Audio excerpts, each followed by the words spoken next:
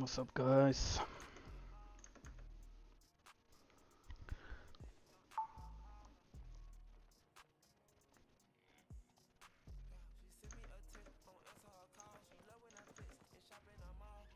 What's up, Cascade?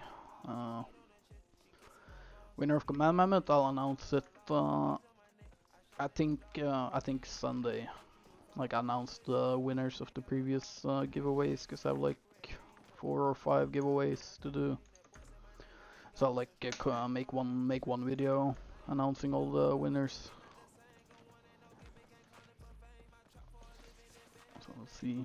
But it should be Sunday.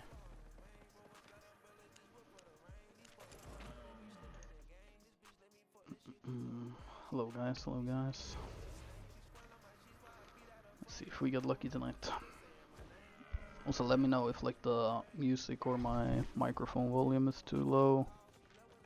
I'll try to change it up a bit.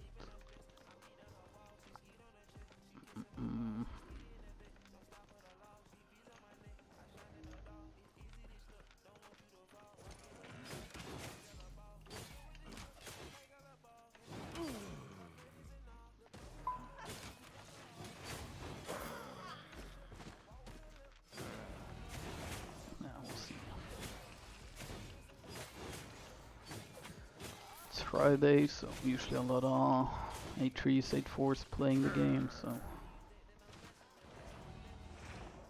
hopefully we get lucky.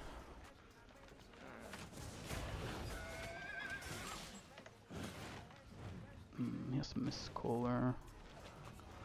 Because I just mounted him with damage though, I'll be able to mount up before he can mount. Oh, maybe we can catch here. It's a bit hard though against Frost with Mistcaller, like their mobility is pretty insane.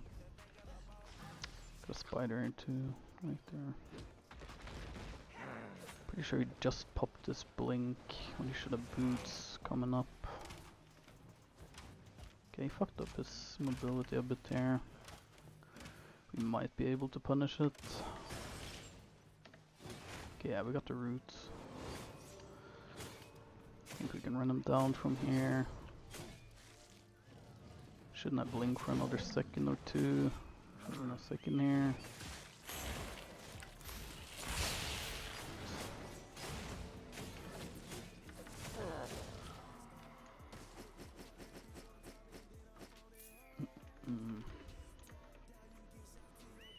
But yeah, when you dismount someone using your damage, like you kill their mount, they have the 30 seconds until they can remount, meaning like if they're trying to full run, you can just mount up behind them and then dismount on top of them.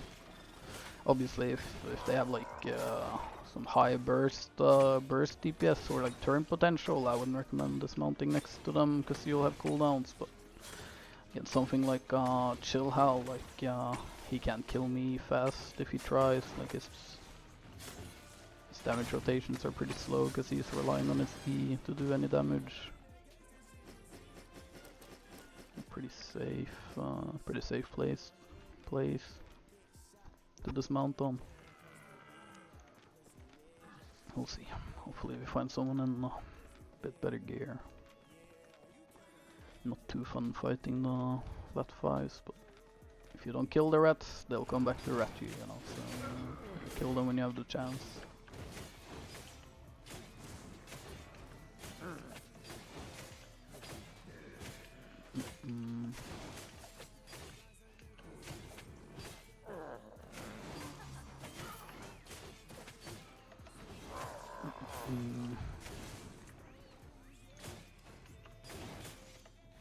So usually I clear the mob camps like this, like holding my E, sometimes using W, but trying to keep my stacks up, because a lot of times, like the guy just caught, like if you stay dismounted in the war camps, a lot of people will face check you. What's up, Flexen?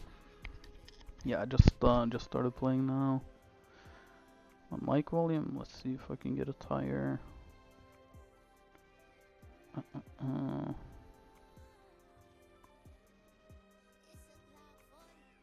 I'm not sure, it says my, like, I haven't pulled the mic volume to the full, so I'm not sure if I can get it any louder than I have currently.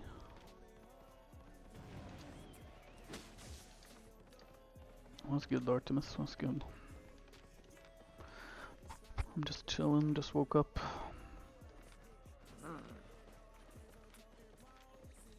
Looking for some juice.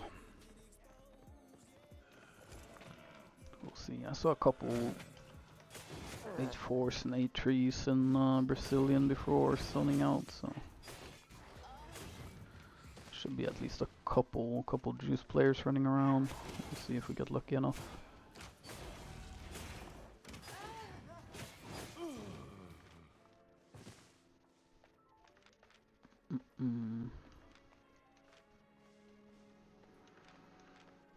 This mob camp's been cleared, so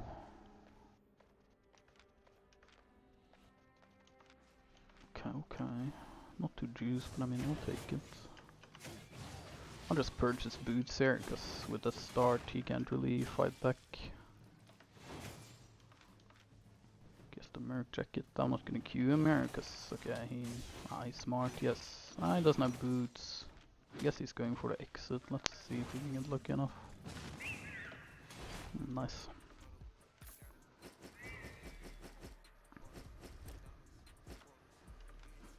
Yeah, this guy played like very slow. I don't know why he wouldn't like use his merc jacket. Like, I guess he didn't want to get in combat.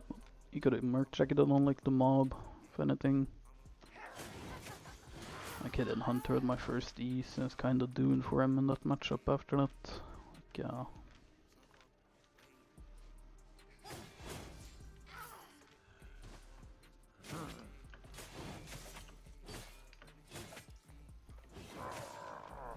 Not sure why he has the merc jacket either. I wouldn't recommend it for the spill. Like, the percentage stats you get is way lower. Like, yeah, 10% lower damage output. And like with this build, you want to burst people usually. Like a big E into W to start the fight. Like, if people don't press their defenses, it's usually too big of a HP loss for them to turn the fight after. Also, this guy was in 6-2, so like, not much he can do. Like, even if he uses defenses on my first E, yeah, he'll get one shot by my autos and Qs. To the IP difference, but I'm for sure he could have played it better. Like, never know why people like never press their jackets or helmets. Oh, what's up, guys? Thank you on the TOs. How is escalation? It's top 1 CVC guild in the game, so it is pretty sweaty. Like, we expect our players to perform, you know, be the best they can possibly be in whatever role they're playing. Like, good guild to join if you're looking to improve at your CVC and like become a become like a difference, you know, in a CVC. Like a lot of players playing CVC have like zero impact in the fights. Like if they're there or not, they won't really change because they like never WOD review. They don't try to improve their own playstyle.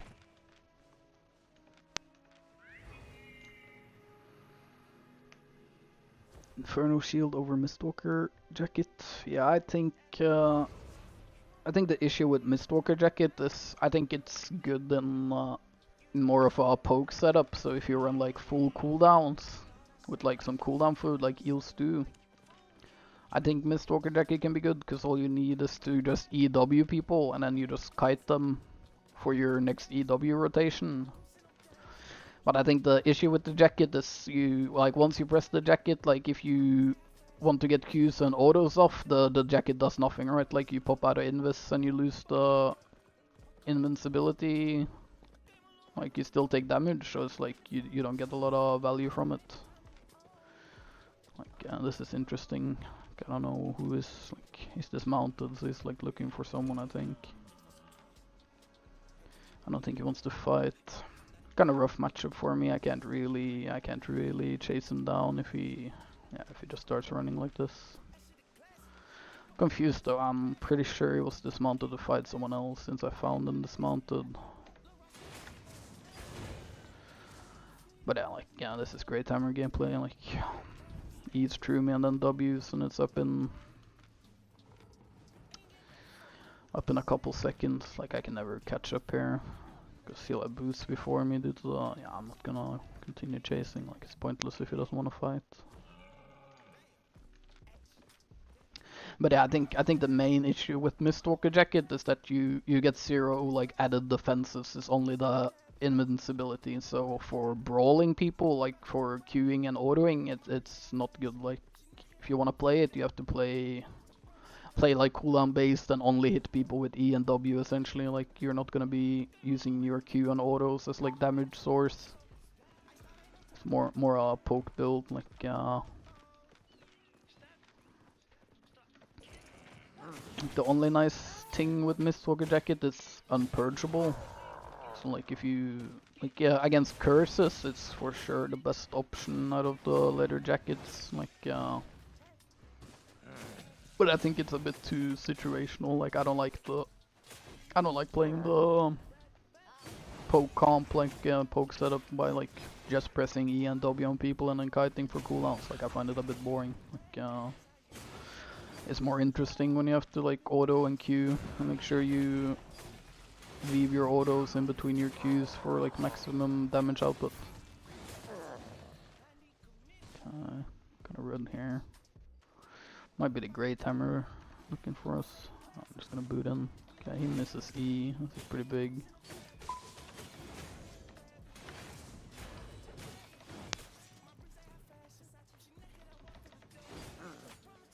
Problem is he's gonna E me here and then boots. Okay, I kept my stacks. I soon have boots.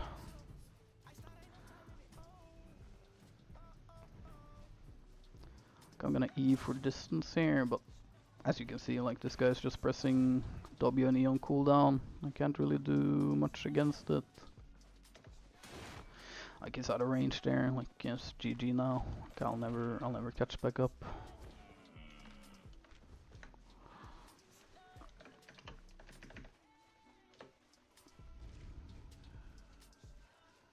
Yeah, he might want to turn here. I'm not sure why though. I'm not sure why he's wasting both of our time. Like I kind of need him to leave the zone because if I run into another A3 matchup with him here, I'm gonna get punished pretty hard. He's gonna purge me for no reason here. I save my E to catch back up. I'll save my boots. I'll early pot though here. I'll boot into potion as I chase. But I don't think like he W'd away, so yeah. Like yeah, I don't know how this is still in the game. Like I don't know how SPI haven't tried to do anything. Like literally impossible to catch up if he does the EW and boots combo. Like there's no counter gameplay. Like my best chance would be to purchase boots, but if he E's through me first, then like I'm stunned. He gets out of range before I can hit it, and then like it's kind of hard because if I just E for mobility every time, like if I don't hit E damage on him, he has potential to kill me.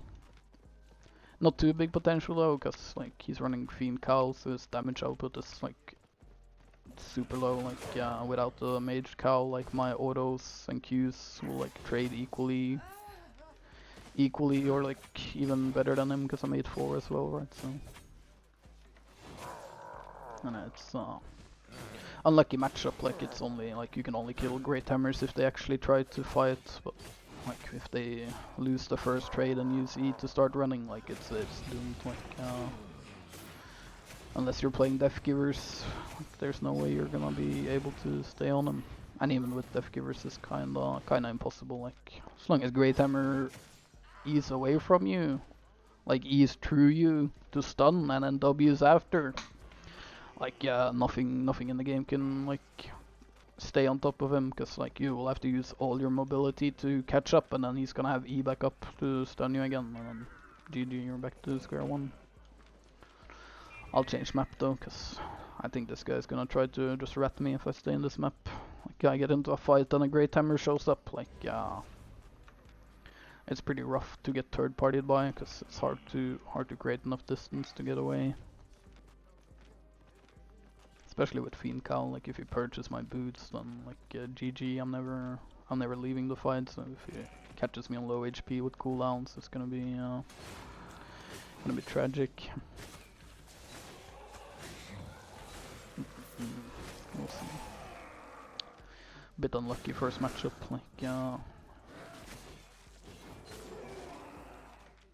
but yeah, fighting Great Hammer, like my best tip is carving against Great Hammer is like don't use your W and E when he's in Q and auto range. Just save your, like usually like you save your W or E to root him after he uses one of his dashes.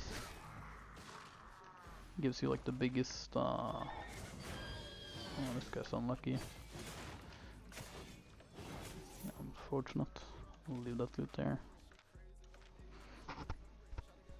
Yeah, he shouldn't have dismounted that close. Like, unfortunate.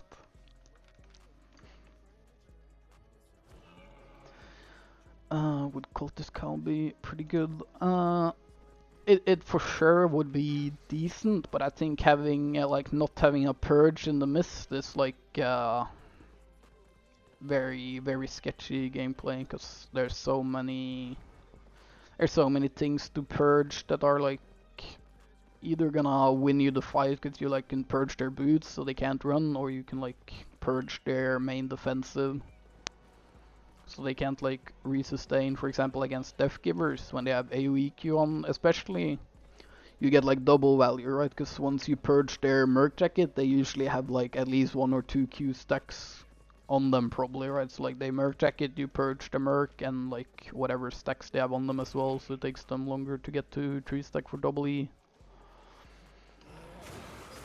So I think, but I think Cultist Cowl on a build like the Daybreaker that has like any build that have a purge built in the weapon, I think Cultist Cowl is like a very strong option right now. Deals a lot of damage. Like I haven't seen, but I think I'm not sure if they took the damage down on.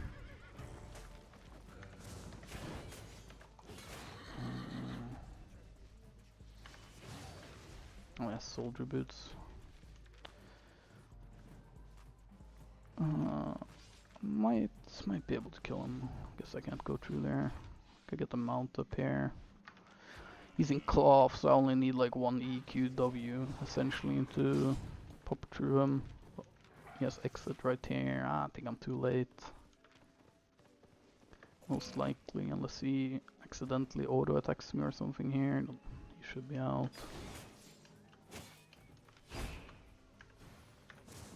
Oh, I missed D like an idiot. Like, felt for sure. If I just hit E, I kill him. See, oh, he bopped me, never mind. Like, unfortunate buddy. He was out, but yeah, I'm not sure. He like mistimed where the exit was. He used his ability on me.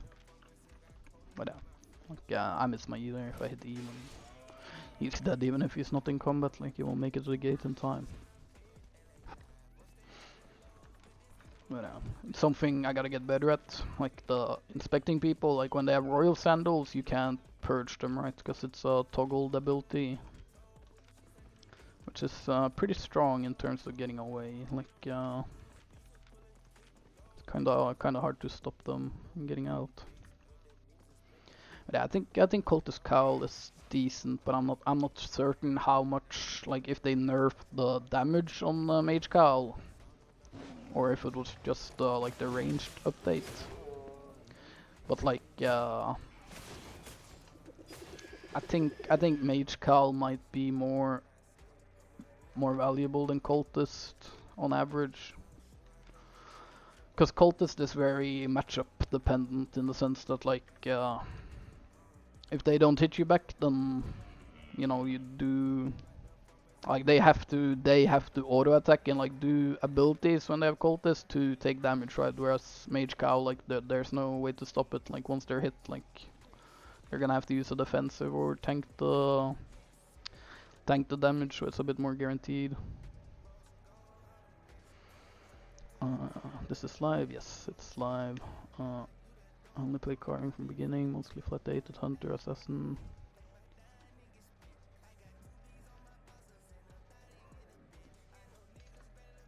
Yeah, like if you're like comfortable with a build and you played it enough, then going A3 is worth for sure, like A3 or 8-4. Now A3 or 8-4, I wouldn't say 8-4 is really worth playing. The only reason I'm playing it is basically so I can have the clickbait title, you know, so I can put 8-4 in the title and get people more interested. But on average, like if you have like good specs, then in A3 you can win any 8-4 matchup, you know, like you won't be out IP'd to the point where it's like GG, cause like if you're in flat 8, no matter how good you play it, like if the 8-4 doesn't disconnect, you're gonna die, cause he's doing so much more damage per auto and Q than you can possibly do, cause he's so much higher IP. But like if you're A3 gear with decent spec, then you don't really need 8-4. Like most of my 8-4 kills have been in A3 gear. That's like, yeah, I'm getting a bit unlucky not running into any 8-4 players too. But issue is also the like 8-4 players, when they see other 8-4, they get more scared. They're not like as sure of themselves to take the fight because they see you have equal tier, but when they see 8-3, they feel a bit more confident, you know, because they know they have like the IP difference to potentially carry the matchup for them. But yeah, like 8-4 is just not worth it. Like this build cost me 50 mil, and like I've been playing it safe, right? So like I haven't died to rats yet. But issue with like an 8-4 build is like it's like the profit. Like it's hard to make profit, right? Because obviously, like you're down. Like I started down 52 mil because that's the set cost, right? So like before I killed and stashed 52 mil worth of loot, I essentially were down, right? Like I didn't make anything. And then once I made 52 mil, I just broke even. And then you have to make money after that compared to like an A3 build, which is like 11, 12 mil. And then you only need to kill like 1 or 2 A3s, right, to pay your set, compared to like killing 10, 15 without dying. It's like for sure the easier play should be playing like A3 for the most part, like because you can just OC for the 8-4 matchups, right? Like the few times you run into them, because like there's not really that many 8-4 players on average, right? Yeah, Madrid, like I would say going A3 is more than enough. Like you don't really need more than that, because yeah, like you can still, like, you can win against 8-4 and A3, meaning like what's the point of paying the extra 40 mil for the set, right, when you still have a win chance. I guess the like nice thing about 8-4 is I never need to OC like mid-fight, right? Because like I'm already 8-4. It's like whoever I run into, I'm gonna be matching his IP from start. Let's see.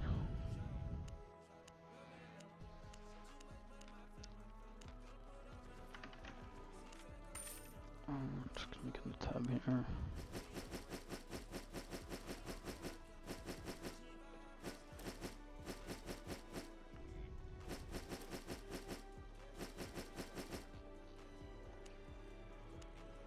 Let's see, how many people did I kill? 4. Just gonna update the text. 4 kills. Like 2.5 million at the bank.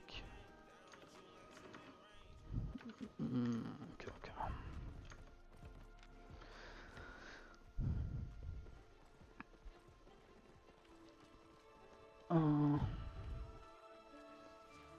Let me read. I was carving 6-3 excellent, 101 spec, 1600 P, and an A3 bloodletter with Q1 and chain slash was running easy, and I outplayed what spells I need for that.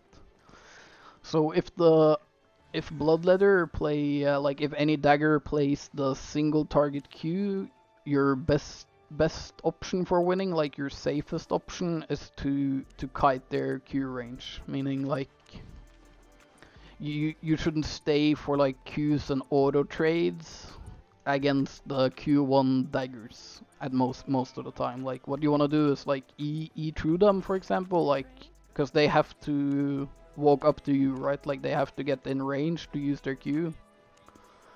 So what you should do is like bait them a bit, like don't walk up to them, force them to walk up to you, and then like preferably you can like boot away from them as they walk up, so they boot after you, and then once after their boots you can use E through them. Like if you have chain slash, it's gonna be like a bit RNG, like depending on ping. Like sometimes I know you can like chain slash when a carving presses E and you end up where he lands, and sometimes you will end up where the the E started. Because without the Shadow Edge, they don't have mobility, so what you want to do is just kite their, like with no Shadow Edge and no second Q, their mobility is very low compared to the usual gameplay, so you just want to kite them, like you want to use your mobility to create distance between you and them. Because like if you hit them with the root ones at the start of the fight and then you start kiting them, they sort of have to commit by booting in, right? Like if they don't boot in, like you can just keep walking away after you rooted them and just stay like on root range, you know, and then by the time they walk up, then you have a good chance. I don't know what this guy... Yeah. Oh, I didn't get the purge off. It went on cooldown though. That's pretty sad mechanic, to be honest. That's kind of strange, to be honest. I haven't seen that happen before. Pressing purge and then the invis pot, and the purge goes on cooldown but doesn't go off. Because it going on cooldown means it should have gone off, because you can purge people out of invis pot. Or like, yeah, undead. Like it's a bit easier with invis pot because you have like the bar showing you them drinking it, right? So like if you helmet as you see the bar coming up, then like by the time they drink the potion, the fiend cowl has some travel time, right? So like by the time they drink the potion and goes invis, the fiend cowl hits and like purges the invis. But I guess, yeah, I'm not quite sure why like it went on cooldown but never showed the animation. A bit weird mechanic, but that's Albion for you. Nothing's guaranteed to work.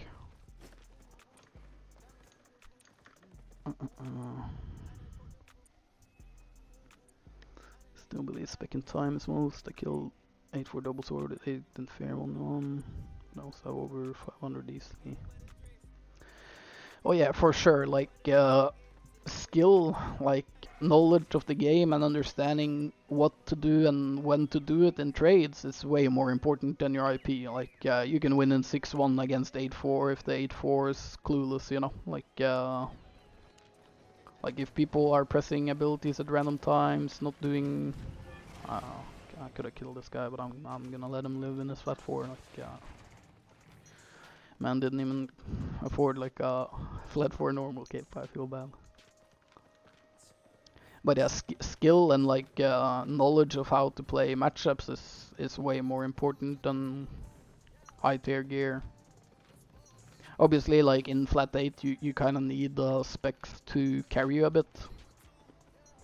Because like if you have no spec in flat 8 gear, then obviously you're essentially in flat 6 gear compared to a guy that's like 120 spec, you know, like the spec does really change your value of gear. But once you're high spec, you can play like flat 8, 8-1 gear and like comfortably be able to fight most matchups.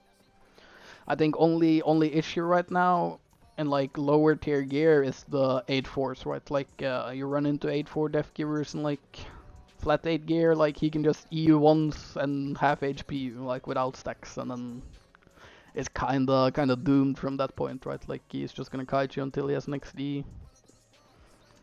But most other matchups is pretty easy.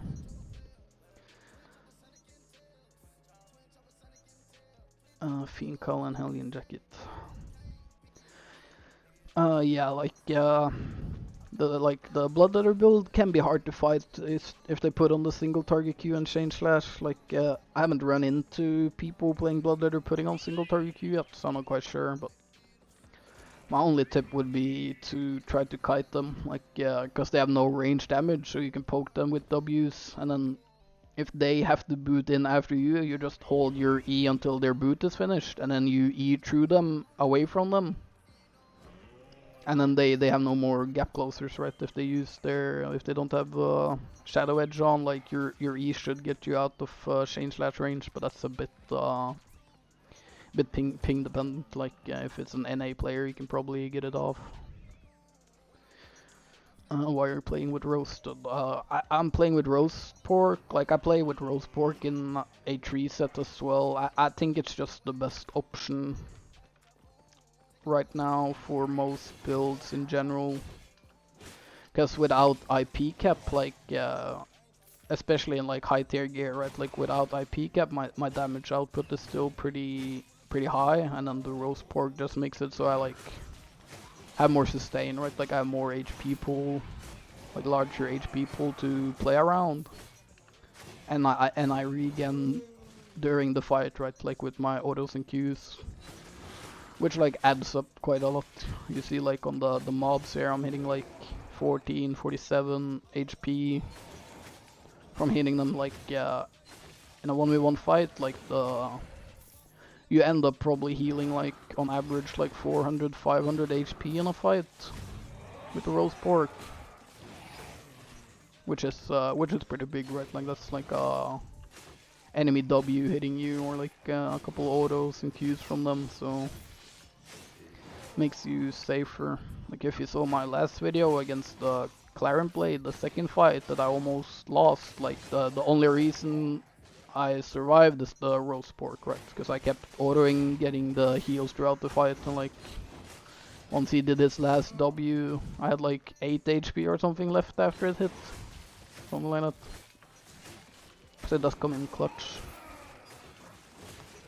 Especially like like if your build has potential to brawl, like this carving build where you're gonna be autoing and queuing a lot, then you get high value from roast pork. That's just on the rat. I'm not gonna waste my cooldowns. Like I can't chase down brawler gloves if they play decent. Like they EW away and then use their Invis jacket when I boot after them without my boots. Like yeah, it's pretty rough to catch them unless they jump you. Like if they E in first, then you have pretty decent chase ability. Do you switch passive for fights against double bladed and hammers? CC resistant boots. No, I usually don't. Like most of the time, like I fight great timers. Like I fight great timers, like you saw earlier if you were watching. Like I'll fight them, but it's like There's no like realistic way of catching them once they start running, so I don't like changing like my passive and my setup for the 1v1s, because like you never know if you get jumped mid-fight by someone else, right? And the bleed stack is pretty big because it triggers your pyramid snapper, your food, so it gives you more HP during the fight as well. So it's pretty big. I think yeah, the other passives, like the increased defense passive, can be really good against other swords. But it's like it all depends, right? On your damage, like your general damage will be lower because no bleed stacks.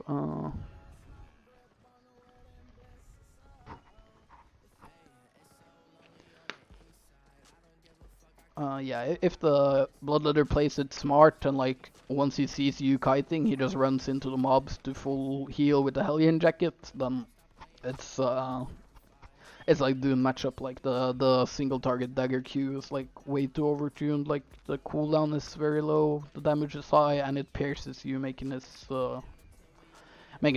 Chain Slash do more DPS as well, right? So it's very rough matchup for anything in the game. What matchups do I don't take on carving? I haven't run into a matchup I don't take yet. Like I guess I don't take matchups when there's like too many rats around that spotted me. Cause like these two guys, like if an A3 shows up right now and starts fighting me, like these three guys are for sure gonna try to focus me down instead. And in terms of matchups, like I've taken any matchup, like I think like probably the one matchup I'd say you like can never take is the one-handed frost with the one-handed frost with the Leering Cane, like the AoE Q, because you will never be able to reach him, so it's like a pointless matchup, because like even if you get like a good engage, good trade, like the Frost will always be able to get away, because like he has the Leering King gives cooldown, so like he has boots 10% faster than me, so like once they start running like booting and blinking away, like your chances of catching them is pretty low. I might have to ditch this core, to be honest. There's like 7 rats and they all are starting to see my gear, so I'm not gonna risk it for a shitty green core. Like that's not good value.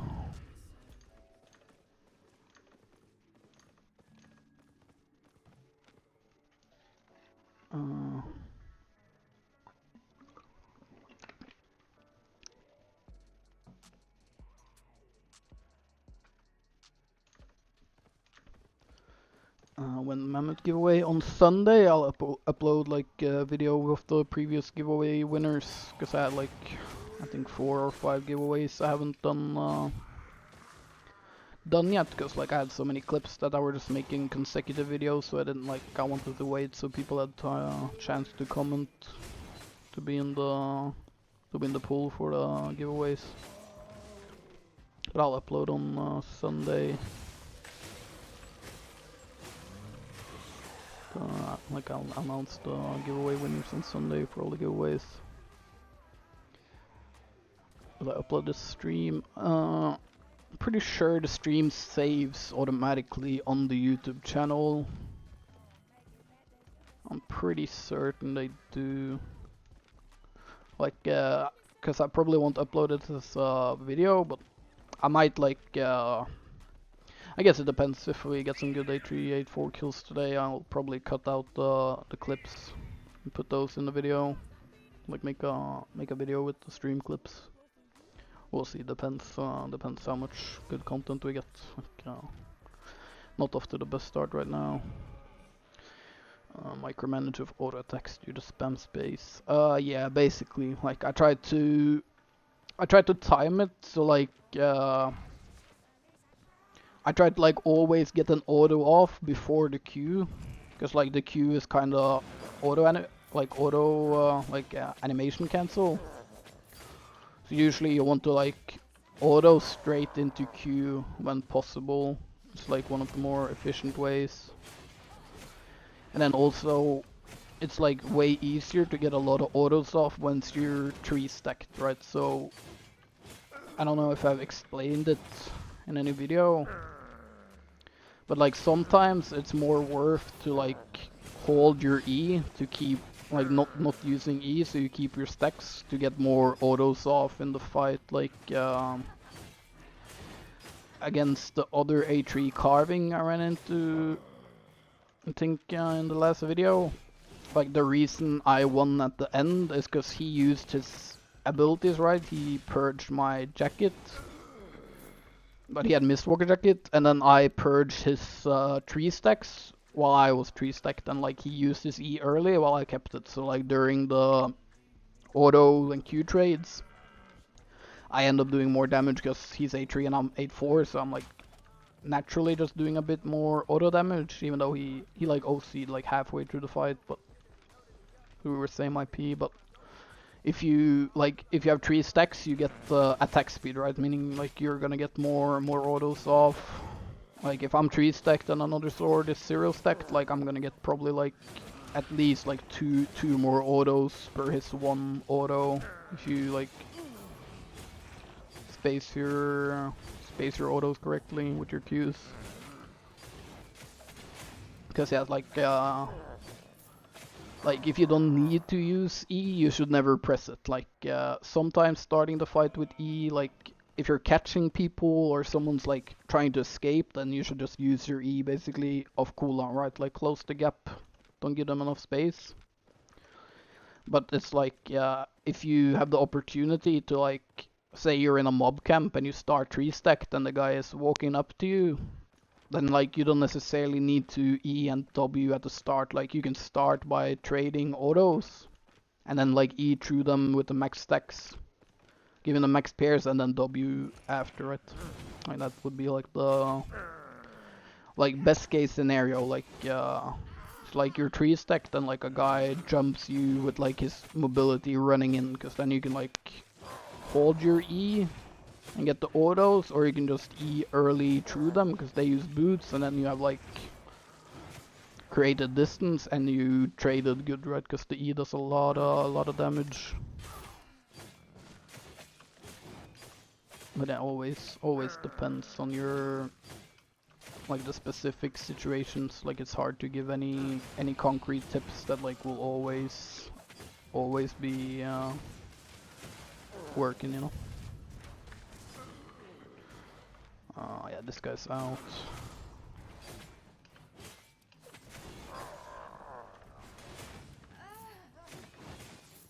Oh, the bleed stack, nice. Oh wait, yes. Okay, like this guy's dead. Like his boots are very weak. Let's see, no way he goes back into the mob camp with this in the spotlight. Ah, he does.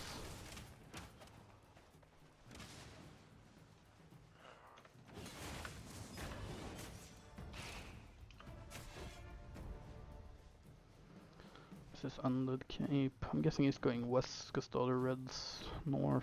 Yeah. Should be dead there. I'm pretty sure there's mobs up here, so.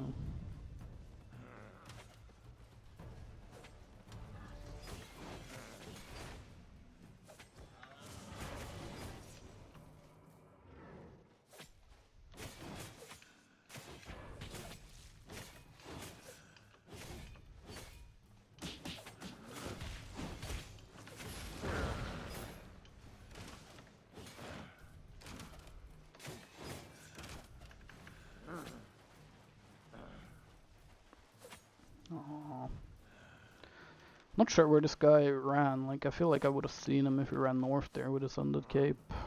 Maybe not. Damn, this guy is mad. Losing a 500k set, that's rough. What do you do when they use Hunterhood after? Usually, like if they do Hunterhood if they use 100 after your E, depending on their tier, what I would say, usually what you want to do is like you don't auto and you only like Q to keep your stacks. Like you don't spam Q on cooldown, you just Q and then like as soon as it's gonna run out, you Q again to like keep your stacks. But yeah, like you don't W, you save your. You should like save your burst damage for until after the 100 has run out. Like, because there's like no need to auto, right? They won't help you too much.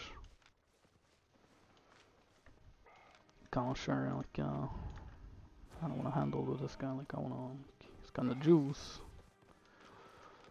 Kinda hard to kill though.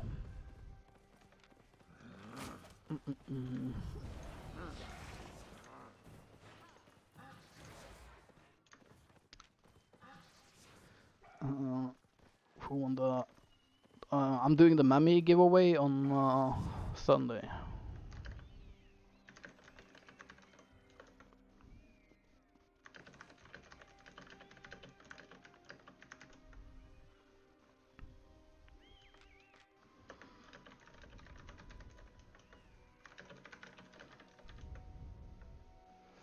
I'm like, I'm not sure about this guy.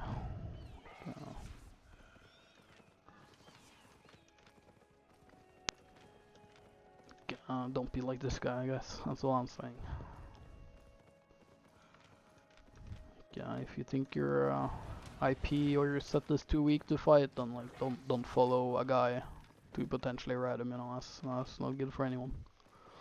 Like ratting won't help you in the long term. Like you might get lucky here and there, get some money, but trust me, like becoming efficient at the game, understanding the game, like will make you way more silver, way easier, like way more consistent. Cause if you're ratting, you're just hope like it's like playing the lottery. It's gambling. Like you're just hoping to get lucky.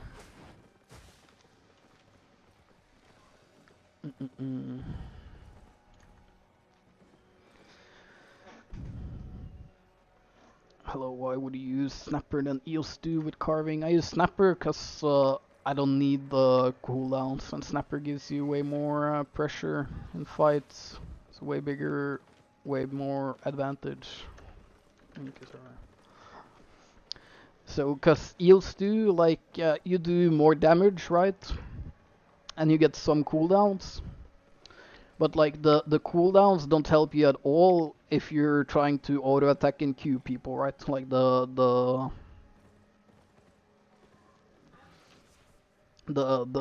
Eel Stew is only like the Eel Stew gameplay. I would only recommend if you're playing like a full CDR build.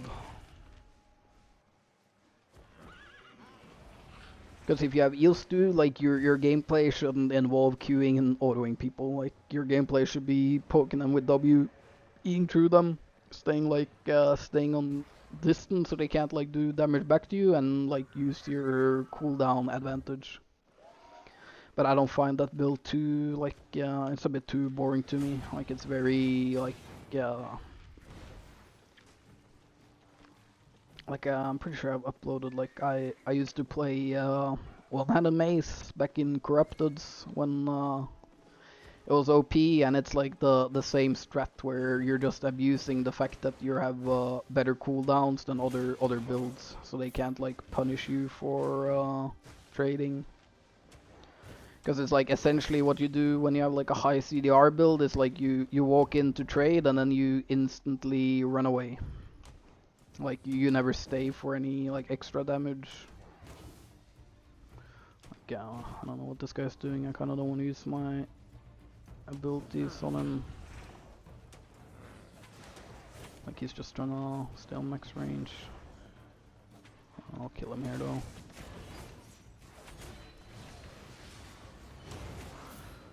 He got a bit too cocky. Thought he forgot he's in 4-2 cloth gear. Like you get hit by 1W, is over.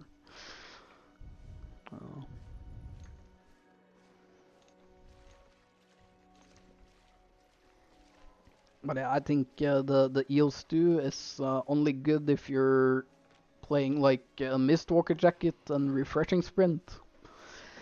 And I think you still need the Fiend Cowl so you can purge people's heal jackets and stuff. But I would say like you go full CDR and only play for your E and W, because like your autos and Qs are gonna feel way weaker, especially with like Mistwalker jacket. Giraffe put on Koala, don't know how to use Mistcaller. Like if you have a Mistcaller build, like you're playing for cooldowns. That's your main play style. If you have a Mistcaller equipped or else, there's no point, right? Because it gives you the increased cooldown. So with Mistcaller, what you should do is always use your cooldowns to create like mobility. So for example, one-handed spear with the Mistcaller, if they can like if he stays on like max range and pokes with his Q, then I can't hit him back. And then the second I use my E or W to close the gap, he can like E away to dodge it, and then like keep poking with Q. And then since he has Mistcaller, he will have his boots before me as well, like every timer, right? Because like if he boots the same time I boot, he gets them back for faster. So it has like a bit more value, but yeah, like if you play Mistcaller, you have to play around the cooldowns. Like if you stay to auto attack, stay to like trade, then like you're not getting any value from having a Mistcaller, right? Like you could have chosen like any other offhand that gives you more defenses or more damage output if you wanna trade with autos. Because it works the same way as like the Chill Howl build, right? Where you press E with Chill Howl on your enemy, and like you kite them, and then since you have the Mistcaller, you will have cooldowns faster than them, so that it's hard for people to get out of combat once you're engaged with them. And then you just want to keep your distance so they can't hurt you, but stay in range so you can use your cooldown once it's back up, right? And it's like very boring gameplay. Like I played it for a long time in Corrupted because I had to grind silver, and like the like main build I found to counter the current like Grail Seeker meta was one-handed mace. And it's like the same play style as a cooldown where you only trade when you have full cooldowns and you kite when you don't have your abilities. Like your auto attacks are basically non-existent. Like you're never trading people with trading with auto attacks with people if you wanna use your cooldowns properly. Damn, again, like I purge his boots, he goes invis. It doesn't purge, but it goes on cooldown. Like, I don't know, like, I think SBI fucked up something in the game, to be honest, because I know that you can, like, interrupt and cancel Judy armors and shit now it's happening too, which is kinda impossible for happen on, like, purpose. You'll see, he had soldier boots and assassin jacket, so he has like no mobility right there.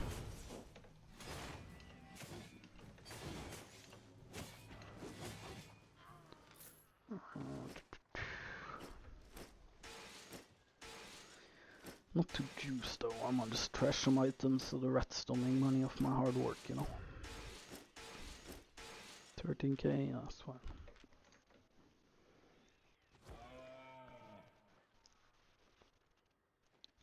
How much IP should he be with an A3 set? In A3, like, depends on your spec, right? But like in A3, you should hit 1800 if you're like full A3 with the cape as well. Obviously, I wouldn't recommend A3 cape in like 90% of the scenarios, because it doesn't really give you any value other than the total IP, but like it doesn't do anything else, right? Like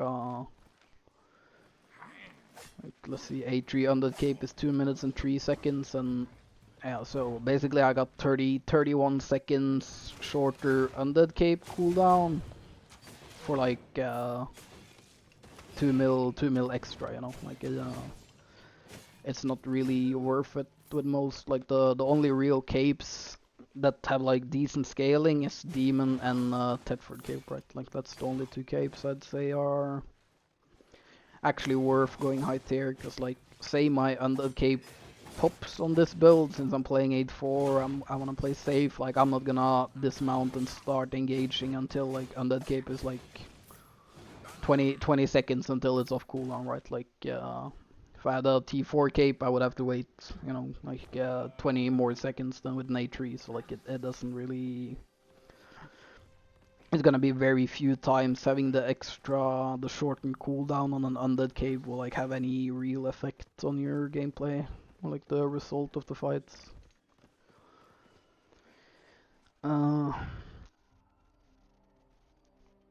Is Mage Cowl nerfed? I'm not sure if they nerfed the damage at all, like the base damage, but it's guaranteed nerfed because now you can't pre-stack it, right? Because how it used to work is that you had 15 seconds to do the auto with Mage Cowl, but the cooldown started once you pressed the button, meaning that theoretically you could press the button, and then 14 seconds later you get in the fight on auto, and then your helmet would only have 15 seconds left until next Mage Cowl, right? So you essentially got two Mage Cowl procs off faster than one. Well, now it's instant ability, right? Like once you cast it, so you can't pre-pop it and get value from it anymore. But from what I've seen, it still does decent damage now that it has range. It has some poke possibilities, and also like you can, like, if you pop someone's Undead Cape, you can still like Mage Cowl them because it's AoE and not targeted, right? So you still have like I think it's a very good change. The current, like the previous Mage Cowl was a bit too easy to play with. Like the only real like skill involved with the old Mage Cowl was like the pre-popping it at the right time, so you like maximized your value of the cooldowns. And how it is now, I think it's pretty good. Not sure. This is like annoying matchup because he has Firewall. We'll see. He's in class, I do almost one-shot him. Oh. I'm not sure how that E hit me, to be honest. Yeah, you like that? Pretty good damage, like 6-1 weapon hitting 1E, doing like 1/3 of my HP bar without any stacks or anything. Like, pretty strong, the wildfire. It's a scary matchup to fight, but him using E early is pretty bad because he has Morgana Cape, so he can't, like, he wants to get his Qs off, but obviously once I see him press E, like, I'm not gonna walk up when he has Morgana Cape active, or... Yeah, when he has Morgana Cape active, so it's like kinda foolish to early E, so, especially if you have the Morgana.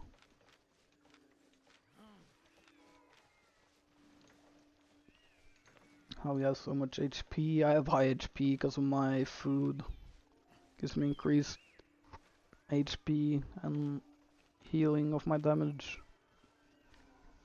It's the main reason. Gives me like I think 500-ish HP total extra by having it equipped.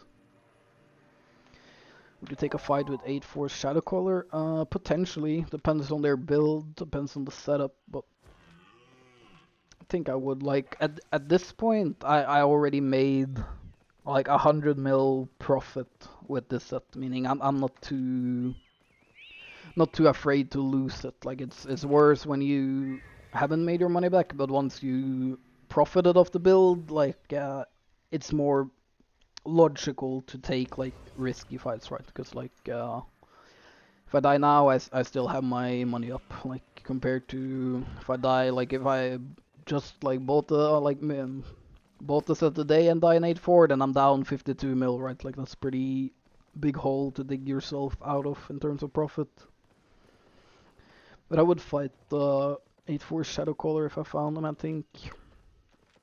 Like I have a clip of haven't uploaded it. I think I killed A3, like 8-4 and A3 Masterpiece Curse Goal with like 7-3 set.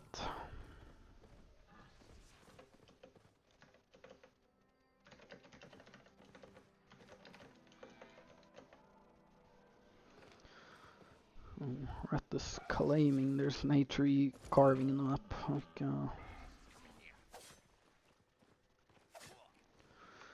hopefully I can find them, but it's a bit risky. Like this build is a bit cancerous if he wants to catch. Also, he's like following me like an idiot. Oh. Like you have very low probability of getting into like a fight with A3. Like it's very hard for them to like want to fight if you have a like rat like this running after. Like my type is not a rat, but like I can bet, like I would bet my last dollar that this guy would try to E me if I was fucking 1 HP in my enforced it. Like there's no way he wouldn't, you know. Like why wouldn't he? Like that's the issue with brawler gloves too. I really like to play them, but like like essentially every matchup is a losing matchup, considering like most people have like hunter hoods. And getting hunter hooded on your brawler gloves E just fucks you over.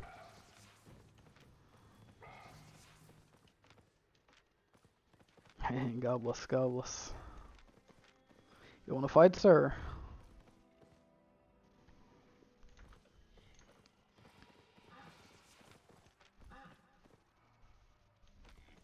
Yeah, good luck, sir, good luck, sir. I'll look for a new mist.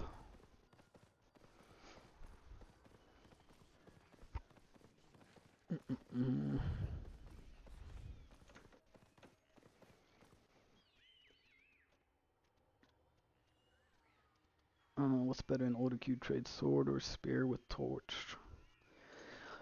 Spear, like spears with torch should be like the highest dealing auto attack trades possible with your queues. Like as once you have 3 stacks with the spears at least. And also depending, like if you have the cripple W's, you can steal the sword stacks. Like if you just wait and steal the sword stacks at 3, so he loses the attack speed, then for sure the spear will do way more DPS as like single target like auto attacks. It's you, Race Jackson. That's nice. I hope you get some kills. Heretic. I never like Heretic it's such a point to escape in this game, and I didn't even know it scaled, to be honest. Like I don't think I've ever equipped one. What do you think of Sarjoke's build? That's the light cross, right? The one hand crossbow and cloth. It's a really strong build. Like it's really hard to fight because it deals insane DPS, and you have the Mist Caller. So your cooldowns are up very fast. Like with the new W, how the new W works, where people get slowed and you get the movement speed, and you get the movement speed from hitting mobs as well. Makes it so like for melees it's super rough to fight, because like he can spam his abilities on cooldown the whole time while not getting room. Like I think they need to update it a bit, because I fought him once or twice. Like it seems like the energy on that build is like too good, because you can press your Q, E, and W off cooldown playing that, and it doesn't seem like you really go ooh. Like the W has huge value now, because you hit enemy, he gets slow by 20%, and you get 20% buff. Then obviously you have like a 40% difference in movement speed, meaning like any melee player won't be able to catch up to you unless they use like dashes or mobility. But I have not run into Sarjokes in a lot of time. Like I'm not even sure if he would fight me in this build. I think he would, like I'm guessing. But I am a bit surprised how he's getting a lot of kills, considering his build has very low mobility in terms of people running away, you know, because like a Death Giver will get away from a light cross every time. Like they should never be able to get caught. Like if they eat twice through mobs, that should be enough to get out of range. But I'm guessing people like try to all in them, like use their mobility to engage rather than save it for the getaway if needed. That's my main issue. Like I get way too bored playing builds where I don't have like a reasonable high mobility to catch people. Cause like it just happens too many times. Like there's like at least like 10 8-4 Death Givers I popped into their Undead Cape, and then you just can't catch them with like most builds, right? Because you don't have mobility. So it's like, it just feels bad. Feels better to be able to chase people down.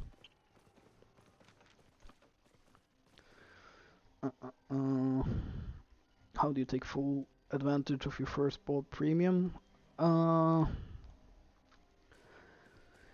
What I did when I started playing this game, I used to gather and then refine my materials with my focus. That was like my core way of making money.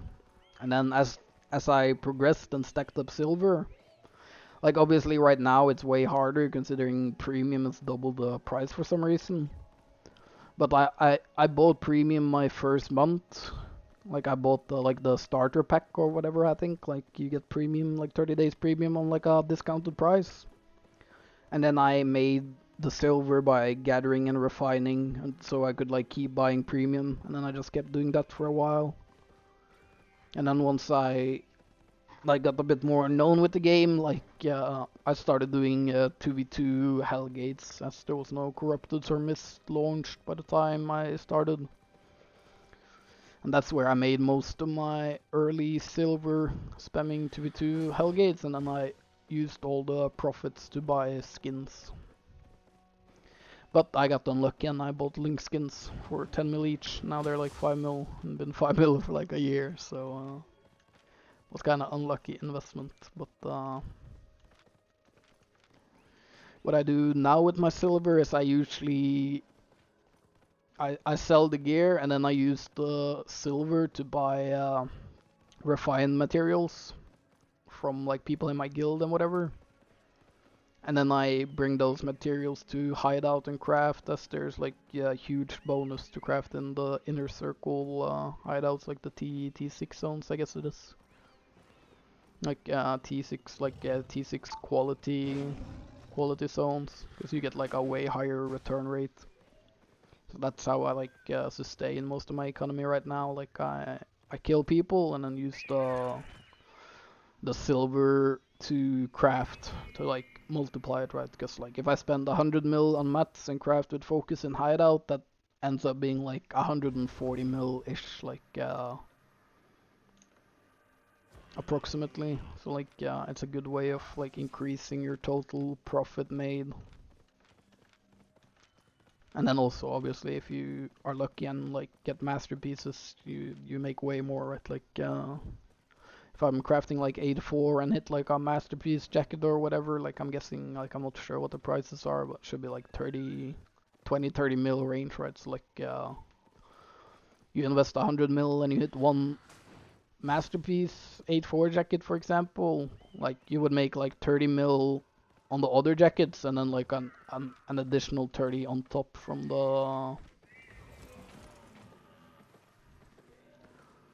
thingy.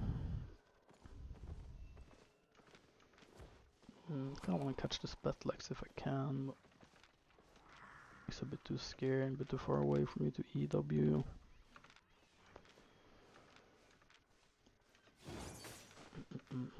Let's see if you find someone.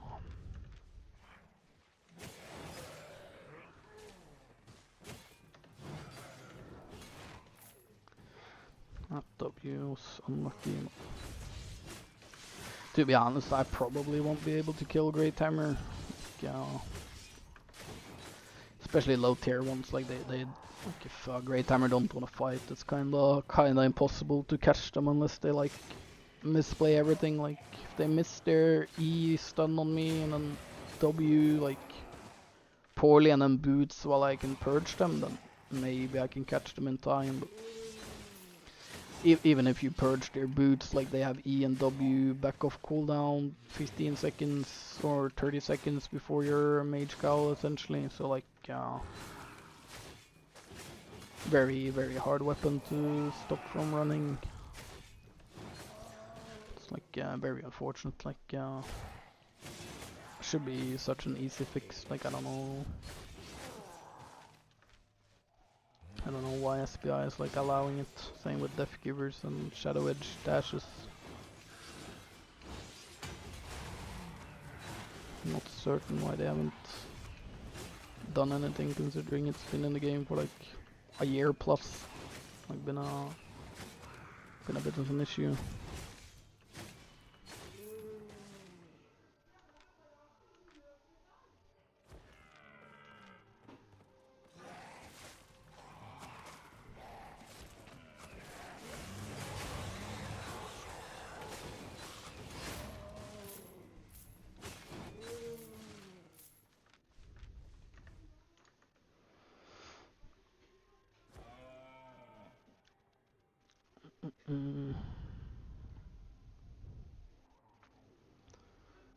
See. Masterpiece 8-4 for 80 mil. Yeah, that makes sense. Like if you had any like artifact jacket 8-4 and masterpiece should be real good money, and then like the non-artifact one should be like 20-30 mil range. So yeah, that's like my main way of income. Like my source, like my main source is like PvP, and then I try to like maximize the potential profit by crafting. By crafting with the profits.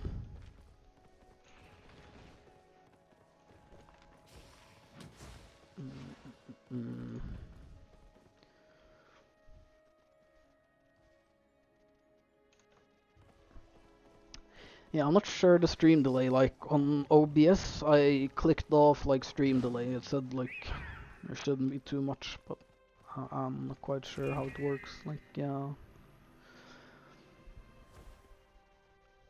like I'm assuming there's some delay no matter what. I'm guessing at the OBS, or the OBS settings might have fucked up a bit. I'm not quite certain. I'll check it out later. I'm pretty sure I won't be able to like turn off the delay without turning off the stream if there is delay. Like I don't want to do that right now. We'll see. I'll try to figure it out the more I stream. Let's see, where do we guess the blue core is going? Spawn in the west corner. I'll check the east side as it will be closest because I'm coming from here. Picked it up. Like if they booted, they should have been in like this area if they went east with it by now, I would assume, so it's probably somewhere by the west. It's a blue core I kinda wanted, but it's like a double-bladed rat with minor boots or some shit, and that shit's gone, like probably already depoted.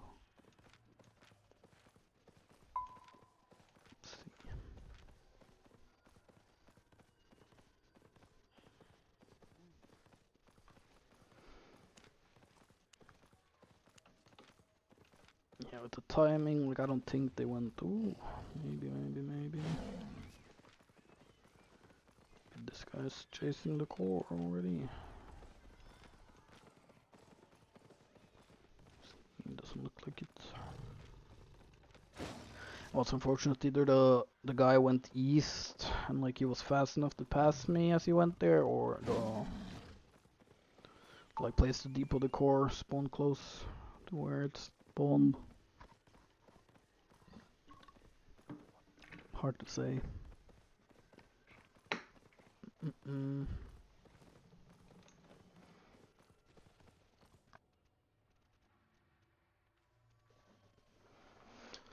So jokes is S plus tier baiter. Sometimes he starts fight with 30% versus A3 guys. I mean, I'm not sure what matchups he would do that in though, considering Considering he's in cloth, like if he starts 30% HP against the Death Giver, like the Death Giver just has to E through him once and then kite him. Like he won't be able to do enough damage to like survive long enough. He starts on low HP and cloth. But always depends. Like there's a lot of people running Gucci gear in Albion that like have really like should be staying on like flat 8 builds until they like learn a bit more, understand the game. Cause like high tier gear doesn't help you in this game at all. Like at a certain point, like you have to have like good enough game knowledge to like abuse the fact that you have like more base HP, more base damage. Like just having the stats won't carry you enough if you don't really know like how to play the matchups.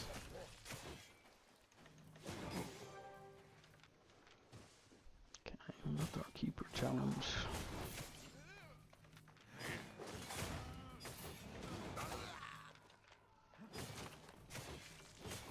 Let's see.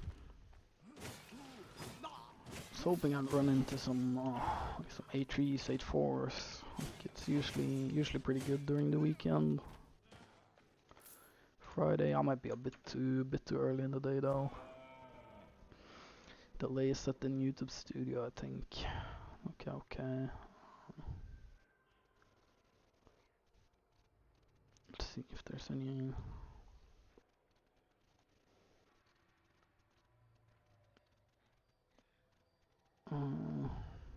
No, I can't find anything here about delay in the settings. I'm not quite sure. I'll have to tinker with it. Like I'll probably do it like off stream later. See if I can figure out if I can get the delay shorter.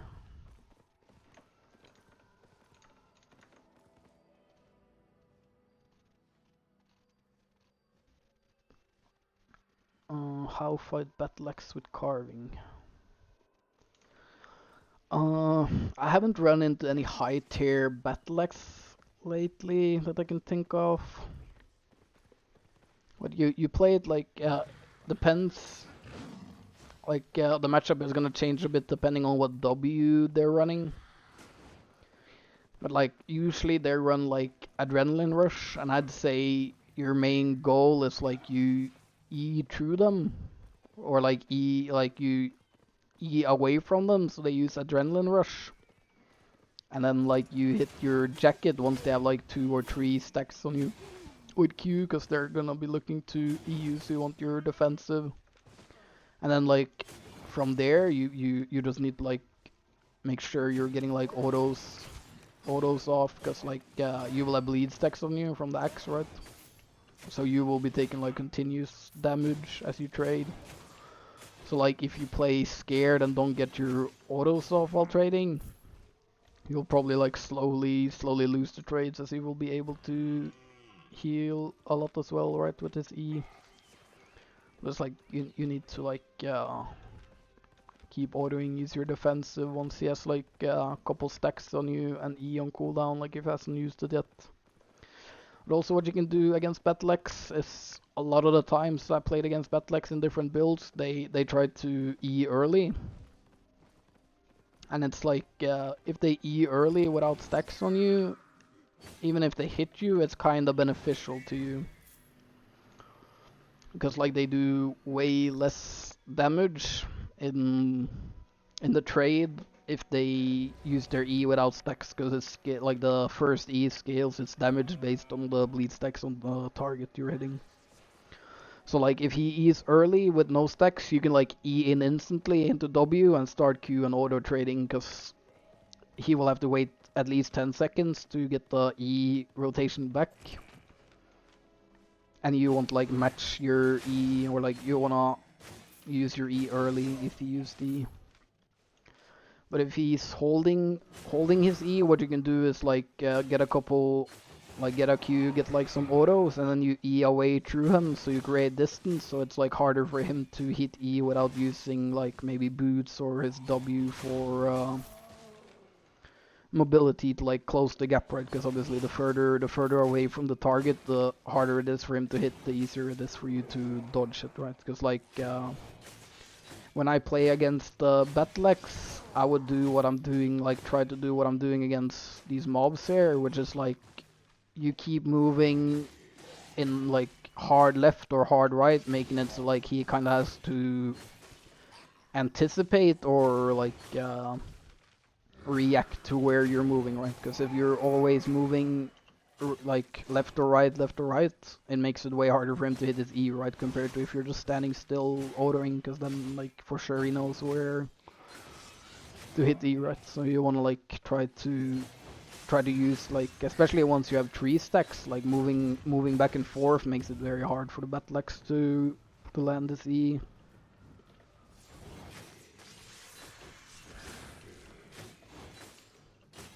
And then yeah, like usually Battlex have like Hellion or Merc Jacket, so it's just the same as any other matchup, right? The second you see a Hellion or Merc Jacket, you purchase it as fast as possible. Well, passive I always use bleed passive. In some matchups, the defensive, the last passive could be decent, but I think the bleed passive is like too good of a passive to give up, like especially with the food combo, because I'll get extra heals by getting the bleed stacks on them, right? Like once the bleed procs, it procs my food, giving me more regen during a fight.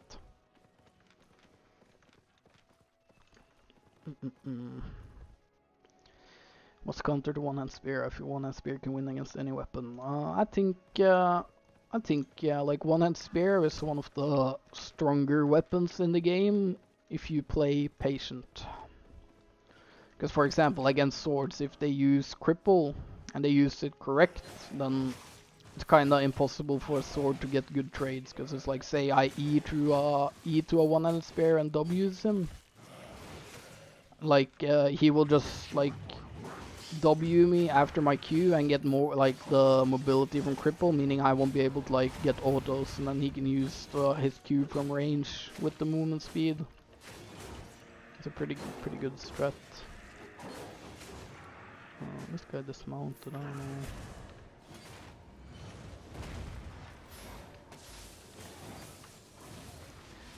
Keys, he's low tier, so I won't really explain. Yeah, purchase boots. Yeah, nothing too complicated when they're that low age. Like, he died from one EW rotation. Like,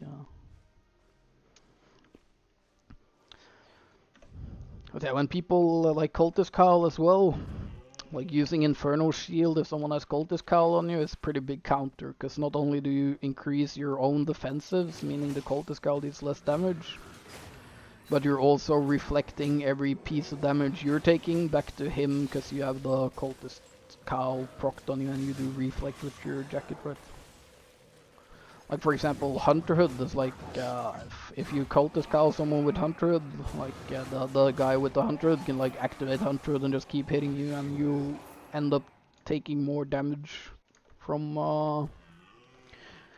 the Cultist, like he will end up taking more damage from the reflect compared to what you're taking from his Cultist Cowl. But yeah, I don't think there's any counter to one-handed spear per se, but I think it's like a weapon that's like it doesn't counter anything either, you know, like it's like a skill matchup most of the time. But I think apart from something like a light crossbow or potentially curse as well, like curse is rough for one-handed spear, like you might be able to like kite them and hit them with the like impaler long range and poke them down that way. But I think in most scenarios, like the curse will come out on top, because once you're 4 stacked, like it doesn't matter if you kite them, right? Like you're still gonna take the tick damage. And it's kind of hard, like kind of hard to sustain through it. Like yeah, potentially with like Inferno Shield Hunterhood build with one-handed spear with like Torch maybe. You can like win the all-in by just getting more auto attacks off. But Curse is like a rough matchup most of the time. Like if you don't have like hard burst and long like good sustained damage, then it's usually a losing matchup for most builds, right? Because once you're stacked, you can't really deal with it. Yes, if you have Guardian Helm, you can purge the stacks, but Guardian Helm pretty bad for any other build, right? So like not really too good to bring, I think. Will Carving win against the Dual Sword in an equal match? Yeah, Carving should win against Dual Sword because you can use your E to dodge their E. Especially now without the knock-up on the Dual Sword, I think it should be like a pretty guaranteed matchup for the Carving. It is like it is winnable for the Dual Sword if the Carving misplays. But the Dual Sword E is like the animation. It's like relatively slow, you know, like most of the time your reactions, you should have like the reaction time to press E, because like the second they E, you just E into them, like towards where they E'd from, right? And you deal your E damage to them and they misses their E, so they don't get the E damage and they don't get the attack speed boost, and then after that it's usually pretty rough for them. And also you have a purge for their merc jackets. Like if you have, as long as you're running like the same build as me, like with the Fiend Cowl, it's a pretty easy matchup for the Carving. As long as you're playing like with your head. Like if you fuck up and like don't E through his E and get hit by his E, and then like try to tank face, like fight him when he has the auto attack speed, like you should lose pretty hard. But it's like even if you don't E as he E's and he gets the damage, you can still E through him right after into root while you have the range. So even though he roots you too, you root him and he won't get value from his autos with that, like the attack speed, the increased autos. Because that's really what the dual sword, like the damage from dual sword comes from. It's like the attack speed boost. Like I'm pretty sure you can get your like bleed passive procced like 3 or 4 times, which is gonna be like 500 damage in the rotation. So like if they hit the E damage too with the W, it's like a 1.5k, 2k damage rotation. So like hard to fight. Face tank it. If I'm playing in East, not currently. I'm planning on playing on East server once it launches. But it's looking like my ping will be, I think it was like around 300 ping, so I don't think I'll try to, like I won't be playing like serious on the server. I'll just do some roleplay with my friends to start when it's like fun with the server and there's like good content.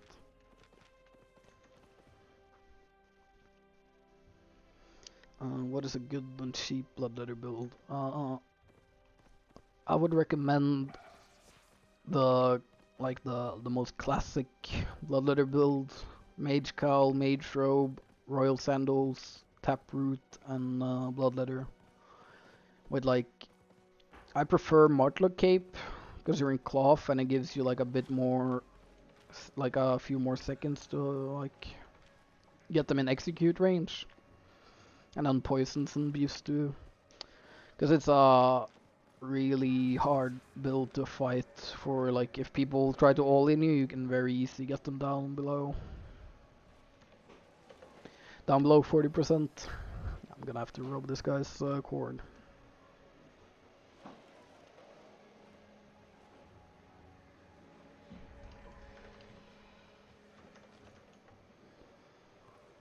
Ooh.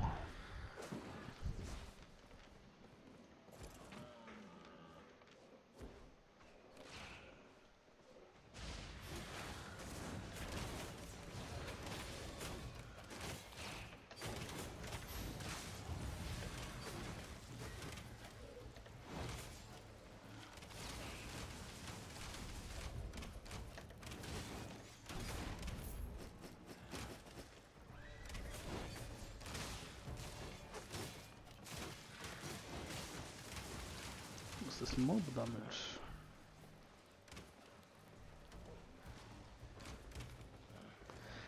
Pretty easy fight. I took more damage from the mobs than anything.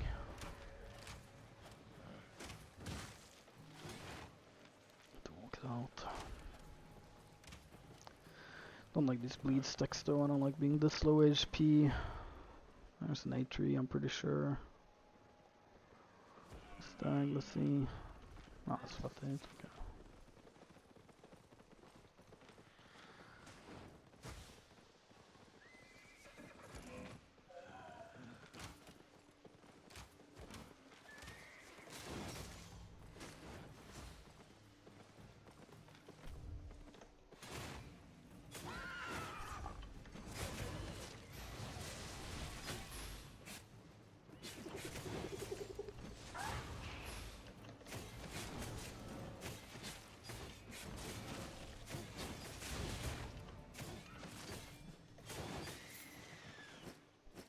Use my purge early there, knowing he has merc jacket, because I did not expect him to actually try to turn there and caught like that. Well, like doesn't matter too much. Like I still had my Inferno shield, that's why I'm pretty confident to use my purge on his boots. Cause like worst case scenario, like he'll jacket and have to hit my Inferno shield, taking the reflect while I'm autoing and queuing, meaning like his heal isn't gonna really change too much in the setup. How can I be tall and handsome? I mean, work out, eat your vegetables, you know. Drink milk. Should provide you with the nutritions you need to.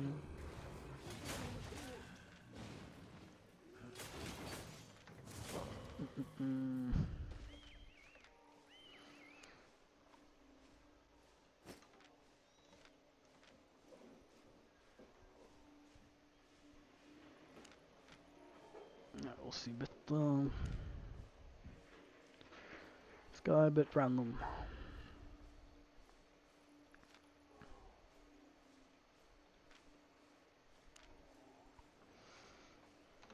Okay. The build is pretty decent, but I think the Daybreaker you kinda need to go high IP.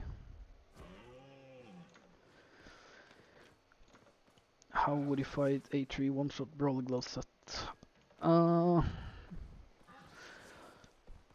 Probably like, given if I have time to swap, if I had time to swap, I would probably just put on Parry Strike, because if you Parry Strike like his E or his W or his Qs, you should at least like be safer. At least like Parry Striking the E is like kinda doable, because most Brawler Gloves would like boot in W and then press E right after instead of Q. But if I don't get to swap, like what I would do is I would like I wait for him to boot in. Like I would never use my E before he uses boots, because most likely how he's gonna play it is like he's gonna boot in into W into E, right? So if I E through him as he finishes his W and then snare char or use my W behind me after, like he doesn't have boots, so he has no way to close the gap, and then he's gonna use Assassinhood to reset, and then I'll use Pop Health Pot and use my jacket, and then like not hit him but use my jacket, because like once he has full combo, like he's gonna boot in again W, and then if he sees my jacket he's gonna Mage Robe, most likely, if he's running Mage Robe, right? But like if I don't hit him he can't purge me, so but it is a scary matchup. Like I don't know if I would take the matchup voluntarily if I know it's an A3 Brawler Gloves. Like I probably do it now because my set is paid, but on average, like I would say as a melee, any melee DPS, like fighting Brawler Gloves is kinda pointless. Like because their combo is so easy to land with such low cooldown and so high damage, right? Like it's like a very risky fight for not too much of gain. but always depends. But yeah, I'd say as long as you save your E until they use their assassin shoes, like your chances of at least surviving is pretty large.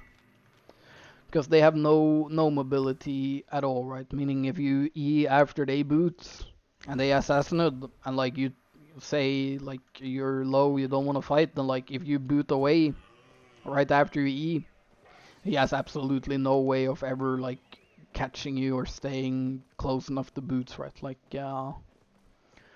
against brawler gloves, your best like chance is to abuse the fact that they have assassin shoes equipped, meaning they don't really have mobility, right? Like they only have the dash. Like once you're out of range, they can't like catch back up. It's only sketchy when you're in range. They have like mobility, especially if they can't like queue to mobs as well to reset the queue. Makes it way harder for them to catch up.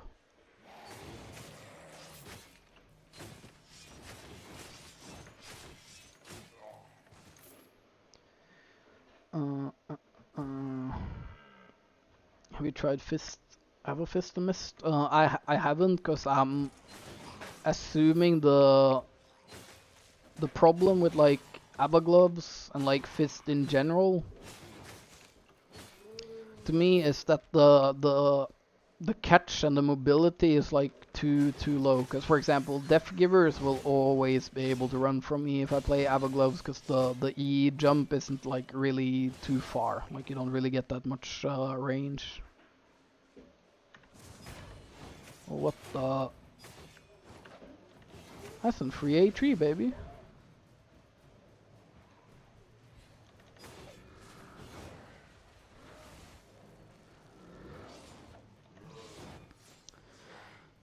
That's unlucky. He gets out because I purged and then his jacket went off, so I didn't get to purge. And then you can see beautiful Death Gear gameplay. Just eat through mobs on cooldown, press every ability.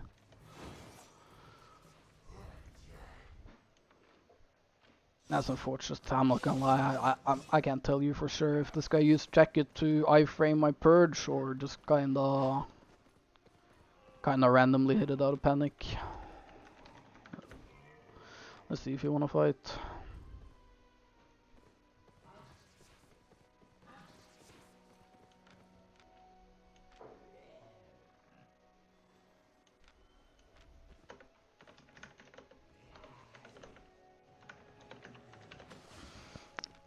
Yeah, never be this guy though. Never equip A3 Death Giver's most easily played weapon in the game and then act like you don't wanna fight 8-4. Like, tragic that people like this exist. It's a matchup where he has the advantage too, by the way. Because of his cowl. Like, he can purge my jacket, I can't do anything to his.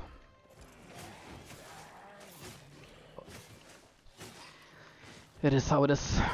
Like, there's a reason people play Death Givers, just so you can run from every matchup that's like slightly difficult. I don't know. Like, pretty sure it was kinda random that he jacketed my purge there. Considering he don't want to fight, doesn't really seem like he knows why I used it. I think this is the one-handed dagger, right? This is a scary matchup. I can't use abilities to dismount him. Like if I pop my E to dismount him, he can more or less like one-shot me with his E rotation because I want that mobility and he has purge. English is your main language? No, I'm Norwegian. But I spend most of my days speaking English with people on Discord and my guildie, so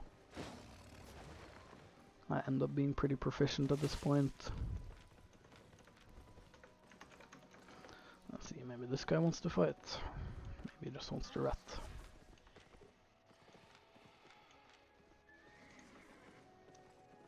I think he just wants to rat.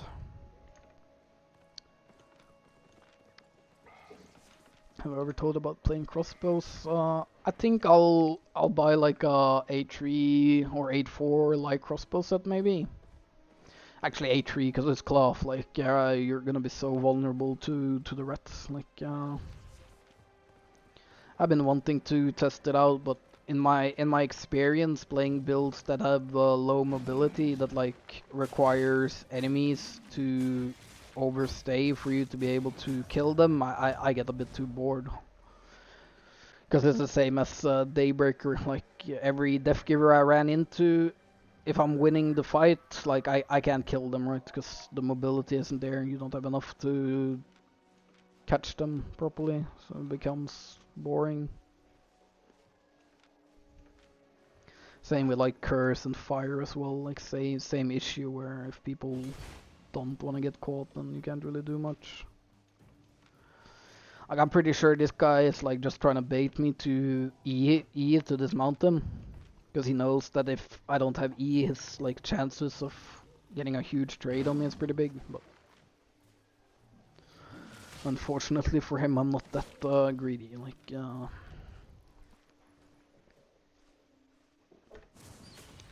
but I think once I get bored of playing carving, I'll do some like cross and see if we can see if someone's like actually willing to fight. But I think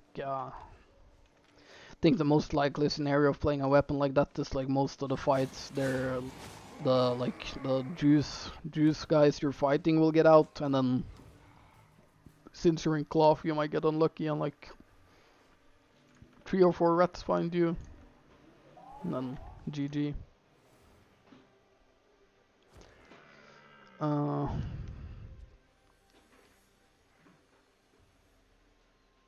After the change, my dual sword can't beat carving anymore. Yeah, I'm not sure why SBI changed dual swords.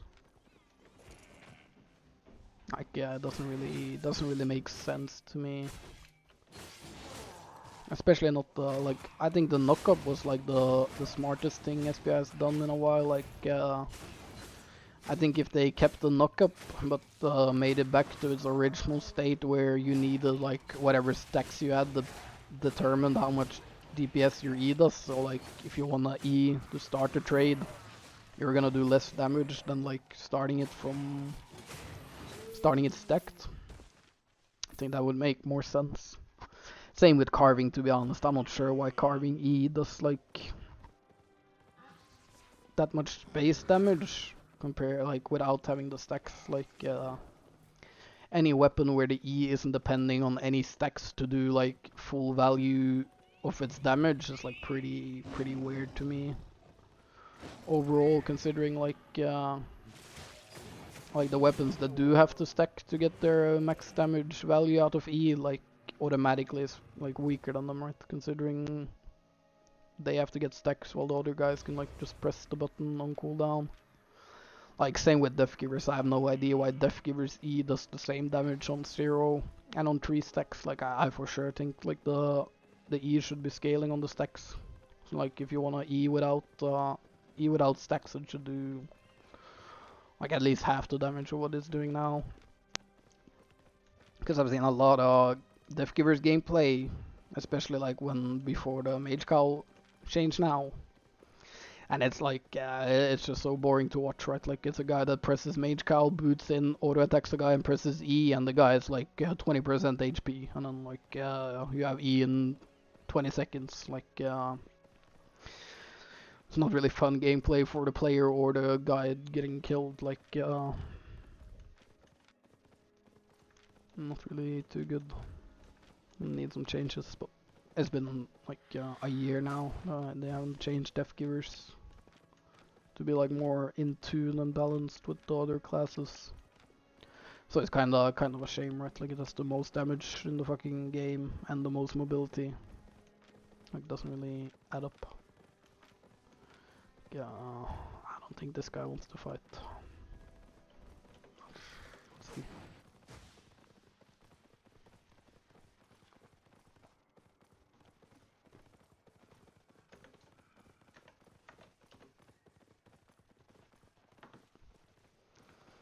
Unlucky. Yeah, I got a gathering map. I'm just gonna be looking for another mist.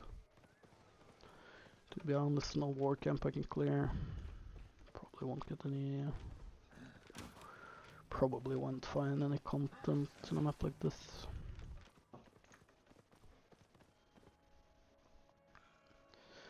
Do you think what's better to play, Broadsword or Claymore in Stalker?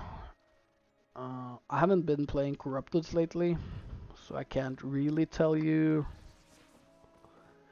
what's better. Like, I don't know if they made any changes to Broadsword or Claymore. Like, I haven't been paying attention to the meta, but I think probably Broadsword is stronger. Because like the E changes, like the range change to Claymore makes it a bit rougher to play, right? Like you need to be pretty close to people to get E off, so it's like harder to do like the cheesy 3-stack starts into E rotations and then kiting for stacks and E cooldown.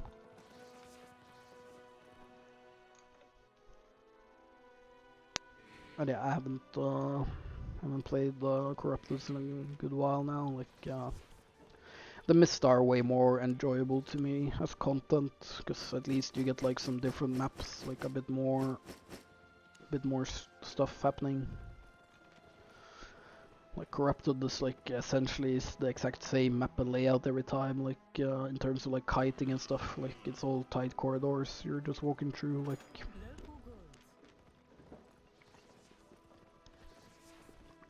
I think the main problem with Corrupted is usually in most of the map layouts for Corrupted, like high mobility, low cooldown range builds have like no real counter gameplay to them. Because like if you go in as a broadsword or claymore, and you run into a whispering bow, like you're never gonna do anything, you know, because like he can order you from across the screen, and once you finally get in range, he can W you back, right, slow you. Then they can like bop helmet you, or they have hunter. So it's like clear advantage to be ranged usually in Corrupteds. Cause yeah, like when I stopped doing Corrupteds actively, it was like Whispering Bow and what's it called, Chill Howl gameplay. That was like the main, and I don't find either of those enjoyable gameplay. Like it's all about cooldowns and staying on range. Like just not too interesting to me. I like it more when it's a bit more brawl oriented, where like getting your autos off and queuing at the right times, using your defenses properly has more value. You should stream on Twitch. Maybe I will in the future. Like right now, I'm just testing.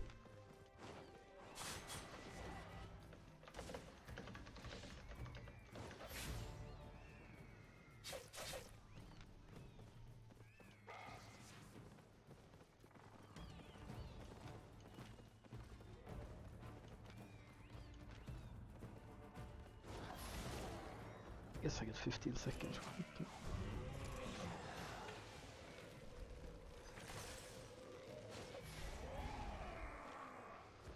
Look for the fight here, but there's a rat. But oh, never mind. I guess having a 3-stack start as Def Givers is like.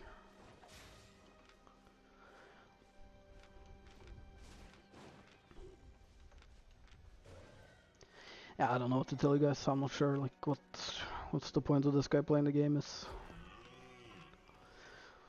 I guess he wants to play A3 Def Giver so he can like hit the 5-1 rats, you know.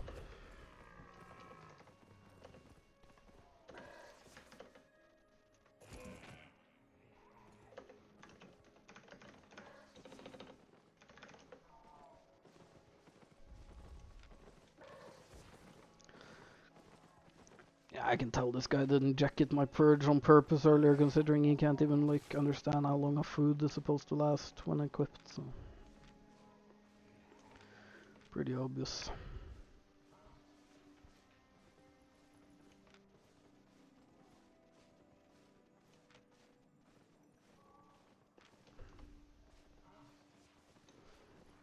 You know, this guy's classic genius Albion player. Equips A3, doesn't want to fight 8-4 because it's not free with matchup, and like he's trying to catch the flat 4 bloodletters, you know, like it's really interesting gameplay. I'm about to get ratted.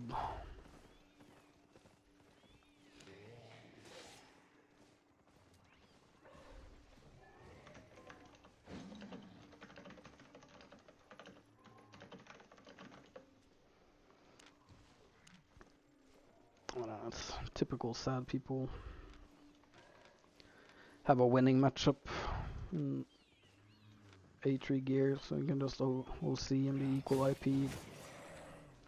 Pretty sure he knows that he won't be able to win because he doesn't know how to play the game.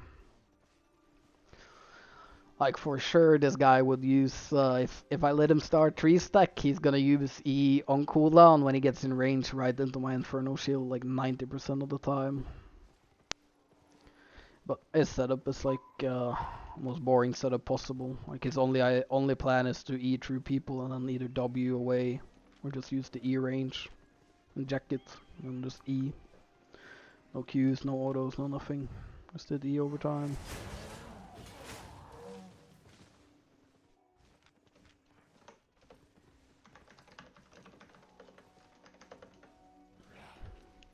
I don't know why he's so mad though.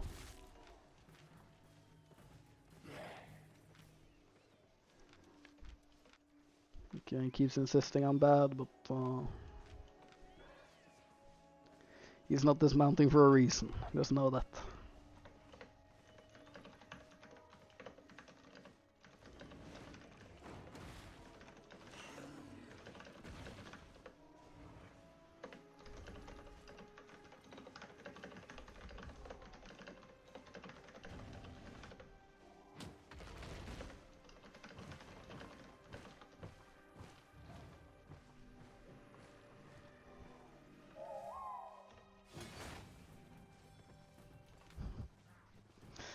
I don't get this logic. Like, if I'm the pussy, why is he mounted running away? Guess I'll never know. Oh, he almost took the fight. He almost manned up.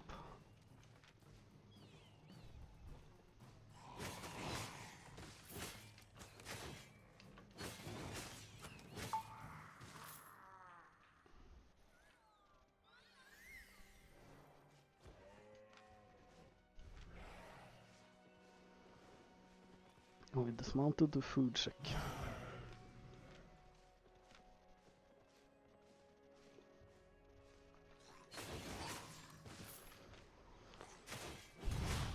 What do you think, guys? Is it logical being in a 10 mil build that counters or like has a winning chance against a 50 mil build and you're just way too scared to take the fight? I don't know. I'm bragging about no content like it's a CBC.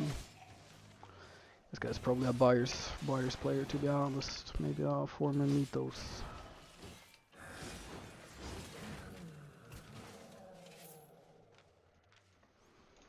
It's unfortunate.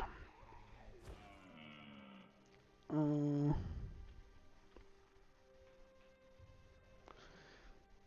you do anything else to make silver other than PvP? Like my main income is I do PvP and then use the profits to buy materials, and then I go craft in our hideouts because we have like the best hideouts to craft in the game, like max level in quality 6 zones.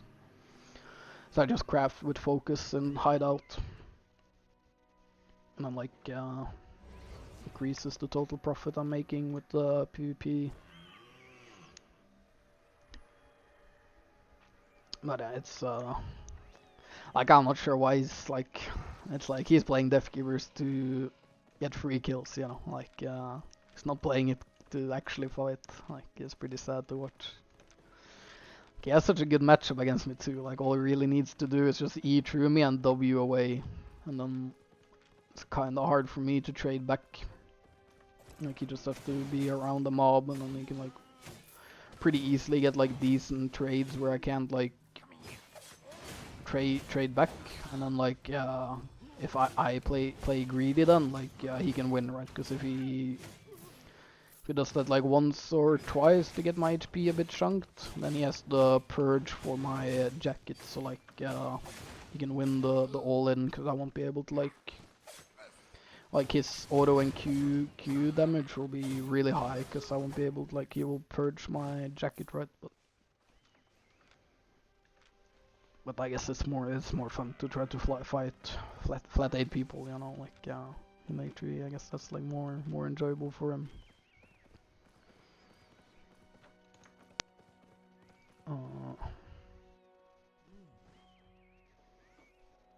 What passive? I use bleed passive. First passive on all armor pieces, actually. Let's check that. Carry weight on. First passive on all armor pieces, and then bleed passive on carving. How is the matchup versus one-hand arcane on carving? I haven't run into it yet. It should be like a pretty close matchup, depending on the one-hand arcane tier and build. But like the main way you should win is like the one-handed arcane shouldn't be able to have his blink up at the start of the fight, right? Because he needs to hit an enemy with it.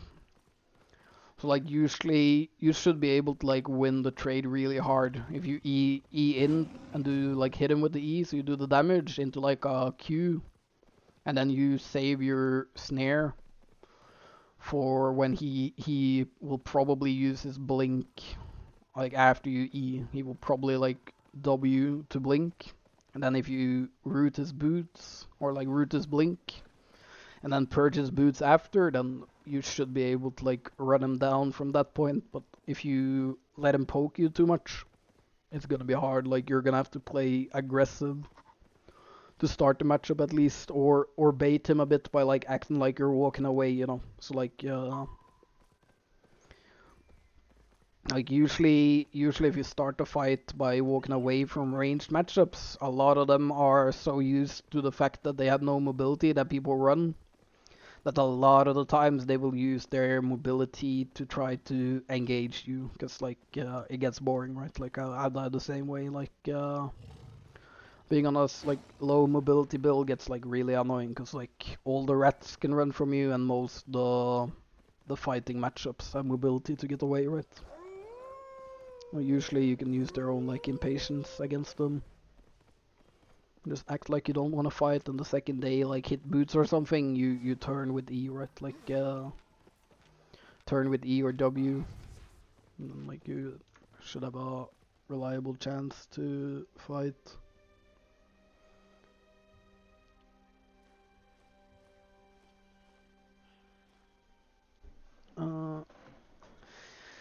What do you think of one-handed axe and mist? I think one-handed axe is probably the it's probably like top 3 right now, top 5 of the weapons. But what I found playing battle axe is like the main issue is you have like weak catch potential, especially against mounted players, right? Like dismounting someone on a battle axe is like they kind of like they have to troll for you to be able to dismount them, which ends up meaning you're only fighting people that are trying to fight most of the time, unless you catch them dismounted. But even dismounted, the mobility on battle axe is a bit low. Like you won't be able to run down death givers in most occasions. That's what I found. But in terms of like trading and fighting, like the trade from battle axe is one of the strongest in the game. Like if you triple Q someone into a single target E, then like you have 10-second E cooldown, right? And the E does like 1k damage, like same as a carving E basically. So it's very strong in terms of trading and actually fighting, but in terms of the like overall aspect of like how Mist ends up working out with people kiting and running, then I'd say it's like it's like middle tier in terms of like the catching potential or like chase potential, but fight potential is like S tier for sure. Like yeah, it's up there with carving and death givers, I'd say.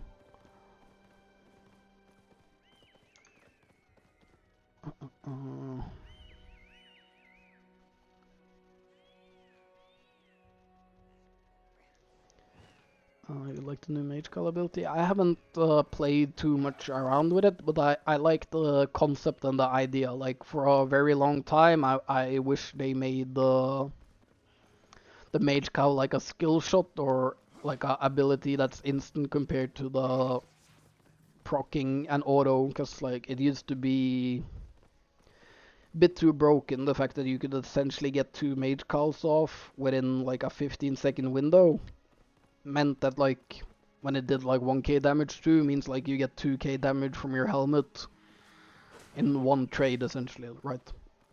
Which was where like super busted. So I like the new that it's like longer cooldown. But I haven't been playing around with it much, so I'm not sure. I like the animation too. Looks cool, like the flame breath. It's a good change, I think. It's a bit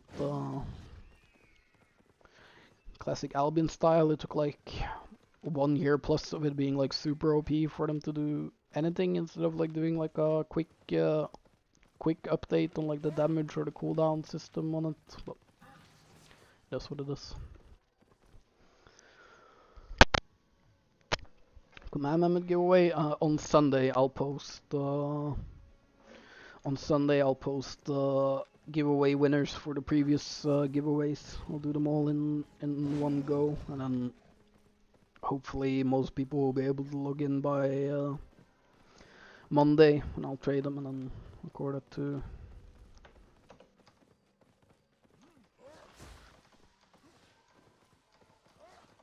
Let's see, does this guy wanna fight?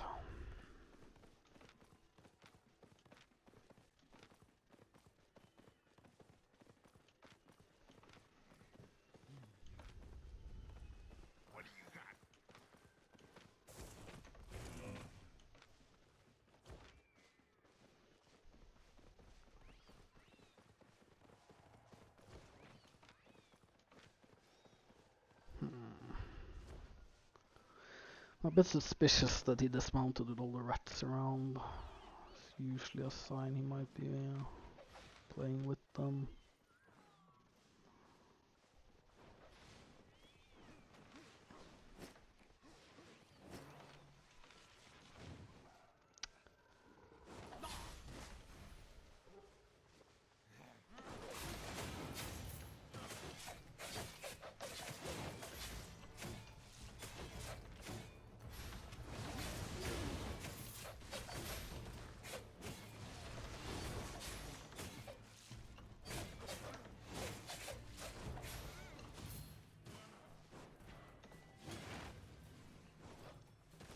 I think I get him here. He has no mobility. I have E. He does not undead cape. Oh, never mind. He's like off my screen. Yeah. Just Death Giver gameplay. I don't know what to tell you. Doesn't even have Shadow Edge.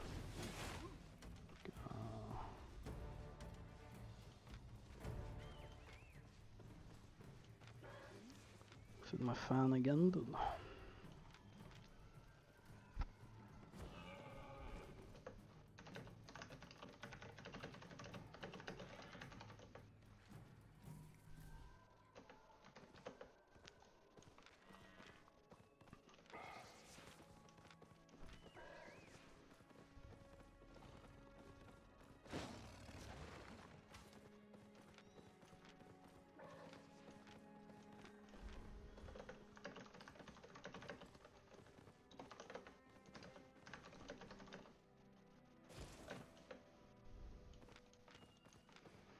I mean, this guy's dismounting now because he's trusting these guys will ret me. It's not wrong either, they 100% will. Okay. This is an interesting fight.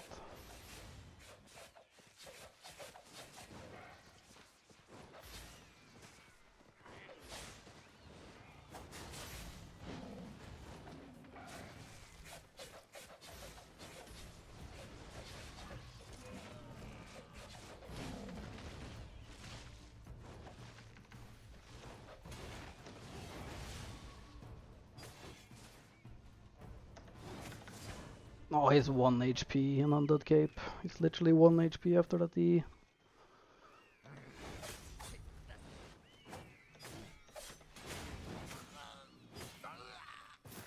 Yeah, that's so. I'm actually super surprised to survive there.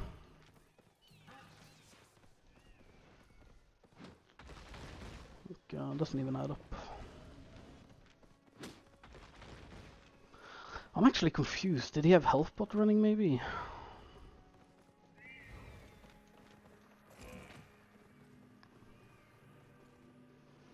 No point being in the zone. If this guy won't fight, or the guy will just run. Get ratted if I stay too long. What do you think about One Hand Spear, Daybreaker? I think both are in a really good spot right now. I think they're like neither of them are like broken strong, but I think they both like have their advantages. I think like Daybreaker's main issue is just like a bit less mobility than One Hand Spear. Like I think you have more chances of chasing and finishing kills on One Hand Spear compared to Daybreaker, especially since with Daybreaker you're kind of relying on using your E to purge and not just as damage or mobility. Like you can always use it for mobility, but it's like a lot of the times it can like backfire, right? Because like if you E in for the mobility and then they merc check it, like you can't purge it and you can't execute, right? But I think both are in a good spot. Like I think Daybreaker is one of the stronger like 1v1 weapons in terms of like the fighting. Only issues the getting kited. Confused. This mob should be doing like his burn ability.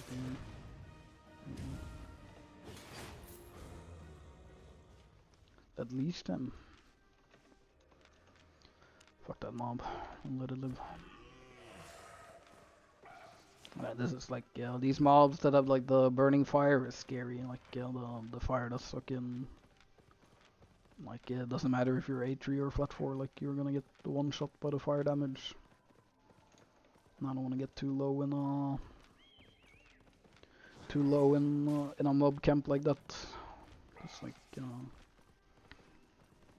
if you use your mobility or use your cooldowns clearing mobs, then you're like really vulnerable to getting jumped, right? Like if an 8-4 Death Giver finds like comes running in with 3 stack when I have used like my W and E on a mob, then I'll probably like just die in the matchup before I get to do much. So I tend to like try to play the mob camps like safe enough to where if you get jumped, you still have your abilities to counter their engage. Let's see, this is green orb, not too good. Any tips to fight one-hand frost and great hammers? Depends. Like the one-handed frost, like the Leering Cane build with the slow Q is like if you're a melee player, I would say like there's like no real counterplay. The only like way you should fight them is if they use their mobility to engage poorly when you have cooldowns up.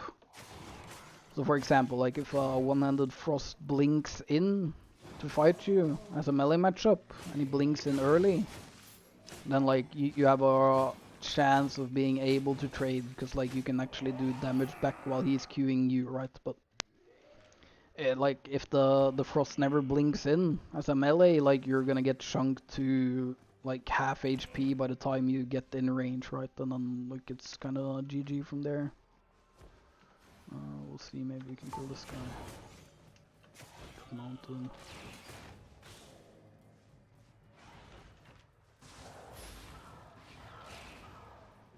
I gotta use my E to this mountain, so this is kind of rough for me from this point. Now I gotta kind of bait him. There's another red. I kinda wanna check who this is.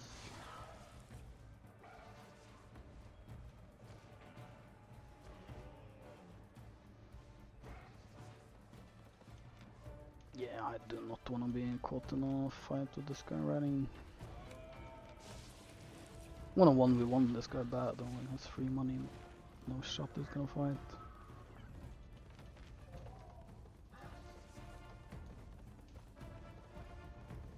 See, maybe the Bloodletter wants to. Doubt it though.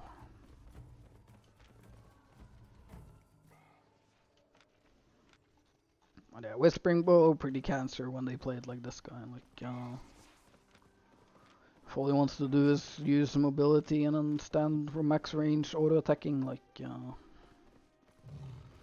can't really do much. Like the slow from Frost Arrow is a bit too much to like chase them down with. But also it's because I had to, like, the main reason it doesn't work is because I had to use my E to dismount them. Like, if you can start the fight equally, then you have a chance, because after he Ws, you're in range for root. And then, like, if you have the E to hit him early, he needs to use his Merc Jacket, and then you have, like, room, because he has to stand still to auto, right? So you have more space, more time to get in range for Purge. But, like, if people play Whispering Bow good, like play it as scared as they're supposed to play it, then for a melee matchup it's really hard. Like, if they hit the slow from their frost shot on you, then you really can't do much. Especially it's also like I saw the red, that's why I didn't want to like commit when it was good, because A3 Bloodletter will one shot me if I'm low HP. So but yeah, One-Handed Frost, it's like, if you're ranged, it's a decent matchup. You can do, like, if you have anything that has equal range to him, so you don't have to take free damage from, like, their Qs, it's fightable. But usually what I do against One-Handed Frost, or Frost in general, is I try to, like, walk away. Like, I try to bait them into using their Blink offensive. Because that's, like, your biggest like window to outplay them is if they do a blink in, then they obviously can't like instantly blink out once you engage, right? So it gives you some time to fight. Let's see, do you want to use cooldowns to dismount him?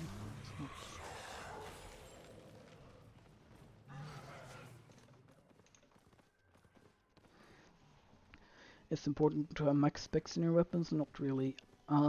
I wouldn't say 120 is important in the sense that, like, you can still play and kill people without 120. I would highly recommend having, like, whatever set you want to play at 100 spec, because it makes it so you have higher IP for cheaper price, right? Like,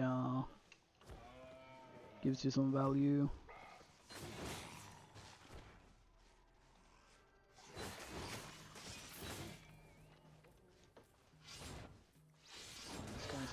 Like he wants to fight, but I don't think he wants to be honest. I'm just gonna flame for him. If he wants to fight, he can walk up.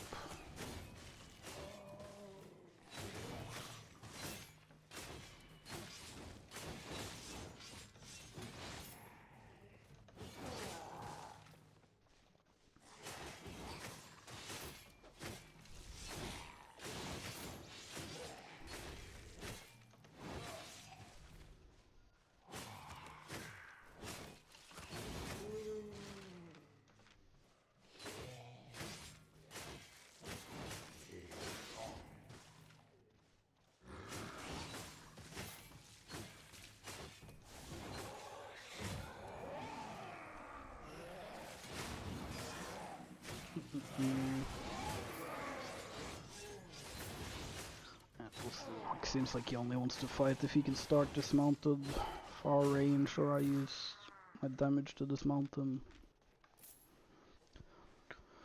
Because against against a Whispering Bow like that, like, it's pointless if I start from max range walking up to him, because he'll just press E and get like his full E duration worth of auto attacks off, and then W away when I try to use mobility to get close, and then GG. Like, I won't be able to do much, because if I boot in after him and he frost shots, the frost shots like linger on the ground for like a second for some reason.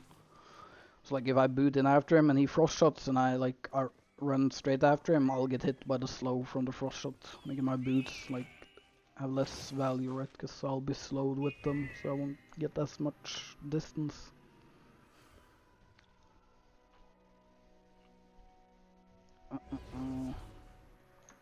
But yeah, max specs isn't too important in the sense that you can still play the game, but I would recommend having a 100 spec. Like, yeah, 120 requires a lot more fame and silver.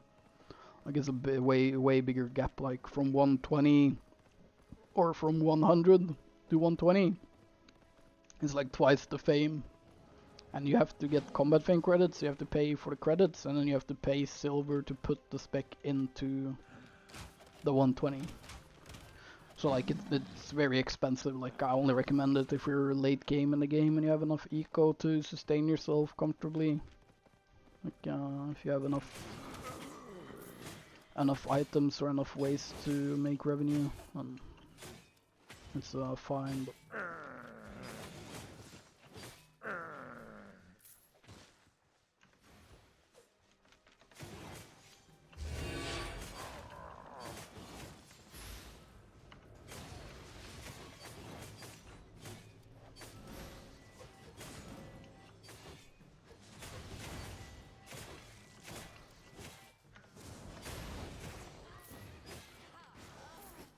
yeah, a bit of a free kill. There, I just held my E until after his boots, because I used my purge to purchase jackets, so instead of using my E early, I save it so I have like more chance of like being able to stick on them. I also didn't have W up, so I'm like I was kinda just waiting, so in case I don't get an E range, then I could probably like get a W off while he's in his boots, rooting him, meaning like he won't be able to create as much distance as he would normally. Oh, this guy's unlucky. Actually, I'll let him go the other way.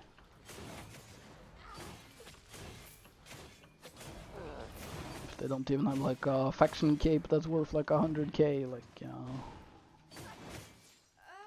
we can let them fame farm a bit.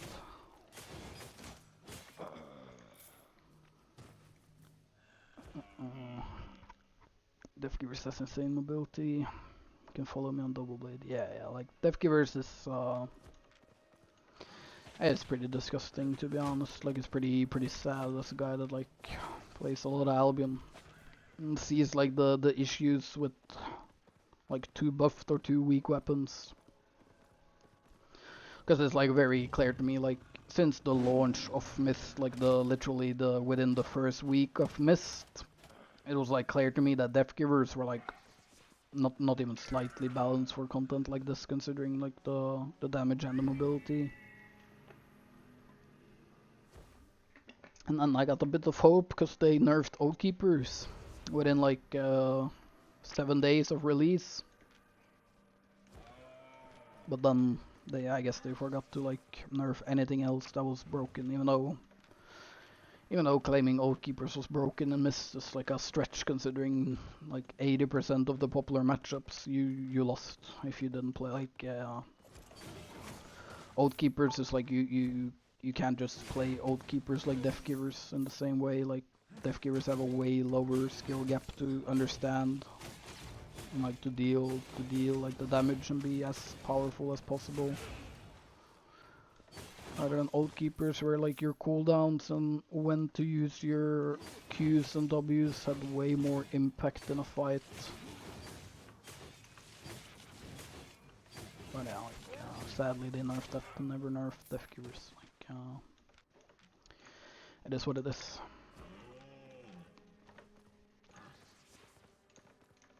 Do you think that's the best food for carving? Yeah, especially the setup I'm running and the tier I'm running.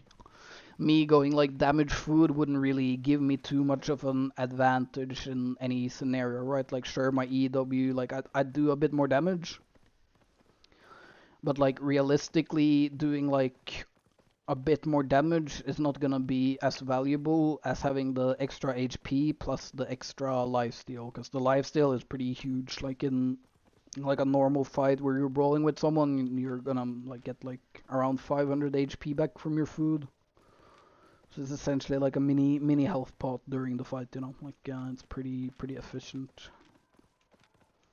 Especially for this tier. I think if you're running like flat 8 or below, then I think you might have more value by just going damage food. Should I use fame credits for the 90 to 100 spec? I mean, always depends, like if you have the silver for it, but I'd say like if you're planning on going to 120 spec, I'd save all the fame credits you get, because there's no way of getting 120 spec without the use of fame credits, as 90 to 100 you can grind with the normal fame, right? Like just by killing mobs you'll get the spec. So I'd probably say save it if you want to 120 something.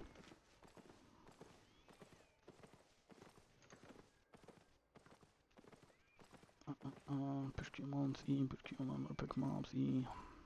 Sir.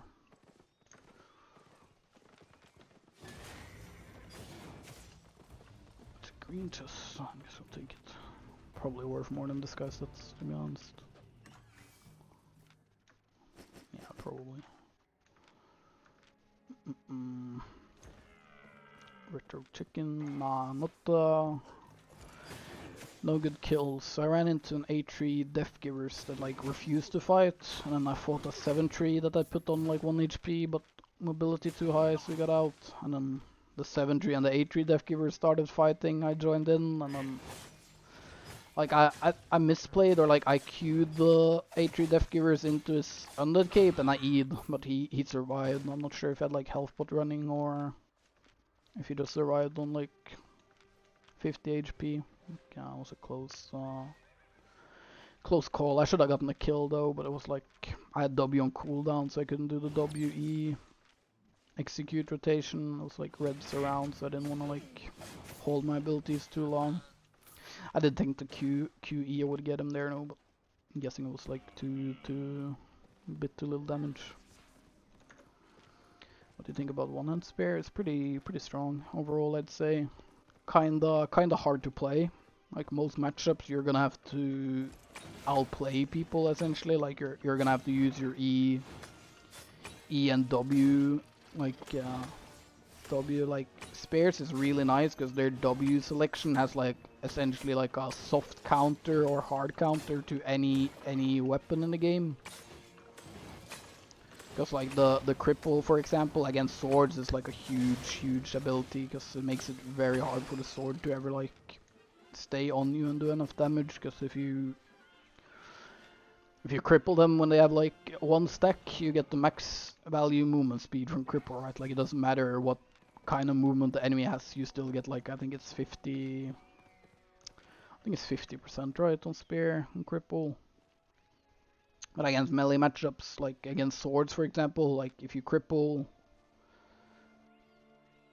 yeah, you get 50 movement speed and 25 damage. So like usually how you would do it against a sword is like you cripple their Q stack and use that mobility to create like a gap between you and them. And then you just poke them with the Q from range. Like, and then you just save your E to like counter their mobility.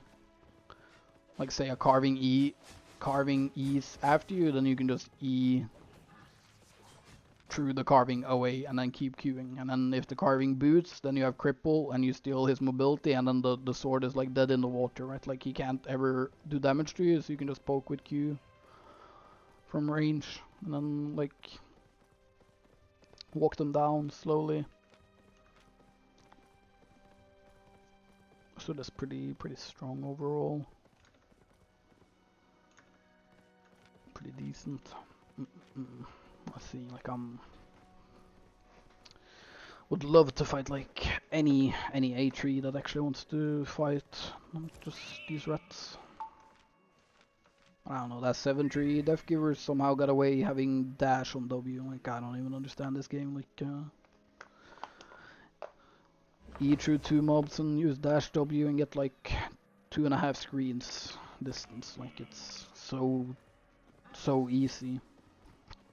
Like, there's no skill involved in running.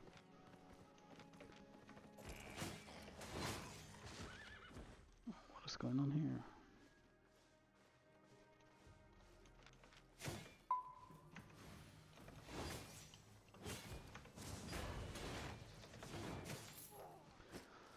I think this guy's lagging, but I'll take it then.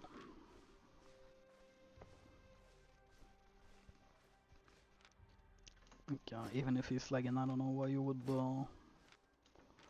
I don't know why you would turn back to the red name dismounted. Like, all you have to do to not get ganked in the mist is like run the opposite way of the dismounted red name, and you're gonna be safe every time. Like.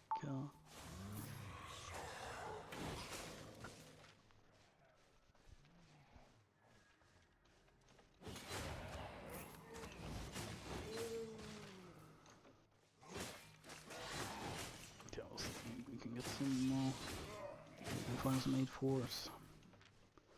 Like I saw at least like 3 people in Brazil in 8-4 gear, so should be some people going. Maybe they're doing greater mist. I don't know.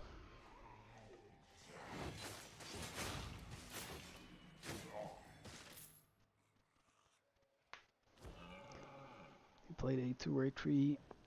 If I have more fights, probably yeah. But then I can't say I'm playing 8-4 to get people interested, you know? That's the issue. But we'll see, maybe.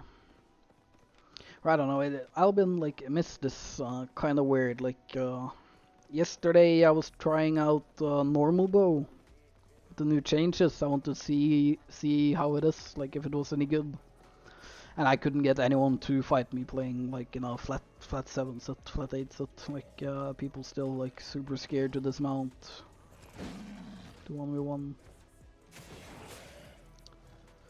It's unfortunate, I guess they like watch too much of the rats instead of like trying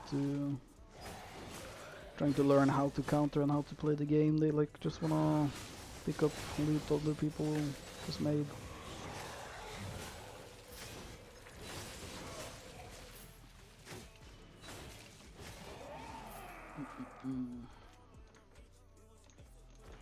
See, I'm getting like shitty maps as well.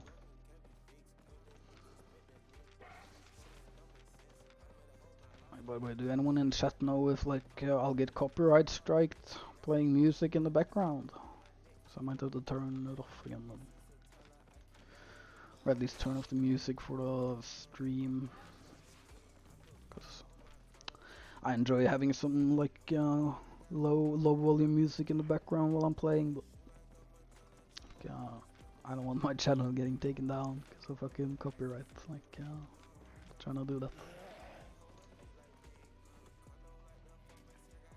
I play flat 8 carring. Yeah, I guess it depends. Like the other day in 8-4 I was getting fights. It's like just kind of random by the day and the time, right? Usually I gotta fight like usually you gotta catch people to get a fight, right? Like most people are too scared to like fight once they see 8-4 gear. Even though like honestly like there's no reason to be afraid of 8-4 gear if you're playing Gucci gear yourself. Obviously if you're like flat 8 8-1 set, like I get it, because the 8-4 will like kinda auto win due to IP in like most matchups unless you have like something that's good into them, but it's like yeah, the only reason to go 8-3 in the mist is to fight the other 8-3s or 8-4s, right? Like if you're not fighting those, then like what's the point of 8-3? Just go flat 8. Like so if your idea is to go 8-3 or 8-4 to fight the rats, like you're just a rat. Like I'm just trying to cheese and get the easiest possible scenario, so you can get easy wins compared to like having to use your brain a little bit and like, actually play the game.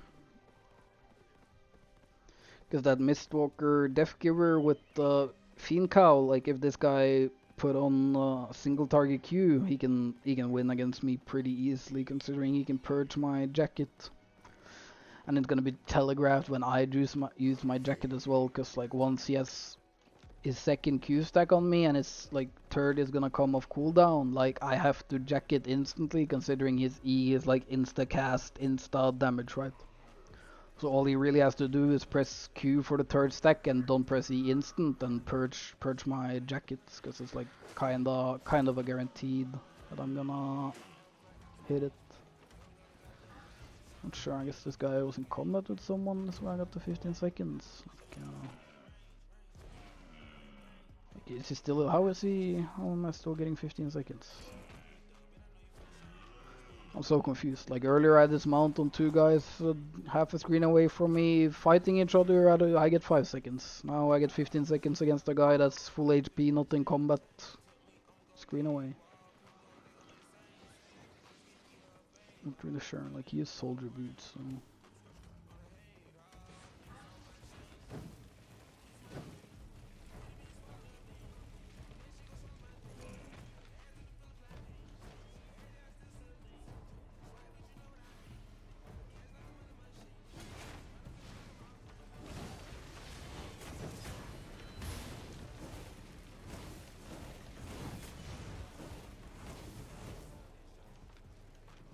Yeah, Wildfire E, by the way.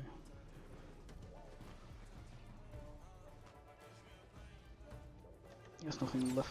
There's a rat on my screen as well. I'm gonna start. Okay, the rat got scared. I guess he has his soldier boots back up.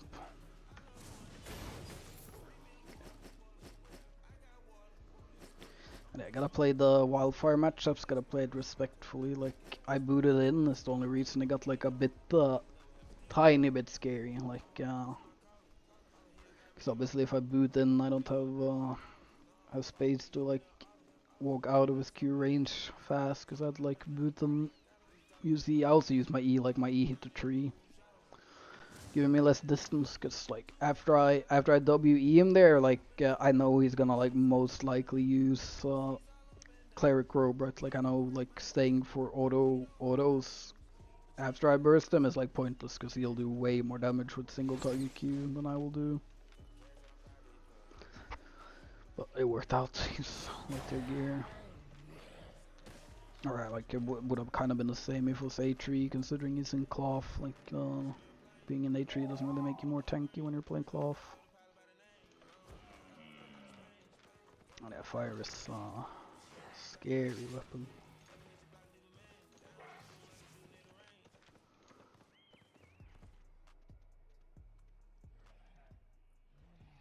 YouTube automate assistance will do it for the parts that are copyrighted. Right, I'm gonna turn off the music then for the stream, so the channel don't get fucking nuked. Okay, do the videos, nice commentary. Under which conditions do you switch your W on swords or not changing it no matter what? Most of the fights I get, and thank you by the way, but yeah, most of the fights I end up in is usually I catch them in a mob camp or they engage on me, so I don't have time to like inspect and swap. But the only thing like changing your W like to this new W, the Blade Cyclone, is pretty good option against melee players that have like low mobility. So you can see, for example, in my news video against the A3 Bloodletter, he put on Chain Slash, meaning I know he has less mobility, so he won't be able to like dash away from me with a Shadow Edge, so I won't have need for the range of Splitting Slash to potentially like catch him or keep him close. So I put on Blade Cyclone because it's like more damage it's like it's about the same damage, but it's lower cooldown, right? So overall, you're gonna be doing more damage in a fight with it. So I'd say Blade Cyclone is pretty good against other melee matchups, but I haven't been playing, like, I haven't been able to test it too much. But it's decent. And then Parry Strike is like a really strong ability, but it makes it like a bit harder to get the executes, as it doesn't have like any mobility on it, right? So like it makes it like a bit harder to chase down people. But for example, like against like something like Brawler Gloves or something that has high burst damage that is reflectable, I would reckon like you can use Parry Strike to win the matchup, because if you Parry Strike like a Brawler Gloves E, like he's gonna chunk himself to half HP and do no damage with it, which is like his core, like part of his core damage rotation to do the one shot, right? So like if you dodge one of his E's, then usually that will mean you're gonna be pretty safe overall. And for Twitch, you can only get copyrighted if you have clipping enabled. Died. We'll see. Like I'm not quite sure how the copyright system, because I've been like striked before, because I like didn't even like consider it, putting up like copyrighted music on a video that got like 5 views. Like I didn't think didn't think YouTube would know, but they found out, so I'm gonna be careful not to get copyright striked. Guess maybe I could have like 2 browsers up and have like one playing like the copyright-free music, so I have some like background music on stream, because I think it's a bit more enjoyable without them, with like some kind of music or something in the background, not just like the mob sounds. But I'll tweak a bit with it, see if I can like figure out a good way to have it in the background. I haven't managed to kill a gloves with carving yet. Yeah, if it's like what's it called, battle bracers, it should be pretty hard. But like the brawler gloves have like very low mobility because they run assassin shoes, right? Like I should be one of the few, like I should be like the only glove matchup that's winnable, because they have assassin shoes and they have the double strike, the W, like not the mobility one. It should give you like more room to play with.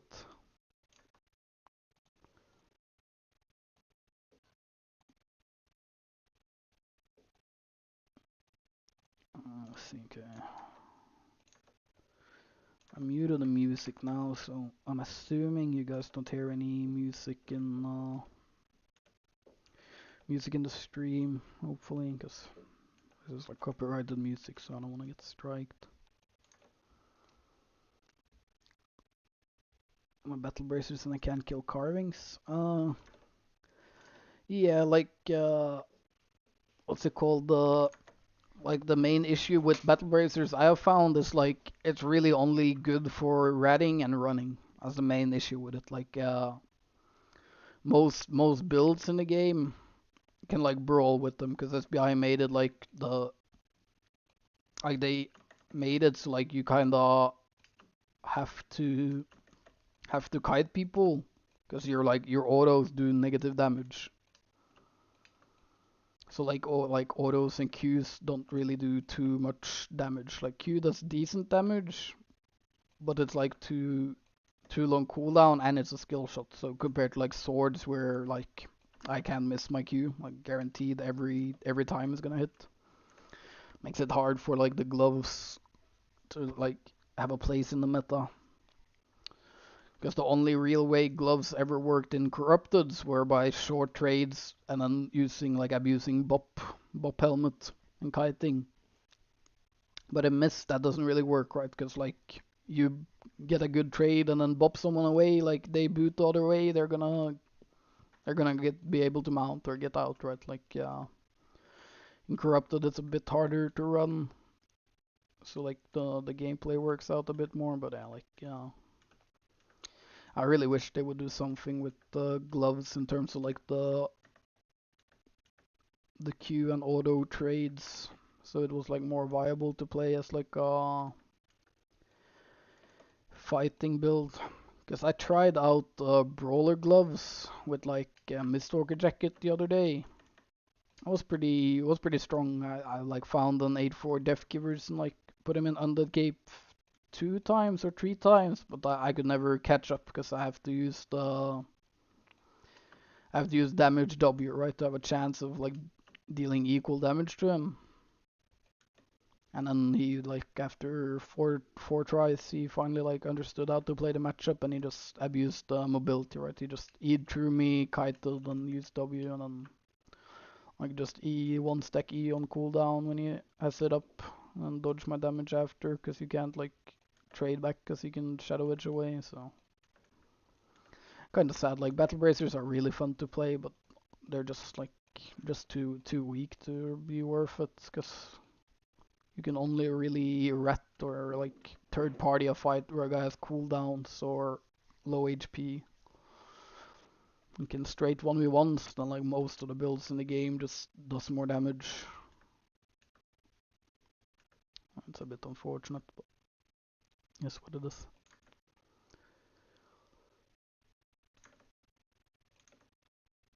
Are you Dutch? No, I'm Norwegian.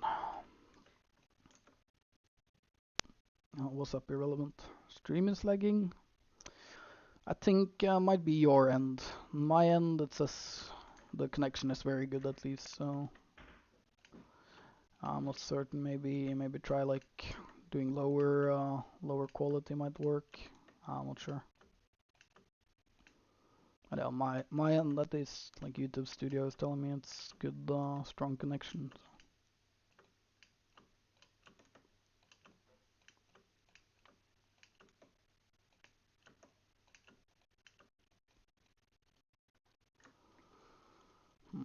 I'm lucky with the spiders today too. No good artifacts.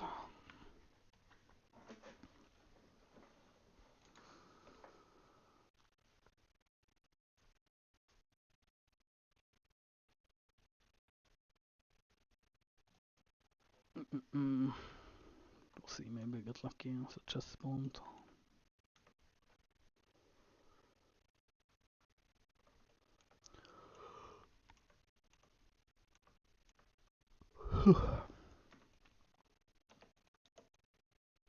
But yeah, I think one of the main issues with Mist right now is the ratting issue, where SBI like thought taking off name tags would do anything other than help the rats. Like kind of impossible for me to understand. Like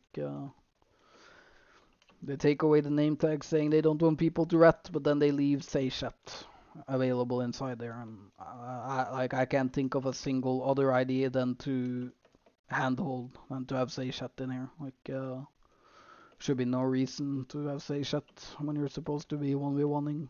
Like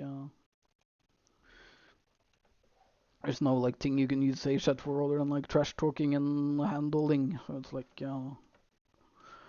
seems very pointless to me to leave it in. Especially like this mysterious stranger bullshit is super annoying. Cause like you can never know who's the rat. Like at least before I could like recognize the name and remember their set, because I inspected them earlier.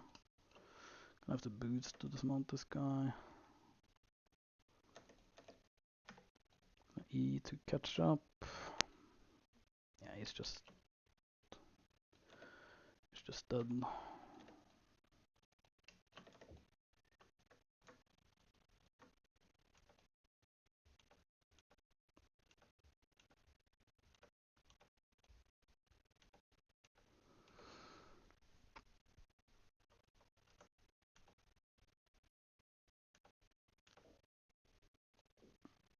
Mm.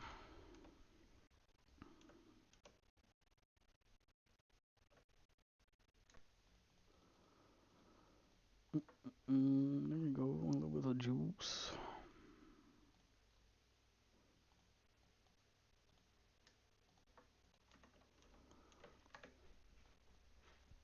bit unlucky start to the day. Only one 7-3 guy wanted to fight and he got out to end that cape. Still really surprised. I'm gonna rewatch that later. Like the other A3 Death Givers, I got like queued into Undead Cape and I eat. I'm kinda surprised he survived that.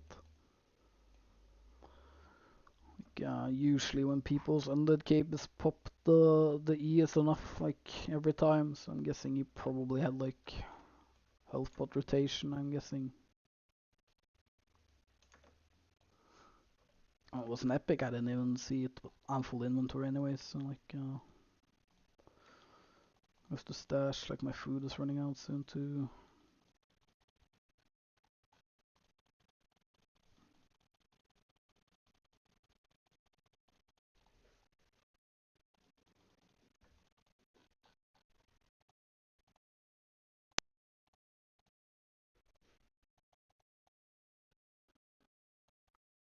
It's the tablet with 8 mil. Let me change the.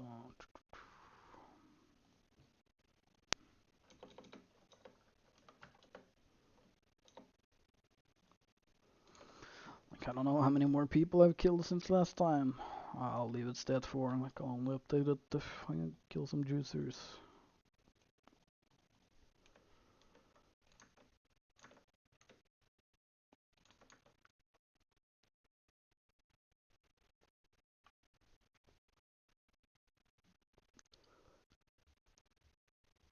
Even people with 8-1 gear are handling nowadays. They say if you don't like it, play corrupted. Yeah.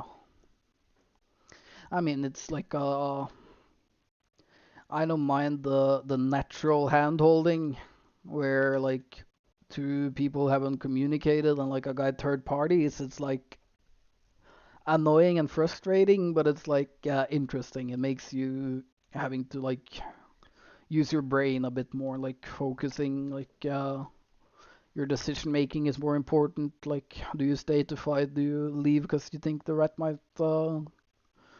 be strong and whatever? But like the combo of like the mysterious stranger trash name tags, so like you can never know for sure if it's like a 4-1 rat or like high tier player combined with Seishat being here. It's just so sad because there's multiple times like flat 8-1 people or like rats find each other on like a chest or whatever, and then like they agree to handle, you know. And then obviously they have more, like they're way more confident to handle when they have like a agreement essentially, right? But if there's no Seishat, you have no agreement with the other reds you see, then you need to have some more balls to dismount to like rat, because the other guy might not want to rat, and might start hitting you instead, right? So it's like makes it like more fair in that sense, that like people have like the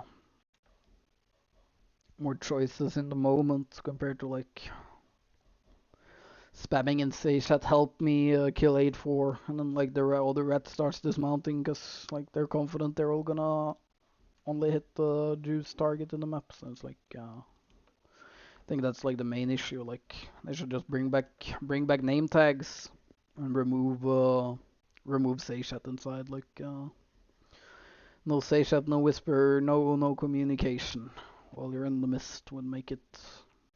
I think that would change like most of the ratting issues right now. Because obviously like the 4-1 bloodletter won't stop it, but like the 4-1 bloodletter can rat in my opinion. Like it's fine as long as he's not handholding with 17 other rats in the zone. Then it's not too unfair. Uh, in what scenario would you overcharge the set? Not sure. Like maybe like would just depend on matchups. Depend like how juicy it is. Like if I run into a guy playing full 8-4 masterpiece trying to fight, I'll OC, you know. But I won't hit OC unless it's someone that's like dismounted, committed to fight. Because like in most scenarios, like there won't be anyone that's like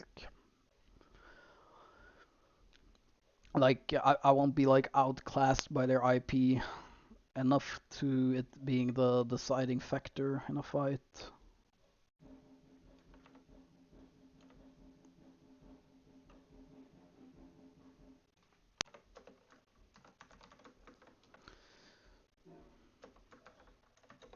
Maybe this guy wants to fight.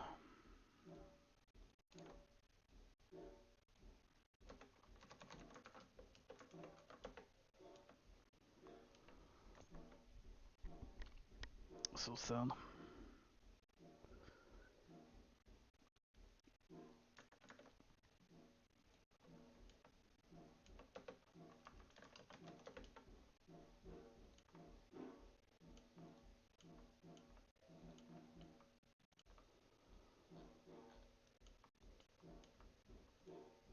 Two one's gonna be kind of rough here.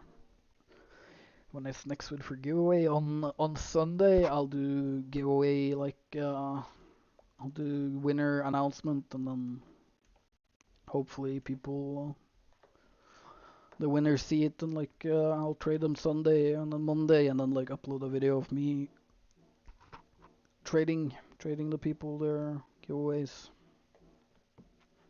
Or maybe I'll just add the like trading people the giveaways at the end of the next video, but on Sunday I'll announce the winners for the different giveaways. Like 4 or 5 I think different things, like different giveaways, so should be quite a few winners. You know, cross your fingers, maybe you get the mammoth, you know.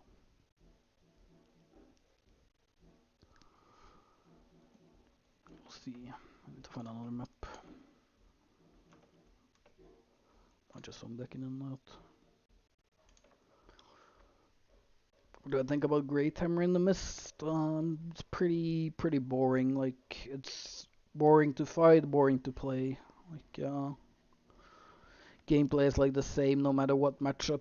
Like that's the exact same like play style and goal of the fight is the same every time. Like with the mage cowl change though, I don't think it's like a viable build anymore though, to be honest. Like your total damage output is gonna be way lower than it used to be with old mage cowl mechanic, considering you can't like pre-stack it. You'll be struggling. Can you give me an 8/4 carving, please? I mean, if you want to, you can give me the mats. I'll craft it for you. That's the best I can do. And I think I'll do probably do like a 8/4 carving giveaway, maybe a full set. I'm not sure yet. Actually, I don't think full set. I think 8/4 carving should be enough. Should be like 25 mil or something at that area for a carving. Let's see.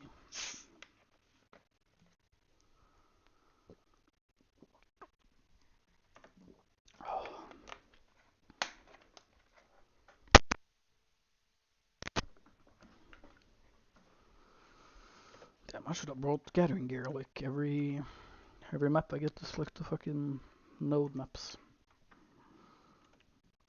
This is also a point of the mist. I don't quite understand what the meaning behind this or taught this for the developers. Like they want people to be able to gather like safe conditions, which already doesn't make sense considering like why would you like if there's no risk to gathering, what's the point, right? Like it's supposed to be a risk versus reward setup for the game, like because gathering in the mist, like you gotta be pretty special to be able to die as a gatherer in the mist. Like if you run any sword with iron will equipped and then Like the minor boots, so you can't get purged, and like invis bots and invis on your jacket. Like there's no real way to die. If you press your buttons, you should live every time as a getter, so it's like completely safe. And then like I'm not quite sure. Seems way more logical to me to like force getters to play in the black zone, as where materials, as where like the high end materials you make good money gathering are. But I guess the problem is there's too many gankers, and then there's too many gankers because SPI made it so like any of the good carry weight mounts you can't possibly gank them with like two people anymore. So you kind of have to gank with a big group to be able to like kill the winter bears or whatever that shows up, right? The grizzly bears. So it's kind of unlucky. Kind of unlucky situation where like the gatherers get pushed out of black zone because of gankers, and the only reason ganking people are ganking with like high numbers is because they have to in case they run into juicy transporters and they want to dismount them. So it's like kind of sad. Like I for sure liked it more when you had like a reliable way of like 3 people could be able to dismount any transporter in the game if they caught him. I think that was like more healthy for the game because it's more enjoyable if you get ganked by 3 people. The 3 people have to like use their brains a bit, right? Like it's not just auto win, auto gank. But when they have 20 people and they can like send 3 people to block each exit of the map you're in, then doesn't matter if half of them miss their CC, because like the other half will block your gate, and then like eventually you're caught. Not the best setup. Like it was better when fewer people had the opportunity to gank efficiently, because then people tended to be in smaller groups compared to like the 20-man parties and shit like that runs around now.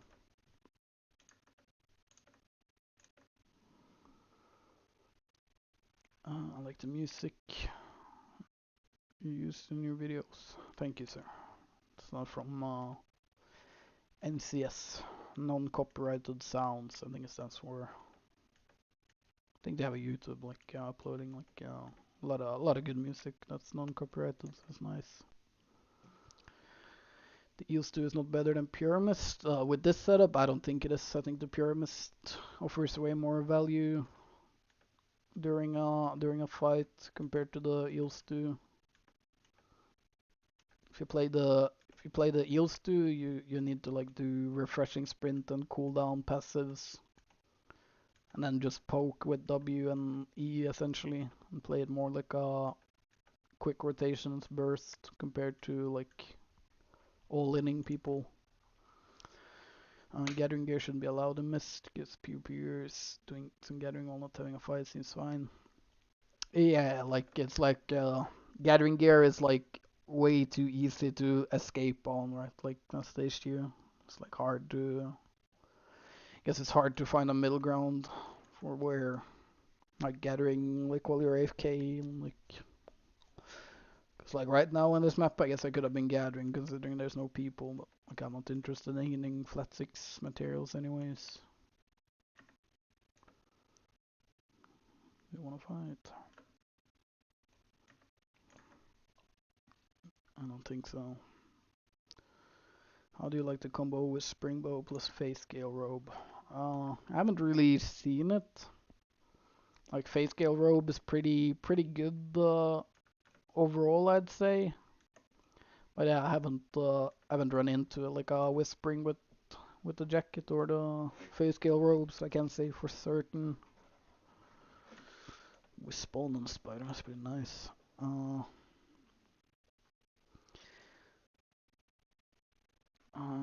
It's time, calling me a rat. Are you the Death Givers, dude? Thank you for being a loyal fan. Coming to the stream to give me some more comments, giving me more reach. I appreciate it, bro. Maybe if you watch my videos, you can learn how to like fight other A3s, A4s, and not having to fight like the 5-2 rats, you know. You'll probably make more money overall. Like, way more enjoyable killing a guy in like a 50 mil set compared to a 50k, but to each his own, right? Another change I would do is the more outnumbered, the higher the trash rate, so the fair fight the same, but gankers having 10 assists. Yeah, so I know they did the durability change to kind of help with that. Like same with CVC, where the durability on the items, like the more people that hit you, the lower the durability, so you have to pay more for the repairs, so it's less like overall profit, right? Which I think is like decent way of doing it, but yeah, like I think ooh, that's a scary build. Let's fight.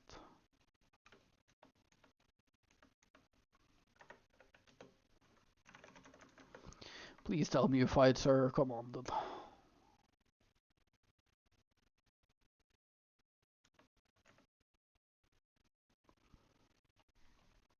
Turkish guy, what did they say? I'm pretty sure Siktir is it's like a 99% chance what he said was something bad, you know. I don't know. I don't know why people keep like I don't know why people would go in A3 if they're not trying to fight the 8-4s they find. Like if I was playing like Wildfire single target queue, I would get them like or Curse, but like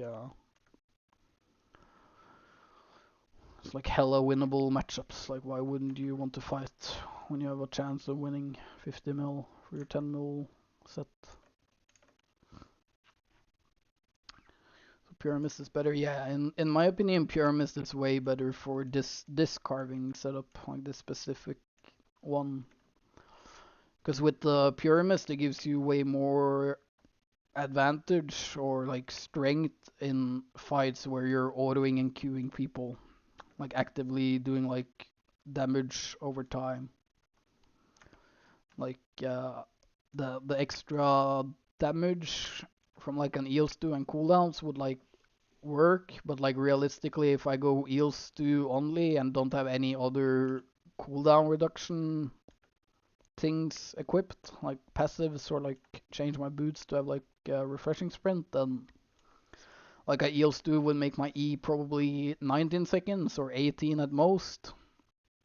So like a 2 second difference. Like W would be like a second at most, I think, because it's already 15. So it's like you wouldn't get too much out of the cooldowns without like tweaking the set to have more cooldowns in it. Because if you do leather boots and put the cooldown on like refreshing sprint and then cooldown passive on boots and jacket with eel stew, you're gonna like reach a point where you at least get like enough cooldowns to make it like give it value. But with just eel stew, then like you're just gonna do a little bit more damage, have a tiny bit more cooldowns, which is like it's gonna lose out to the pure mist because the extra damage you potentially do with the eel stew, like I'm gonna heal it up with autos and Qs during the fight from the pure mist. But I also think like pure mist have been like I think it's like a bit too OP. Like they kind of need to use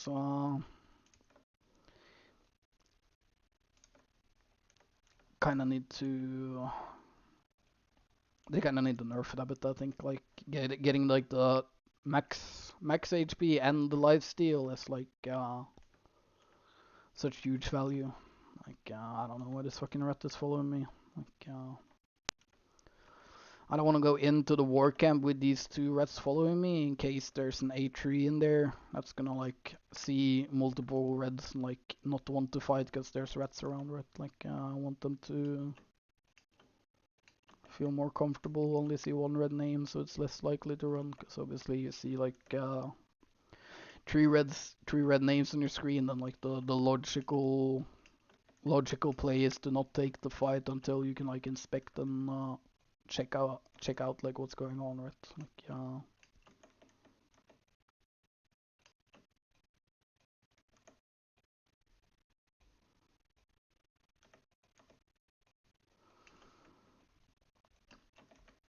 Pretty unlucky start of the day, to be honest. Like the A3s I've been running into don't want to fight, and I'm not finding them like in a mob camp dismounted to force the fights either.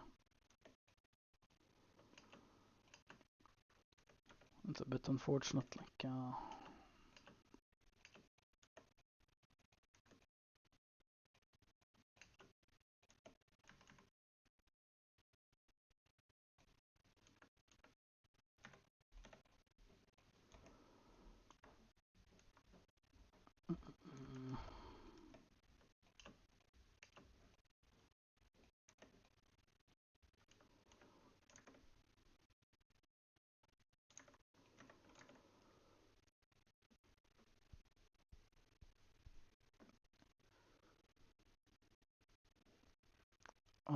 only play with the old stew and it works well, but I think Perm is good against melee because of HP and healing. I killed 5 A3s in 2 days with 6-3 carving.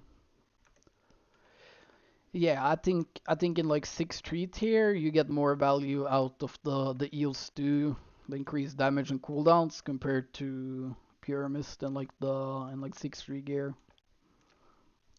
But like you can imagine like the damage in 6-3, like I'm probably, since I'm 8-4 almost max spec, I'm probably doing like the same or more damage with my abilities, and I have the increased HP and healing, right? So like I'm just getting more overall value in matchups, like for who I'm fighting.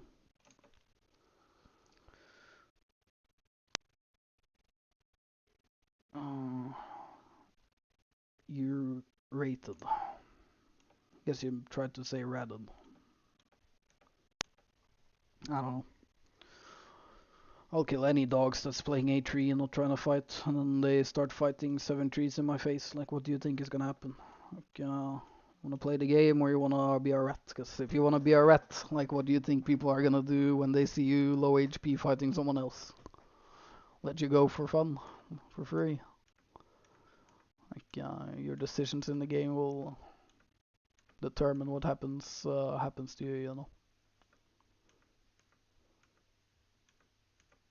Because I don't mind rats in 5-2, it makes sense, they're broke, but if you can afford a A3 def giver set, you can afford to fight too, you know. And also, like, if you're only trying to fight people in lower gear than you, maybe you should go like 2v2, 5v5, somewhere where it's IP cap, you know.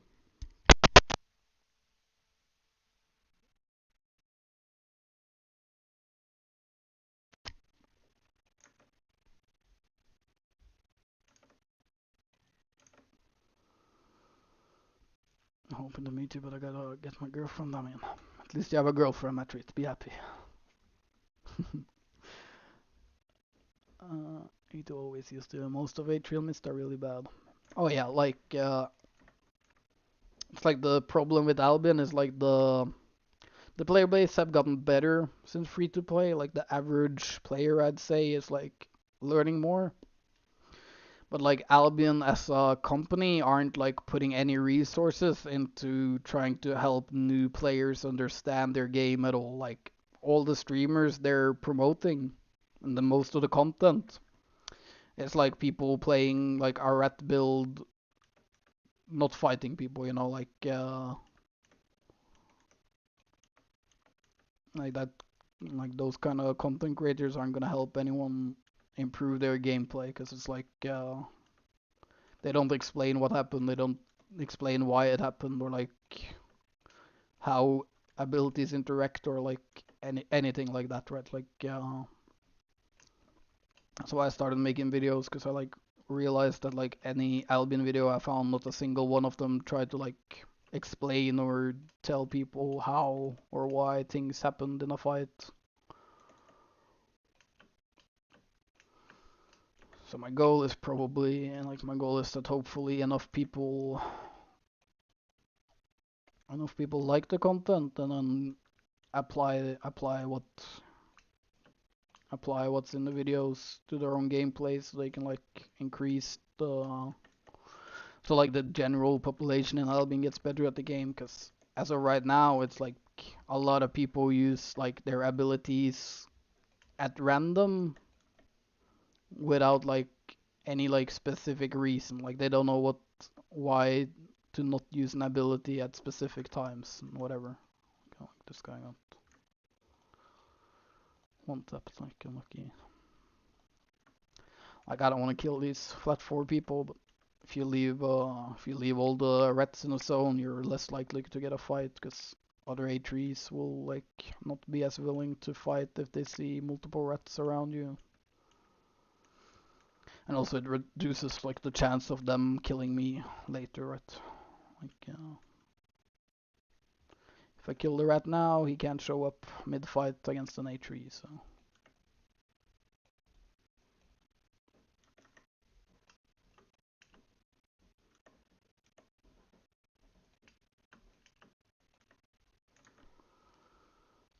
See you, Madrid, sir. Do you fight A3s the country, or you just don't take those fights? The only real build I can think of the top of my head at least that I wouldn't fight at all is the one-handed frost with Leering Cane, just because it's like yeah, unless I would bait unless I successfully like baited him and he like boots in or blinks in, like boots and blinks in, then there's nothing I can really do in the matchup, right? Because I press E, he E's or he jumps like blinks away, and then he E's me, I get rooted, and then he Q's me, and I never get in melee range, right? Like I never get autos or Q off while he's just gonna Q me from max range, and then he's gonna have E and blink up by the time I have my cooldowns again. So it's like a pretty hopeless matchup. Like I'll fight any frost that's not the Leering Cane. Like I'll fight one-handed frost builds, but it's like same with when people have Mistcaller equipped. It's like kinda pointless to fight people with Mistcaller as melee without Mistcaller, because what usually will end up happen is if I win the trade good and like get them low, like once they start running, there's no chance I ever catch up, right? Because I boot, they boot, and then they have Mistcaller, and then they get their boots like five seconds before me, and then they're off screen to mount, right? So I'd say like one of the frost with Leering Cane, I would just leave the fight, I wouldn't even try, and then any other frost with Mistcaller, I would like start the fight and like try to fight, and then seeing how they play, I wouldn't like stay to fight, because the only way like the Leering Cane or only way like most frost builds win against you is if you just like run into them head first, like not using your brain, like letting them kite you and poke you.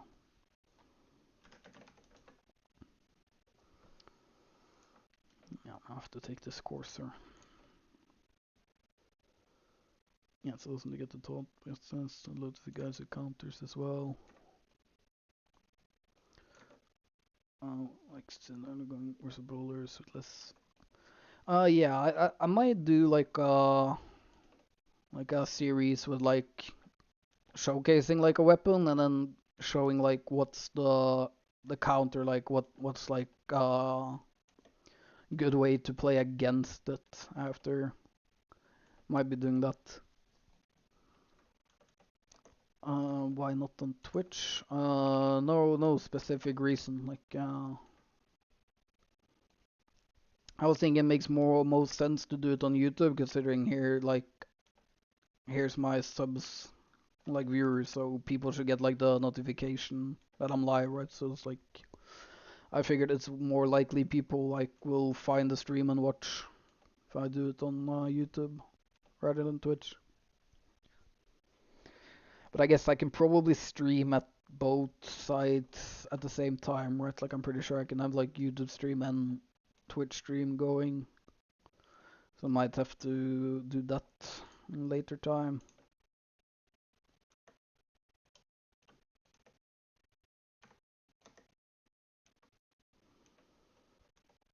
Gets here, I won't be able to kill him in time.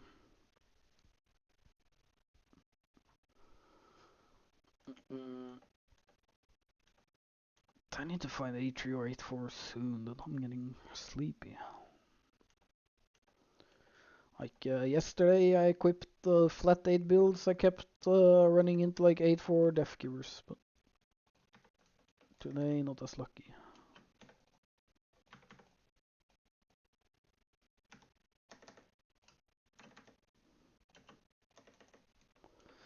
Okay, and this should be winnable for me here after I purchase boots.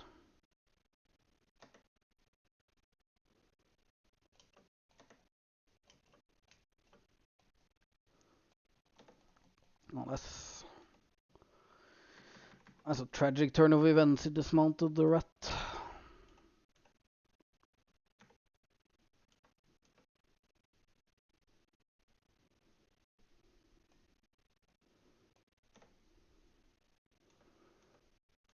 We might be dead here.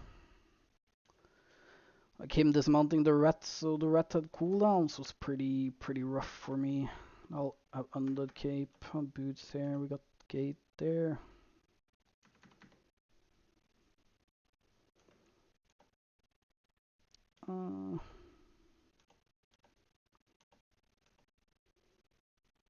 Unless someone else shows up, I should be able to get to the exit here.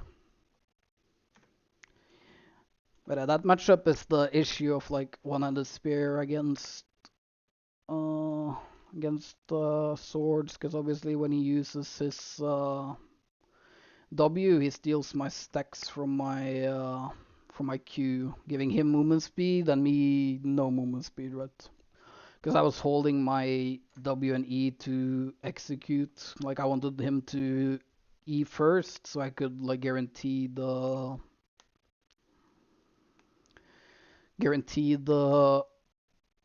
execute. But he dismounted the rat. I'll go stash while I'm here.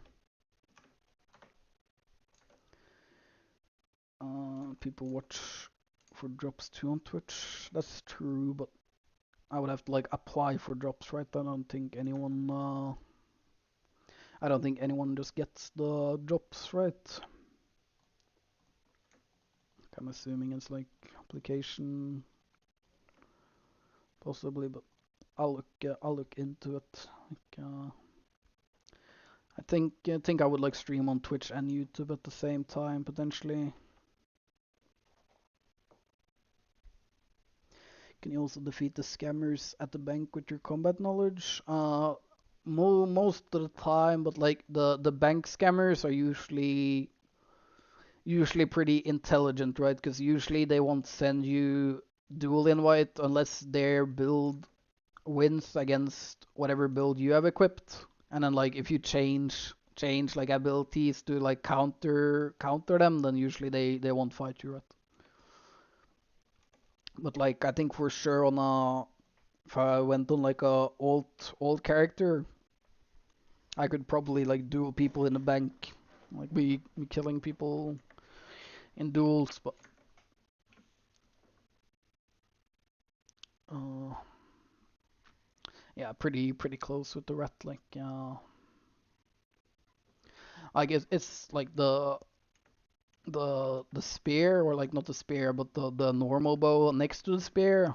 It's either like pretty experienced player, or he like RNG'd it. But one of the like I shouldn't really say this because it's gonna help people rat, but one of like the easiest way to rat someone is to like one of the easiest way to rat someone is like make mobs or enemy, like whoever's fighting AoE abilities to dismount you, because you don't get cooldowns, right, when you get dismounted that way. So like in terms of like best case scenarios for rats, like you get dismounted by mobs or a player's AoE ability next to the guy you want to rat, right? Because then you're already on top of him with cooldowns and you don't have to use mobility to close the gap. So you have boots to like chase them as well, right? But you know, use that information carefully, you know, like use it for a good cause. Don't use it to rat, please. It's more enjoyable for us all if people are like more willing to fight fair, or at least fight 1v1 or fight compared to just ratting, because ratting gets boring and it's just RNG based. Like you're not gonna like guarantee any kind of profits. If you learn how to fight, how to play a build, like you can pretty reliably equip the build and go in mist and make money with it. But if you're ratting, you're just crossing your fingers and like you get lucky enough. And you can see even me with every ability on cooldown, getting like that guy that getting dismounted next to me far from a gate, like he still can't like fight to kill me because I'm not interested in using my abilities to turn and shit, right? Because he's ratting and like started the fight in a bad position for me. It's like you're just not likely to get the kills either. Didn't Ecord get banned on Twitch for streaming on YouTube? I have no idea. I'll look into it before I stream on both and like check the guidelines or whatever the rules on Twitch. Cause I'm pretty sure I've seen people streamed on YouTube and Twitch, but that might have been like a while back. Like they might be more serious about it now that YouTube is like trying to get in on the streaming market. Like makes sense for Twitch to ban people from streaming on both to make it like harder for competition to grow.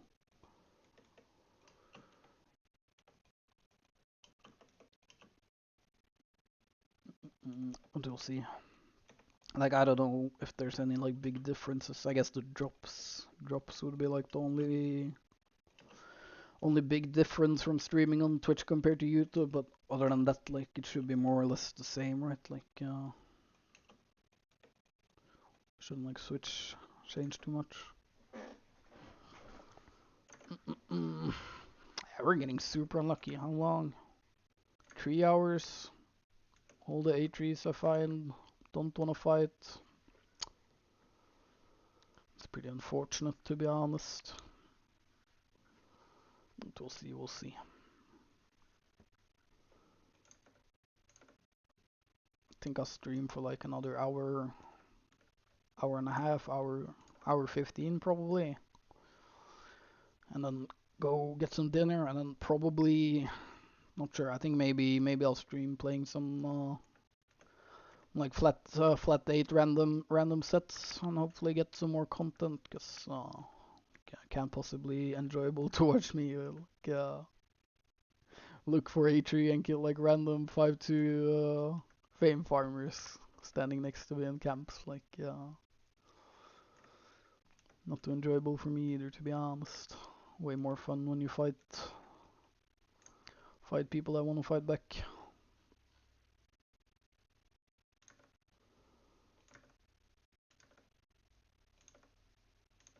Let's see. Hello, Rafe. Thank you, sir. Thank you, sir. I'm glad people are enjoying the content.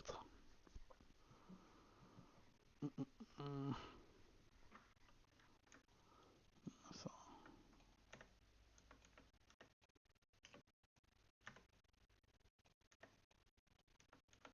Oh, we got a little gift bag. Yeah, that's what happens when you dismount the cooldowns. It's not a good move. I don't. It's 5-3 masterpiece trashed. So unlucky.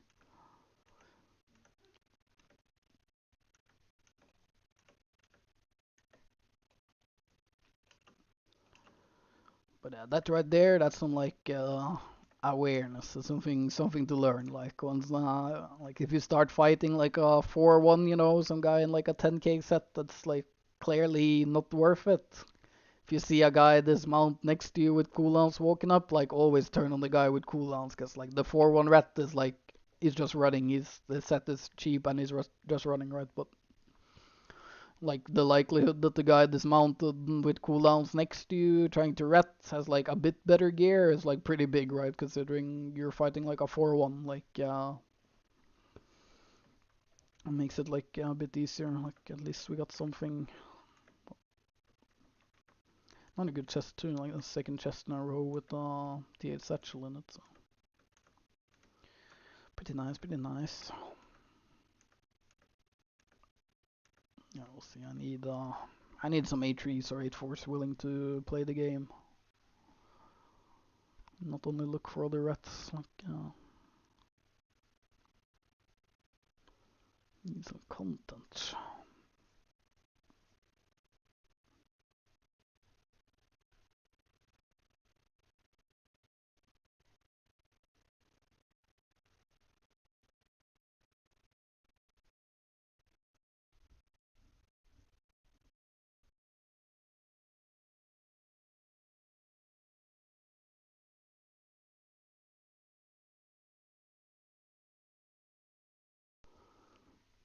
Not sure, maybe I play some 8-4 Bloodletter.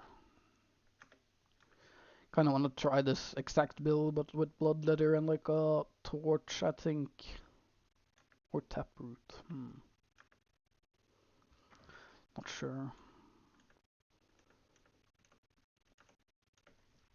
Even though Bloodletter isn't really the strongest, I think. Like, it's not too good.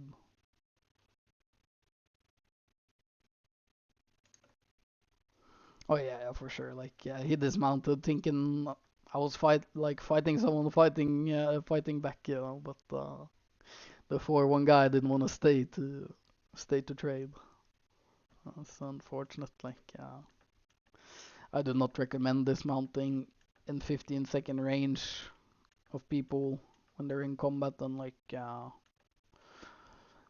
if you dismount and you see the 15 seconds, like you should just mount back up, because like 15 seconds is a long ass time being dismounted next to a guy with cooldowns. Like almost guaranteed to die by the time you have cooldowns up. How can I get better PvP? I watched your explanation vids to help, but I still mess up some fights. I mean, it's always gonna be like how to put it, like the knowledge helps, right? Like watching videos, learning like what to look for in a fight to happen and what to do when it happens. But no matter what, it's gonna come down to just playing the game, right? And getting used to like the different mechanics and getting used to playing your build, like how much damage you do in a combo, how much damage you will probably take from whatever weapon you're fighting, like in whatever tier. Like always will like change a bit depending on their tier and your tier, right? But oh, sir. You don't want to fight now.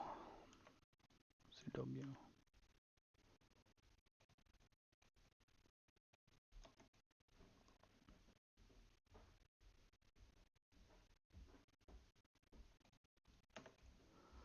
I had to let him go.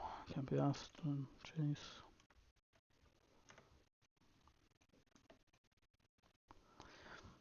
Yeah, that guy played it good, by the way. One like a big play, like the most efficient play, I'd say, with And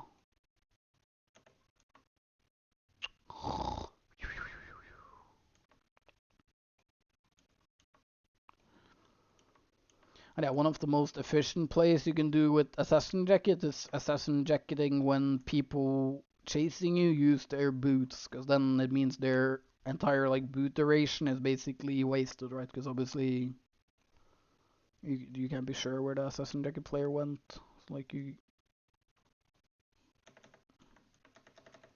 Well, that's an 8-4 Curse Skull.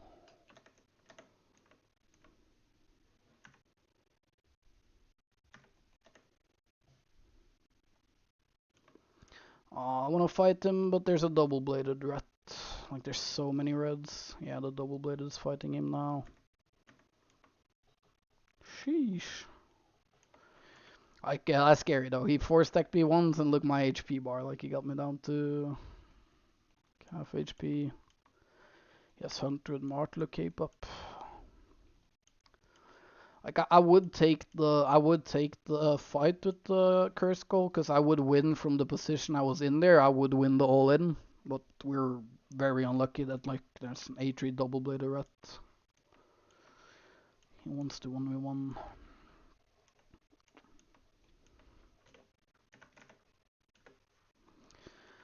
Like, it's like unlucky matchup, because I don't have my, like, changing my changing my cape would be the play here. Considering he has Martlock cape. I'm not sure. I should take the matchup. Like I shouldn't take the matchup because he has like the Martlock cape. The Martlock cape will probably fuck me. But fuck it, let's go. It's 8-4 that wants to fight finally. No better chance to get the fight.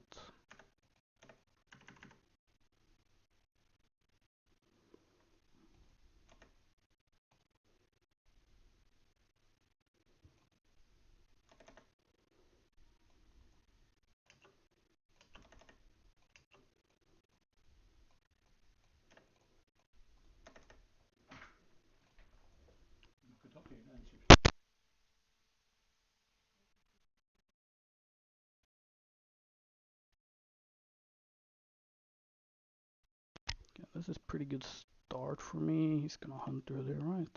Not yet.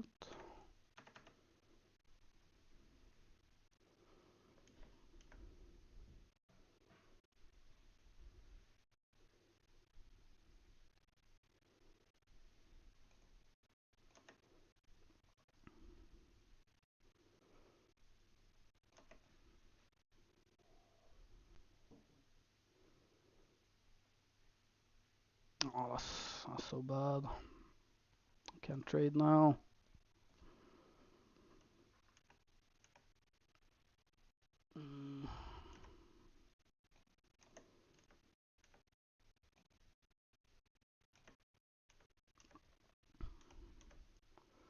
Like I kited him just a little bit too much there. Like I knew he wanted to robe on a mob probably, and I had to be in range for it, but it was like a bit too far away to punish it.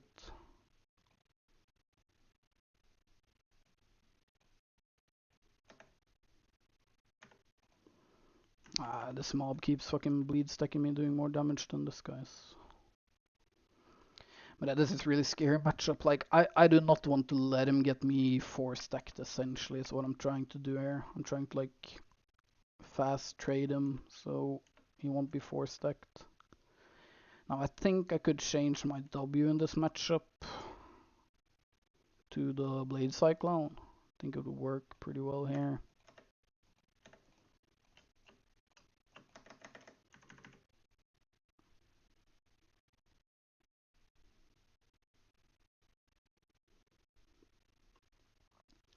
That's a big trade though, if I can stay in range to block his next helmet.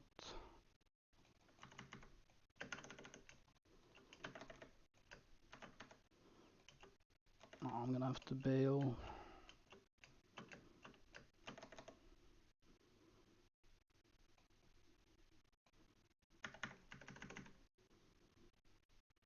Okay, nice, he missed it. I should live now, I think.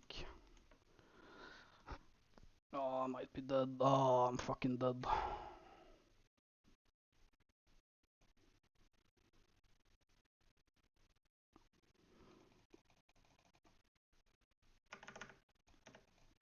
This is so unfortunate, boys.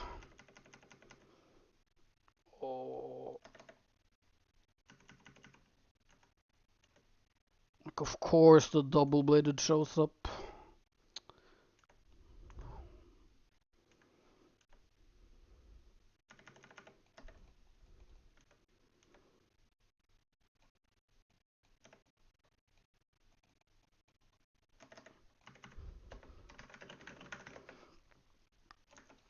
Yeah, unlucky. Of course, we get mounted, but there's the one thing that can catch me in the game next to me.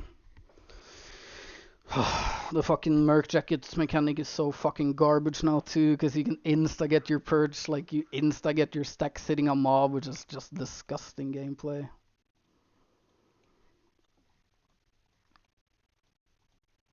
And then this dog shit faggot gets me with this rat set. Such a shame, such a shame.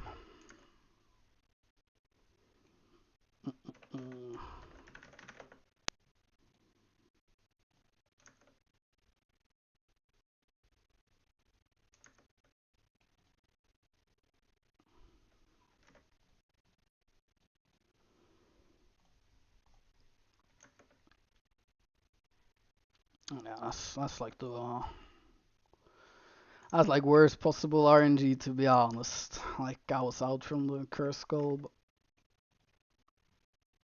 I don't know. Maybe I was out of combat. Maybe I could have taken the hour road. I guess actually thinking about it.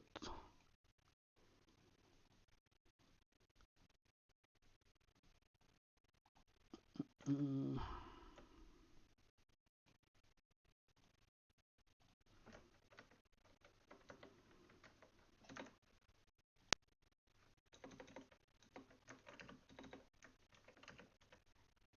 I made like 10 mils. I'm down like 40.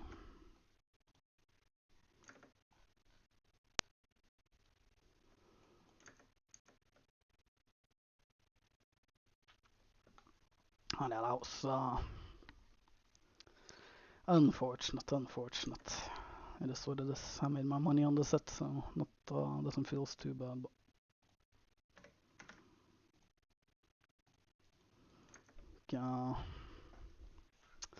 yeah, or like I saw the double bladed in this map before, so it was like sketchy to take a fight against any high tier build.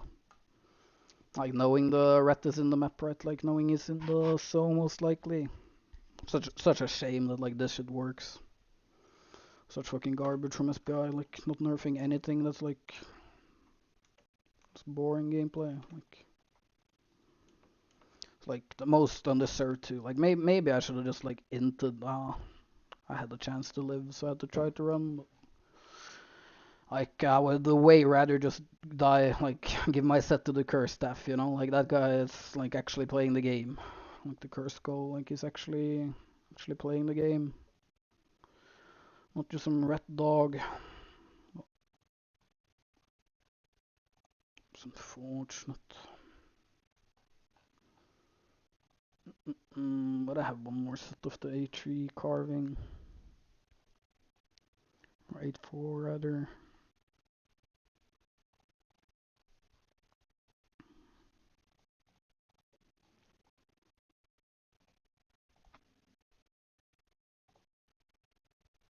Mm. But unlucky timing. Like, I'm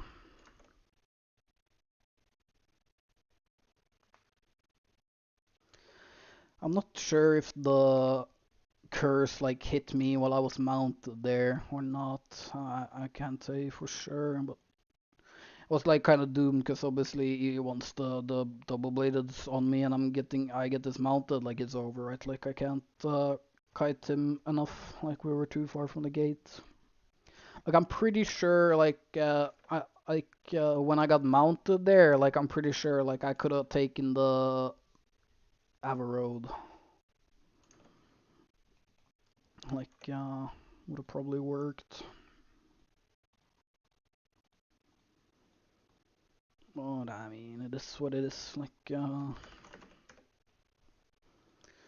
in reality, I'm like I was like 150 mil essentially up with the set in total. That loss, I'm down to like 100 mil profit. So I mean, it's not bad. It's not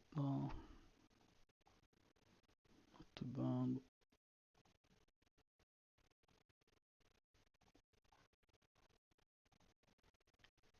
Let's see. I'm trying to get a good deal on my boots.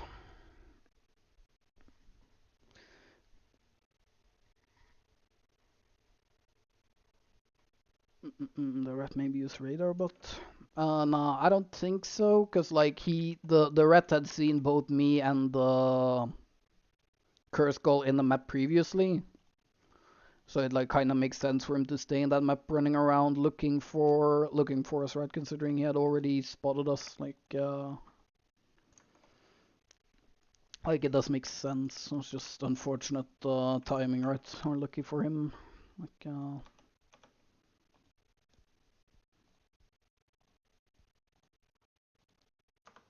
and it happens. Like not too sad. I'm still like I made 100 mil plus with the set, so like not like a huge loss or anything. Just sad today, considering all the A3s are just running, right? So like if the Death Givers and the one-handed axe wanted to fight earlier, like we killed them, that would have been like 20 mil if we're lucky on the trash rate, and like that would have been close to paid off again. So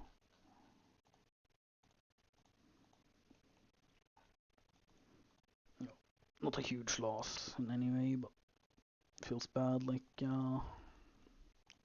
I'm just sad like the item survived. This rat dog is lucky enough to get a fight like that, and then the item survives. I'm so confused. Why don't I see it in the combat frame? Like I saw it earlier. Is the combat log bugged?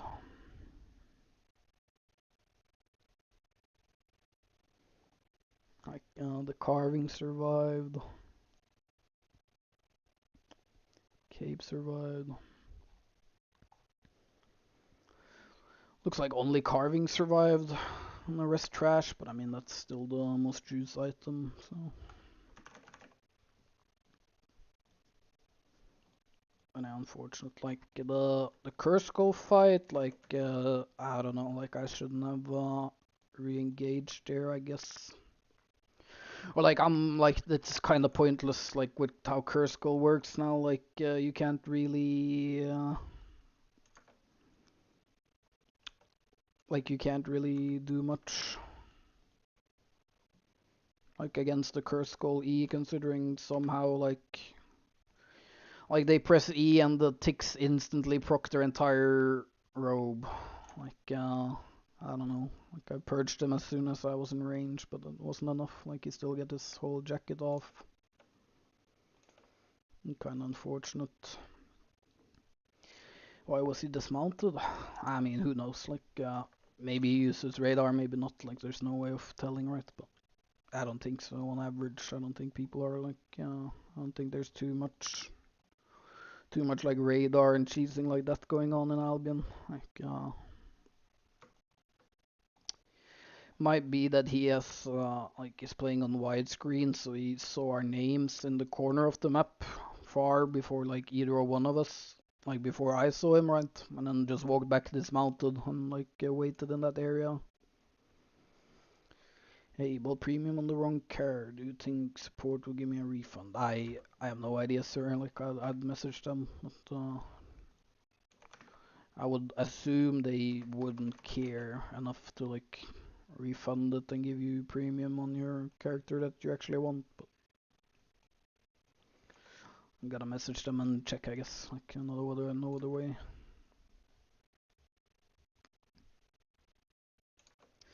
But I was very lucky for the rat to show up there. Okay,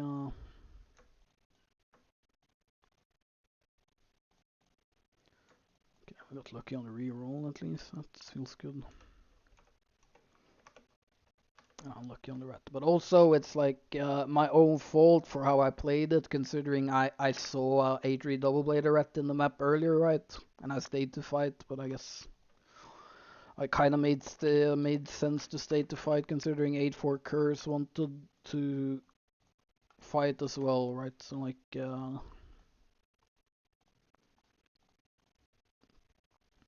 was kind of a unlucky situation, because I wouldn't normally I know if I see an a3 double blader rat in the zone, I'm not gonna I don't want to start fighting because of exactly getting ratted, right? But obviously I haven't found any juicers that wanted to fight, and finally I found an 8-4 that tried to square up, so kinda had to take the chance as I got it, right? That's Albion. Money's still up. I'll keep the profit down for the stream. But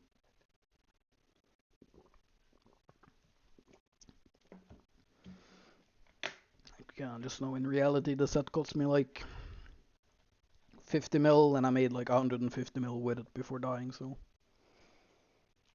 we didn't actually lose anything. But I'm more sad that the rat ended up with the loot than the curse goal. I'd way rather have that curse skull get my loot after like wanting to fight.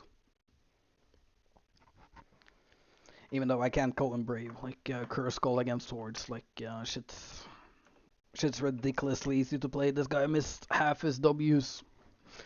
Well, you can't purchase jacket. Like I think maybe the play, no, keeping the purchase to OP. Like the play could potentially to be just put on Bop for that fight against the curse skull, and just hit him with a fast combo into Bop to create distance so he can't stack me. Considering I seems so pointless right now with how Merc Jacket works with the Curse Skull E. Like you press E and then Merc Jacket, and like you get your 6 ticks instantly before you can get purged. Like already got it. What build do you recommend for players don't have a lot of specs? I think one of the best weapons would be Brawler Gloves. I think that's a pretty strong, solid build to kill people compared to its price and like the IP required.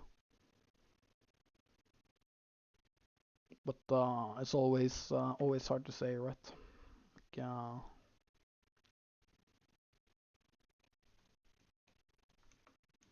I guess it's been such a long while since I played on a character with no specs, so like not sure. Like I remember when I started playing, normal bow was pretty solid option even with low spec, but I don't think it's viable anymore with the new update. Like I was trying it yesterday, it doesn't seem like a pointless update that doesn't like help the weapon too much to become any stronger than what it already was. But I think Brawler Gloves, and I think like one-handed curse or any curse, like one-handed curse or curse skull is probably like the strongest in terms of like fighting power 1v1 compared to IP and spec. Like because curse is like very forgiving gameplay in the sense that you don't have skill shots involved really in any of the abilities, right? Like your Q is on hit, your W is on like a AoE skill shot or long range skill shot with low cooldown. And then E is like too big of an AoE to really call a skill shot, right? Is Trinity still good in CDs? I'm not sure. Like I've not played CDs in a good while, so I'm not quite sure what the meta in there is. Like last I saw, it was a lot of like chill howl gameplay, which I'm just not interested in. Like it's too boring of gameplay to me. So yeah, I can't really tell you what's good in Corrupted right now. Will we play CD in the next streams? Maybe. I haven't decided yet. Haven't decided yet. Like we'll see. But the Corrupteds was like there has been no real update to Corrupteds in too long of a time, so the meta became pretty stale and boring. Because it ends up being like a pretty like rock paper scissors meta where it's like one thing counters another, and then people only try to fight what they counter and run from what they're countered by. But yeah, I'm not sure what the meta is in there right now, but yeah, last time was a lot of Frost gameplay with like Mistcaller like in the range Q just poking from range, just like not letting you out of combat. I'm not too interested in that gameplay. Like I already killed enough Frost while SPI like allowed other weapons to have counter measures to them, but now that they like more or less took away the majority of the weapons that like I used to play from meta, then kind of hard. Because like items like Fist of Avalon is like pointless to play into Frost players because they blink once and you can never catch up. And you can never run, so it's like you just get queued for max range and need for max range. like off your screen basically. Like it's not really enjoyable to play.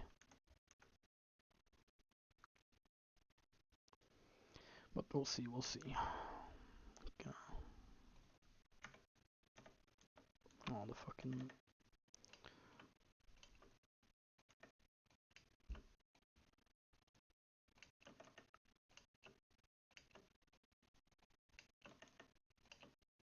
Oh, we dismounted. You'll see.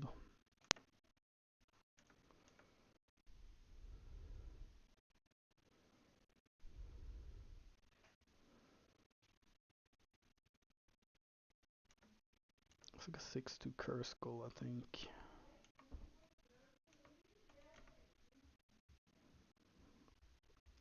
Like, I don't get this new gameplay. Like, people are just pressing Q from max range, or W from max range. I'm not too interested in fighting, not to be honest. I'm feeling stupid, I'll fight the curse like an idiot.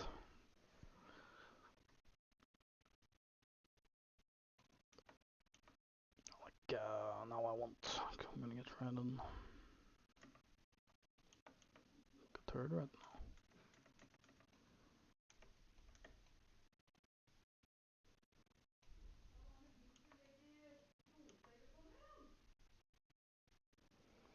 Not sure how his W hits me if he's aiming southeast and I'm walking north.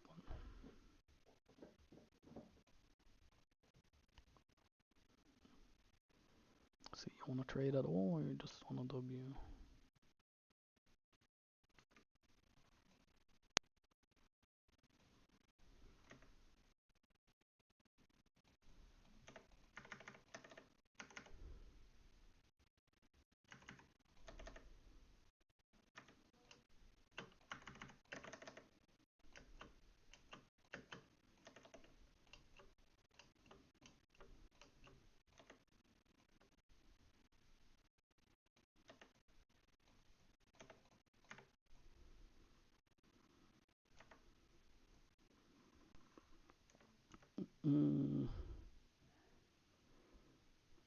Get back here, you dirty fucking rat.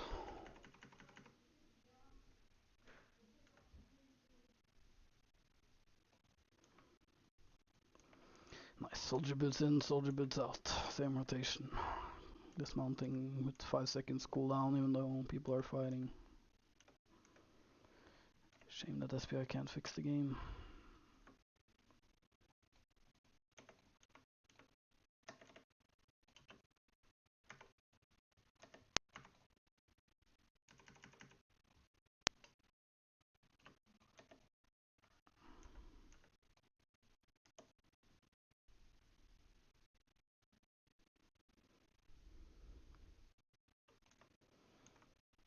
Oh,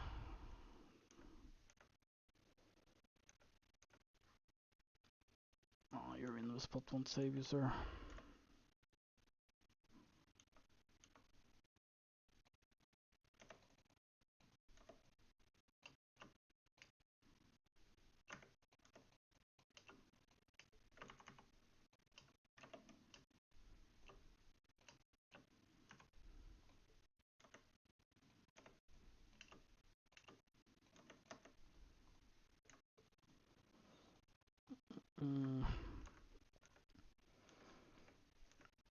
But I don't know. I don't think the curse gold matchup is like playable, to be honest. Cause like I'm pretty sure I had jacket activated there, right, when he E'd me, and still like is doing half my HP bar or more with one E from a 6-2 curse. I don't know. Such a shame SBI like makes weapons like this fucking weirdly damaged, like somehow a 6-2 curse go E should do someone's half HP.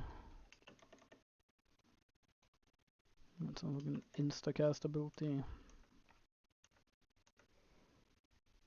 Because there I purged like his Merc jackets instantly and I still think he got like 3 ticks off, which is like fucking disgusting value when you're playing so telegraphed.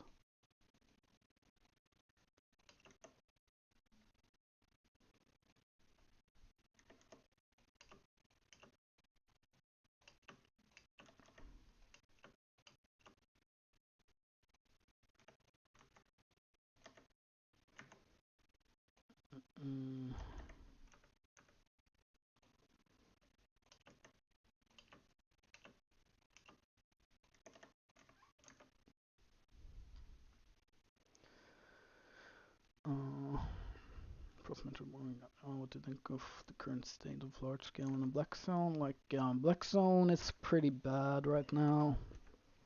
There's like way too many maps and way too few people willing to actually show up and fight for what's there. Like, somehow SPI put like 30 castles in the game, and there's maybe 5 guilds at most at the timer that actually it's probably less even how sad it is. Like probably only like 5 guilds at most that are like actually looking to fight for a castle, you know. Like most people would just like go to a castle, and if enemies show up, they know that if they run 10 maps another direction and go to another castle, they can probably get it for free without the fight, right? So they just run instead of fighting. Same with like Terry's in CBC. It's like losing a Terry has no real value considering headquarters is a thing, right? So you can't like force people to actually defend what they own in the Black Zone, which is a really bad mechanic. Like headquarters alone probably is like responsible for killing like half of the Black Zone in terms of content, because most of the guilds that like would have to fight because you show up to smash their hideout or whatever, they don't have to do anything anymore, right? They don't have to even like they don't have to mass, they don't have to be there, and they don't have to do anything because they have headquarters, and like it's super easy to keep your headquarter like power level above the limit, right? Like it's not like possible for a guild to like starve out the headquarters hideout from cores and shit, because like the guild gets like a couple green cores, and like they're over the limit of like starvation. Um, like the only real way to like break a headquarters hideout is move your entire guild in there and have like a lot of people in your guild playing like 24/7 to stop like the enemy guild from getting any cores. But like all they have to do is like mass randomly once or twice for like a purple core, and then like you probably won't have time to deny it, and then like you can't break the hideout, right? So it's pretty sad. So I think like headquarters combined with the size of the map being like too big, so people know that like if they don't get a specific castle, they can just go to the next, so they don't have to fight for it. Like yeah, it's killing the Black Zone. But we will see. Maybe some new guilds form. Maybe some old guilds come back. Because we wouldn't like right now the Black Zone is way too noob friendly in terms of like guilds. Like should be no reason to have headquarters in the game. It's like if you wanna be able to have a hideout in the Black Zone, then you should also like be able to fight for it if someone tries to break it, right? Like would just make sense. Like why would you have a hideout if you can't defend it? Seems like a pointless like concept in the game.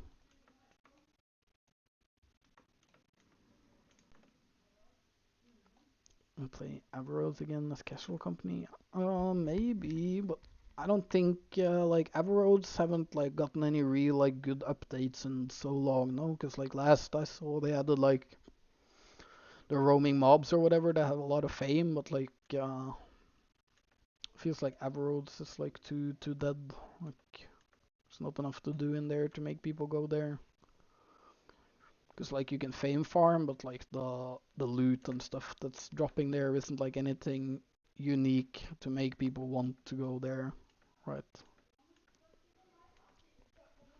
Because like if they made it so say any like Avalonian artifact weapons or like weapons and like armor pieces, if Avalonian artifacts only dropped in like the Averroes chest, it would like make people be in the Averroes for something other than Fame Farm, which you can do everywhere else as well, right? But the current setup now, like the only reason to be in Averroes is the Fame Farm, I think. Like I don't think there's too much content going on there, like not really much to do. But I would love it if they updated Everroads a bit, added some more value to it. Like I really think SPI is like missing out on like huge opportunities by not like putting distinct like artifact classes in distinct content to make it like that content is where you have to go to get those artifacts. Because it would be good for the game, I think, in the same way that like the mist artifacts you're supposed to only get in mist, right? Unless they changed on that. But like it's like a good system, I think, where it like any Avalonian artifact you would have to get from the Everroads, any mist artifact you have to get in the mist, any like demonic artifact you have to get in Hellgates, like only drops in Hellgates, would like make it more interesting, I think.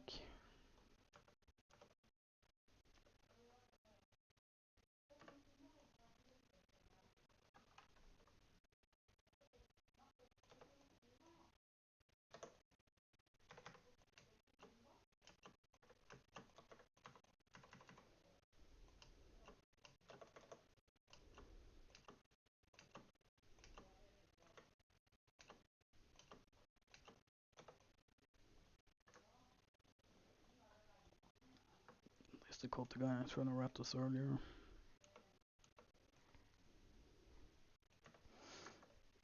But yeah, I think Albion would be better, like more content would be better if they spread out where artifacts are dropping into like specific content to like make that content more attractive and like playable.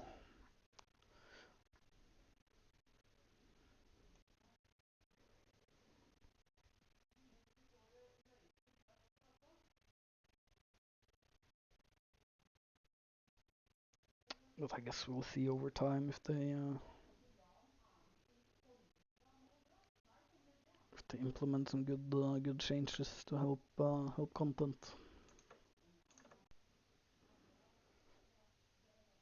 Mm.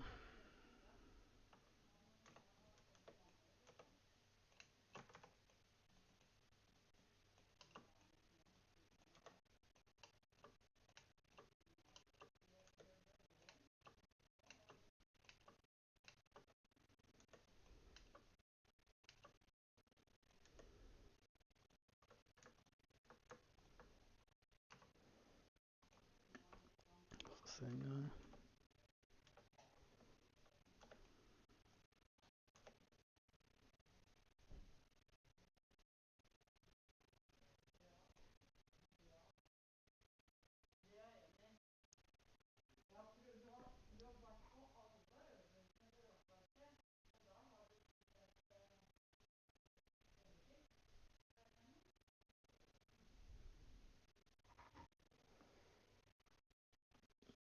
Mm.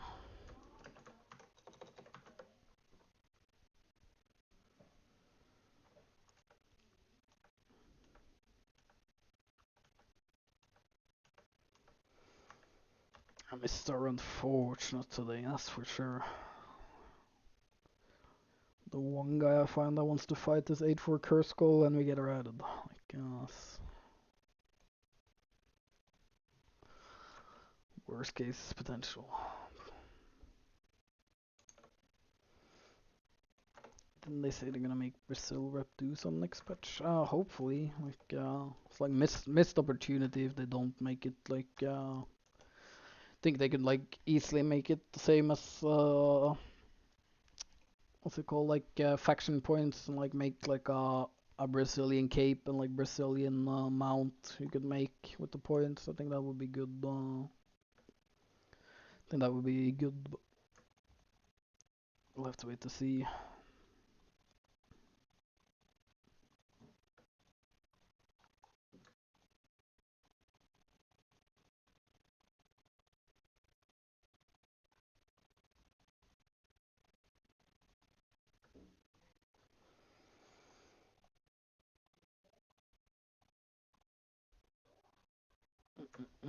All my tabs are soon full. I gotta sell some items, I think.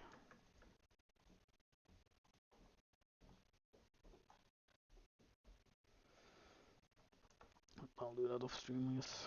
Nice, another double-bladed dog rat.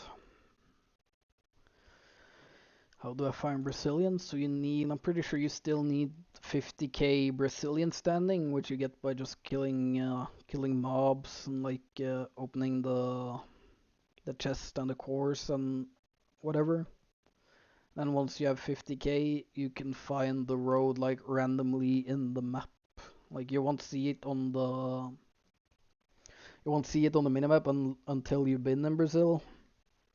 But once you have 50k points, you should be able to find the portal to Brazil randomly in the mist.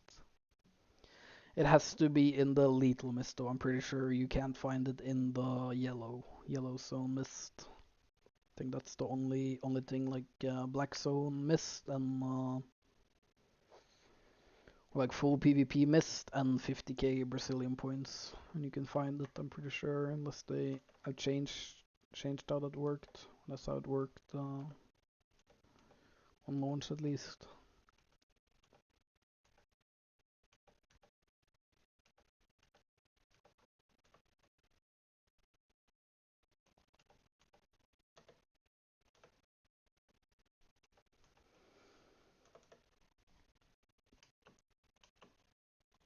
Yeah, we'll see. I'll play for another 30 minutes, so hopefully we can find some A3s, A4s. That's not the Curse Skull though. I'm not gonna fight the Curse Skull again with Merc Jacket. Like I think the last Curse Skull I fought and killed that was in 8-4 was playing Mistwalker Jacket. And I think the Merc Jacket just counters too hard, because I'm pretty sure you literally can't purge it in time for it to not get the procs off by the looks of it, because like the guy E'd me and then jacketed, and I purged it right away, and he still got, I'm pretty sure he still essentially got this whole jacket off. And like the curse damage is just like too insane. Like it's pretty sad how the mechanic works, where like they just press Q, once they have 4 stacks Q on you, they like do way too much damage. Like it's so undeserved like damage output, considering you just have to press Q.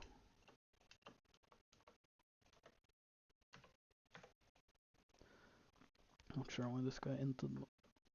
I'm to tell to not to kill people.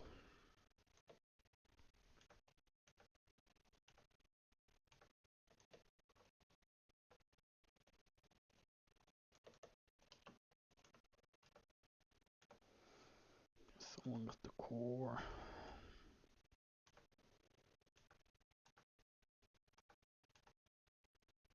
Maybe I can find them. Oh.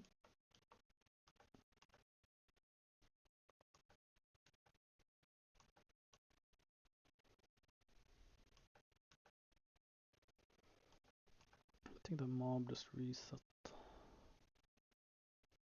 Maybe he's up here.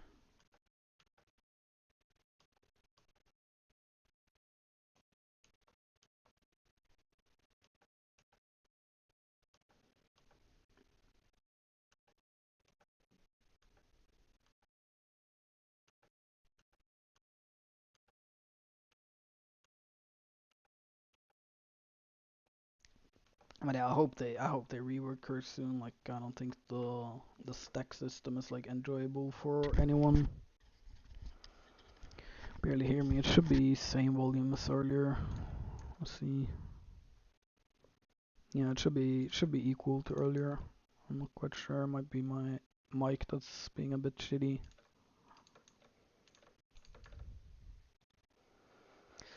Not certain. But yeah, I hope they changed curse tree, or like the curse queue system, the stack system. Like I don't think it's like it's not enjoyable at all. The fact that like just pressing Q on cooldown, that's a targeted ability from range, like puts stacks that does that amount of damage. Like it just feels boring, like feels pointless.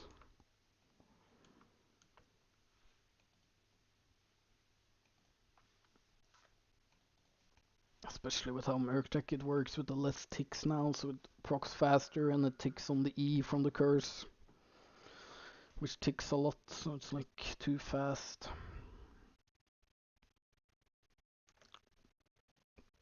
Yeah, seems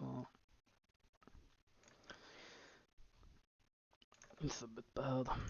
Is carving or Battleaxe better in? I think they're pretty equal in terms of fighting strength, the Battleaxe and carving. But I think the carving has more chances of getting kills because you have like a way better way to dismount people, so you can like start fights more easily, and you have like higher mobility, right? Because you have the root on your W and you have the dash on your E, meaning like if you root someone in their boots, then like you will catch up with their boots compared to Battleaxe where you boot, they boot, you're gonna end up at the same distance from the target unless they like failed in their pathing and like ran into a wall or like ran like in a bad line. I think both are good. Like Battleaxe is one of the stronger weapons in terms of the fight. So someone just cleared this camp, so guess I'll go to the middle camp as they probably went there after. And I guess they didn't.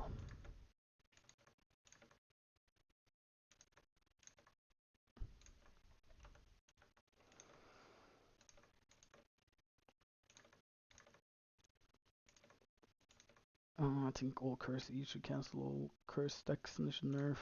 Yeah, that would be good. Like I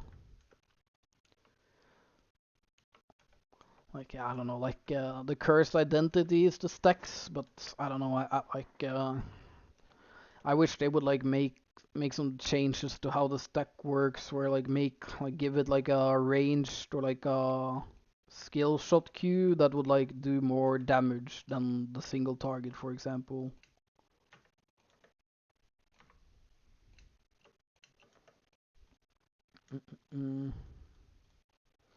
Because yeah, I think it's like too like underserved, like too easy of a weapon to play compared to its strength, considering all you really need to do to win against Curse is press Q. Like that's your only real like way to fight.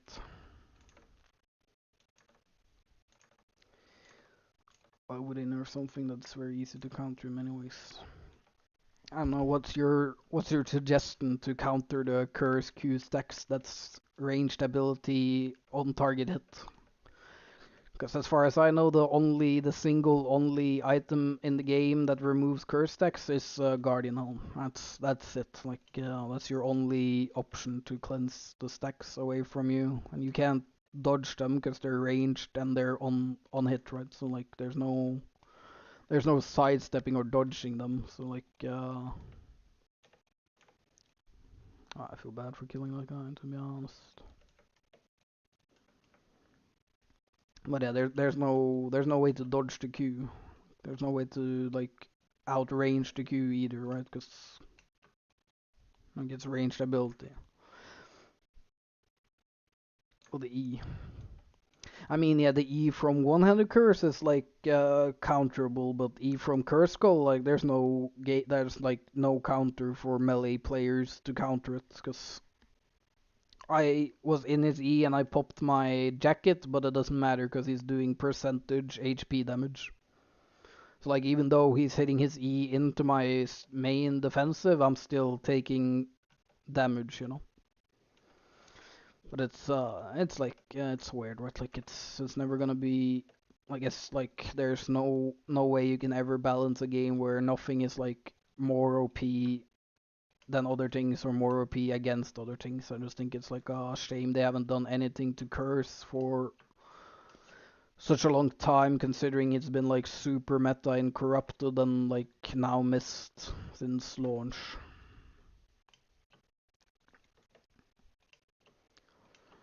Because I feel like if they made like some separate queue decisions, like Like playing the ranged on target Q, the stack should be like less stack damage over time, considering it's way easier, like it's so easy to hit and you're hitting from ranged. So you don't even have to like walk up too much to put yourself in like a risky position, yeah. But like if they made it so that like they had like a separate queue that's like AoE or skill shot based queue that puts stacks on you, I'd feel way more like it'd feel way better if that queue did more stack damage from the stacks, because it's harder to hit, like harder to play with, right? Compared to them, like very easy to play with single target. Also, I have no idea why minor work boots isn't like banned and fucking missed. It was so pointless.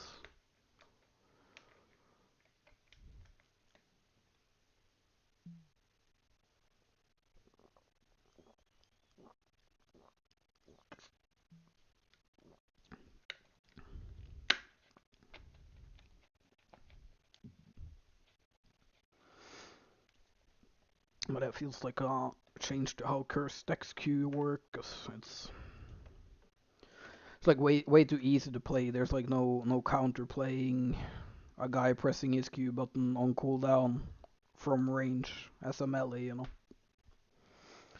Like being a like range matchup, then obviously it's like 50-50, right? Like you have more chances of not getting hit by Qs because you can like hit him from range at least too.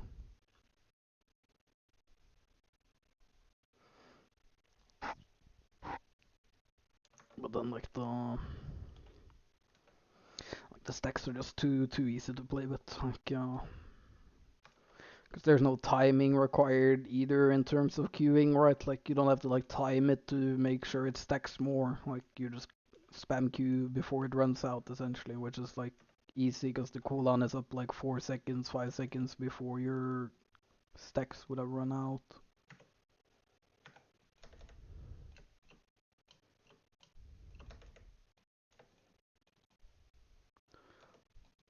One-handed frost, but I don't think I catch. This is boots and blink. It's out of my screen, you can mount up.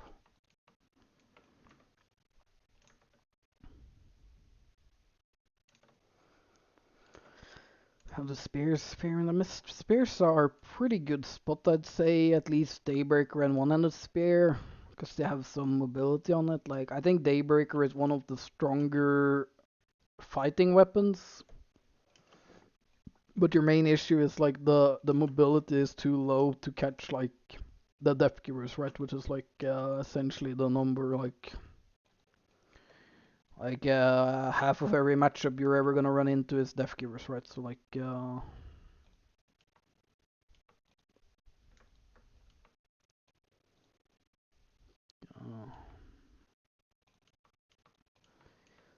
yeah, I'm not gonna dismount this guy.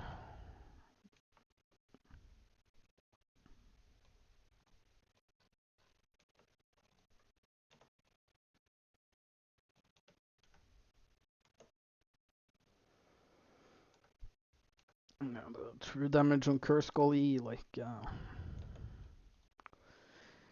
don't know. I don't like true scale or true damage abilities that don't have any scaling related to them. Because like a flat 4 Curse Skull does the same as 8-4 in the percentage damage. Same with like Wildfire E. Like I don't know. Seems a bit silly to me to not make weapons main source of like E damage scale of their tier and IP. Because like I'm pretty sure a 6-3 Curse Skull E will like do 10 times, like 3 times more damage than what my E will do to him in a rotation.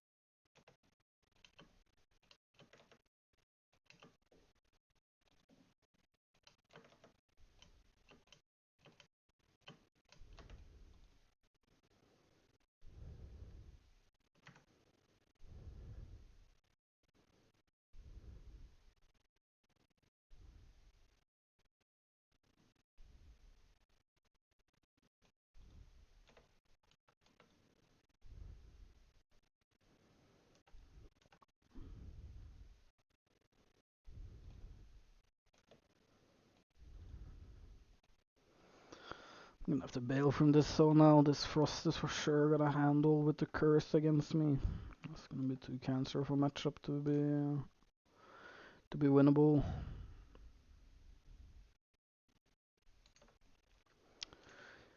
Uh, yeah, I died to rats. I was fighting 8-4 curse call when we won.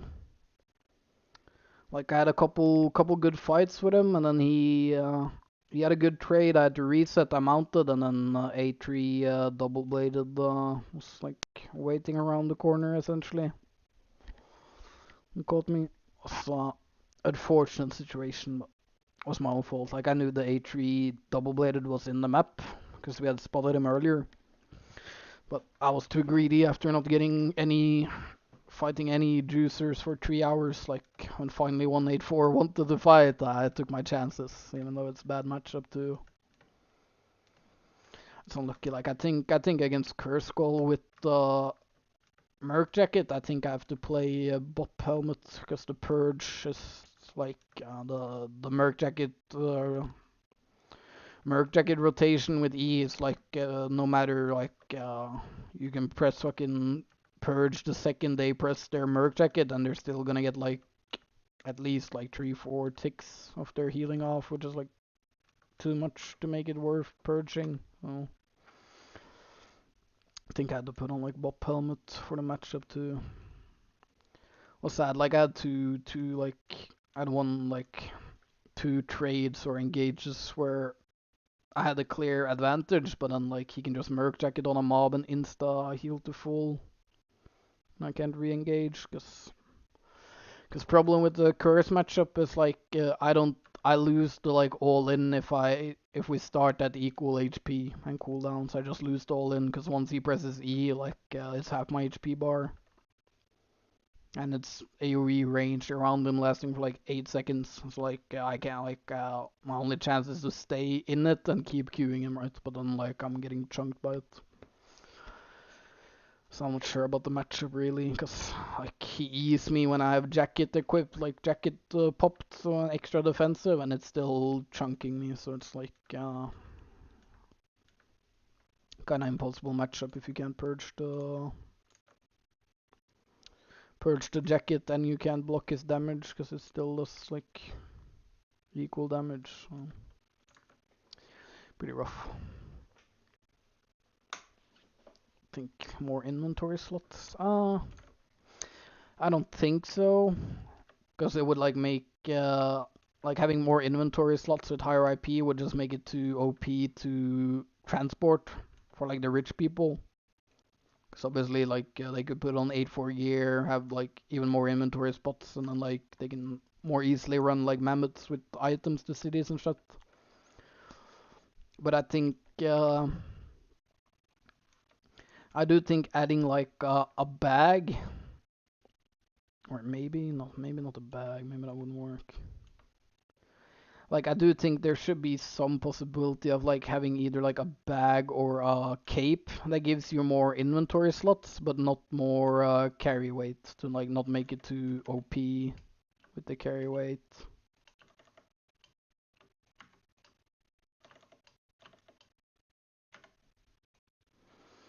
No, this guy weak build. But yeah, I think potentially like a cape that gives inventory slot. I don't know. They're like they would have to make some way to make it so like the people on transport mammoths wouldn't get the slots and carry weight combined, because I think that would make like the transporting too easy between cities on mammoths or too like efficient.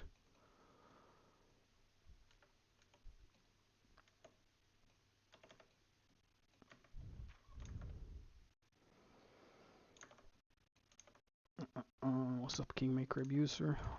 What's up, Blend? What spells and passives you play on carving and it's for experience? I'm carving Kingmaker, main soul scale. 120 on Kingmaker, but it's useless on Mist.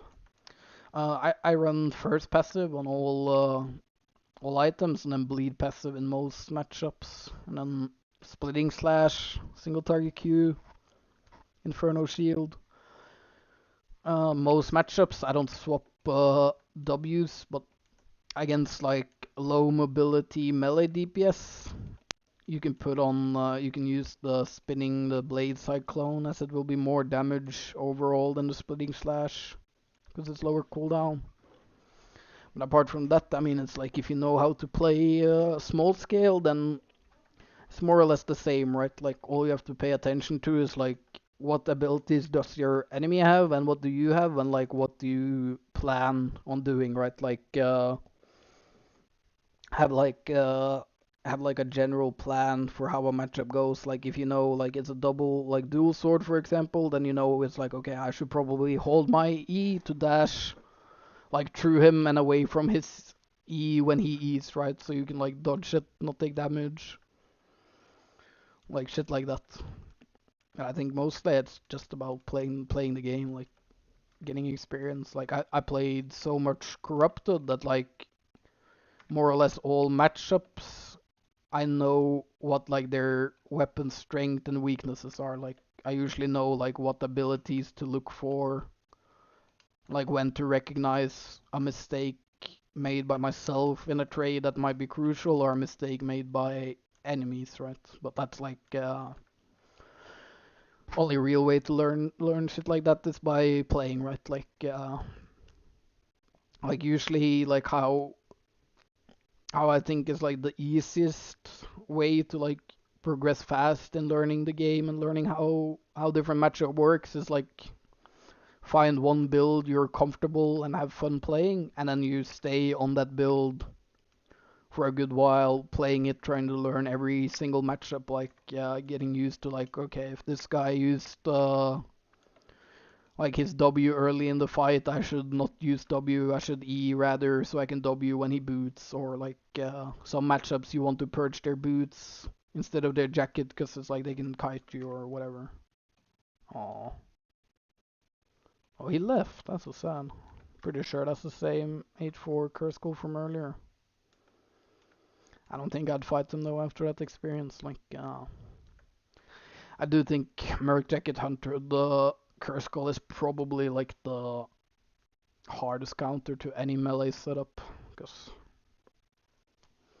like you can't purchase Hunter, then you realistically can't purchase Merc Jacket either before he gets ticks off and gets his value from it anyway. So I think like best way to fight a curse is like would be like Mistwalker Jacket build would be better into the curse matchups.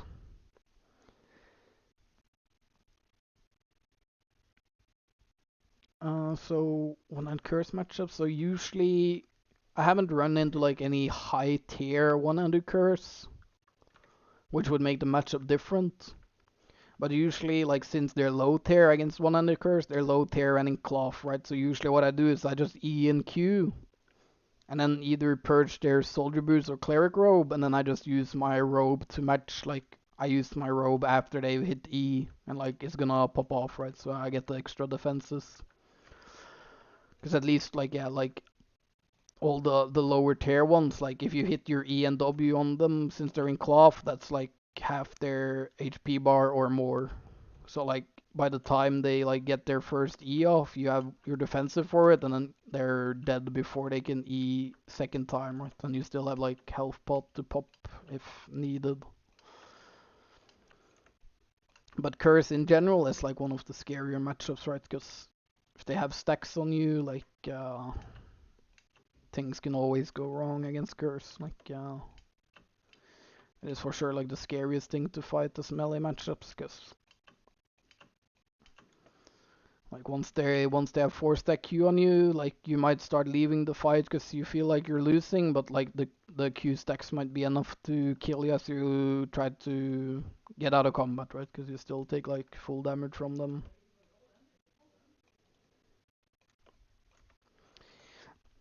But yeah, like it's mainly about like kiting and countering your own, like counting enemies cooldowns and your own cooldowns, right? That's like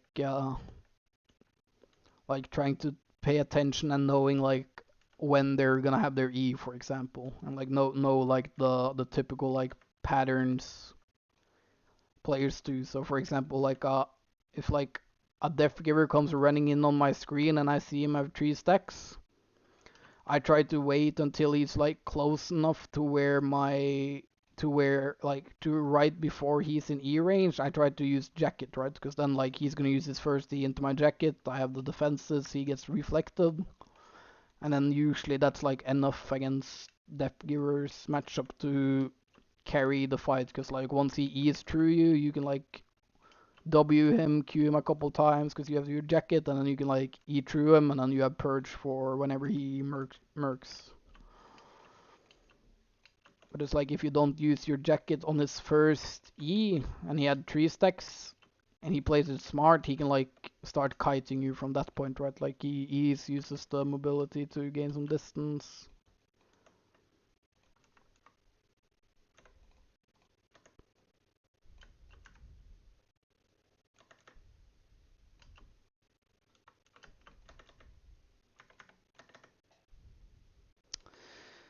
This guy's juice, but he has royal sandals, so I can't purge them.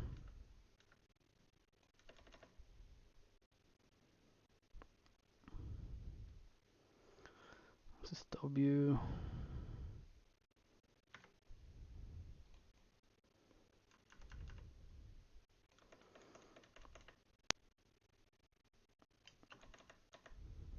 I'm gonna hold my W here to hopefully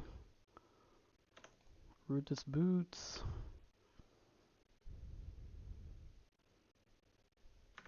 To E, nice.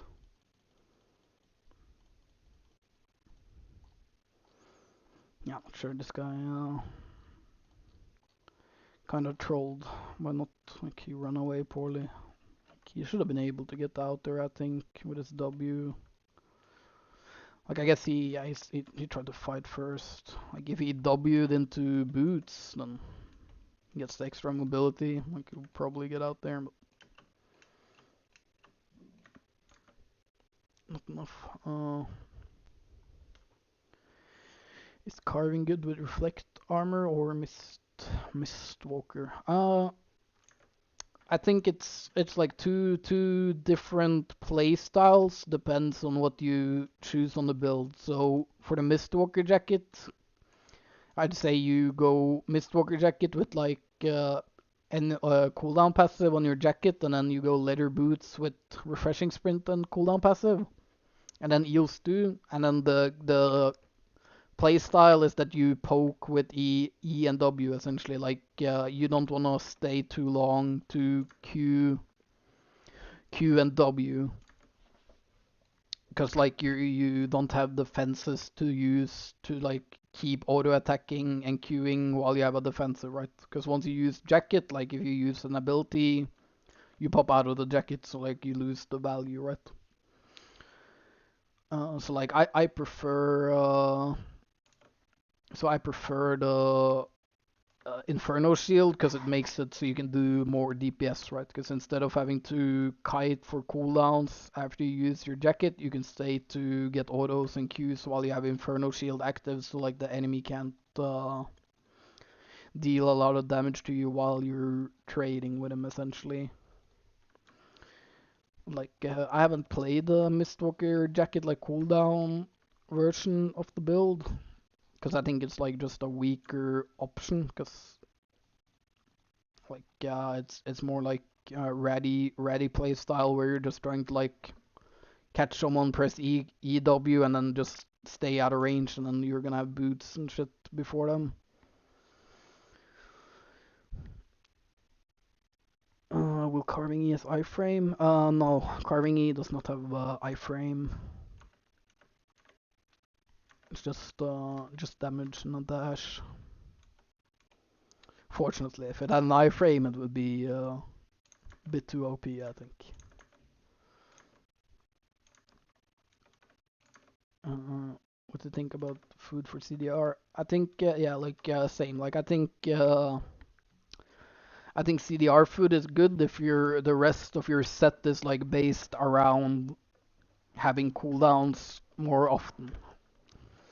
But like if I eat eel stew in this set, my E will probably be like 20-second cooldown at most, and those 2 seconds is like It's like decent, isn't horrible, but I feel like having the larger HP pool and the regen from the damage you do during the fight gives you more value overall. Especially in high tier builds, I'd say like if you're like A3, A4, A2, like high tier builds, because your damage is already quite high due to your base stats, right? But like lower tier, it makes more sense with CDR food like heals do, because you want the damage increase.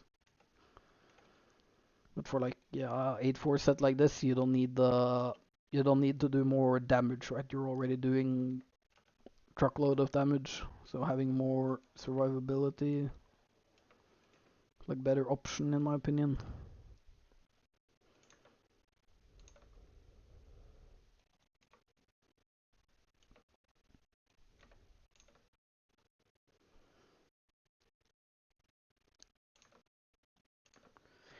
I'm playing Reflex style, but I tried Mistwalker and SE. I don't have defenses. It's weaker for Death Gears or Brute weapons.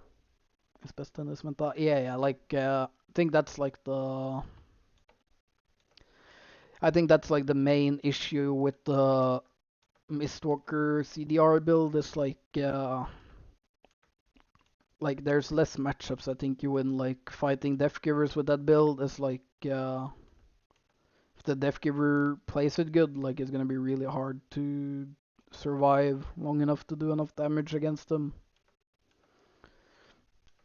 Because also most of the Death Givers build, I'm guessing it's gonna change a bit now with Mage Cowl not being like super easy to use on OP. So like most Death Givers players will have to like change because it has like skill shots that are important to hit in it.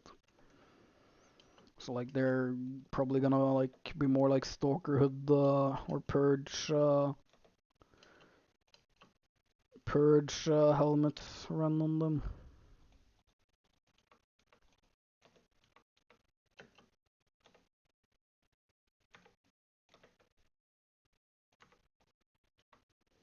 Oh, I Purge just too late.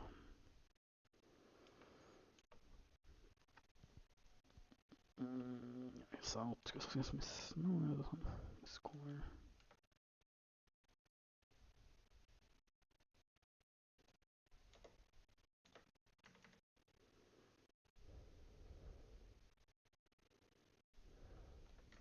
Never mind. Coming faster with me and no boots. Not going Goom and flat 4. Spamming Q and W. Sad.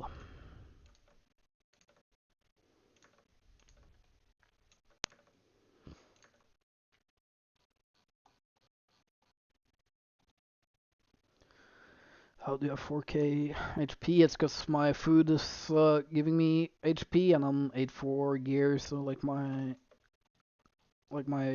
weapon is giving me HP, the jacket, like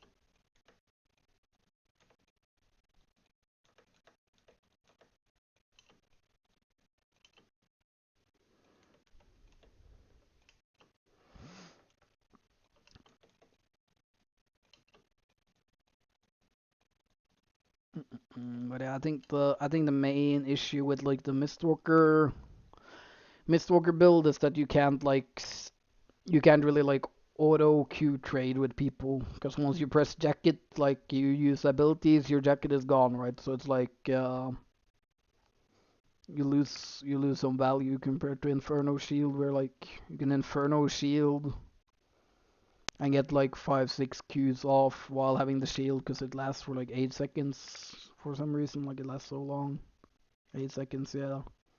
And it reflects as well, giving you more like damage output in a auto Q trade fight, right? Because they're gonna be reflecting themselves on you, giving you more damage.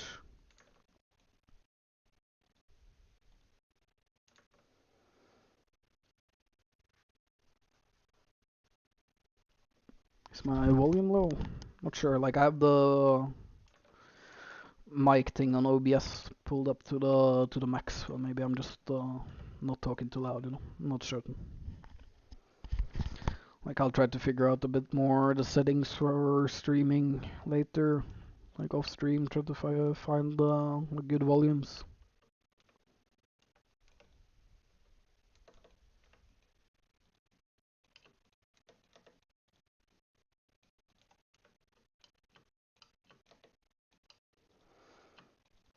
And it's been a tragic start to today's miss, that's for sure. Like none of the A3s I find want to fight, and the rat got me in the 8-4 fight, so pretty unfortunate. Looking in hindsight, like fighting the curse skull is very, very greedy, very greedy. Like especially like I think when it's Mistwalker curse skull, I think it's doable, but I think with I think because of how the Merc Jacket and E rotation works now, it's kind of doomed matchup because even if you purge him almost instantly, he's still getting ticks off his heal. And like 400 HP in a fight is pretty large. Like that's tanking like a W or like a couple Qs, so makes a big difference if you can't insta purge it and like stop him from getting any heal. So and it does like ridiculous amount of damage. So. Oh my.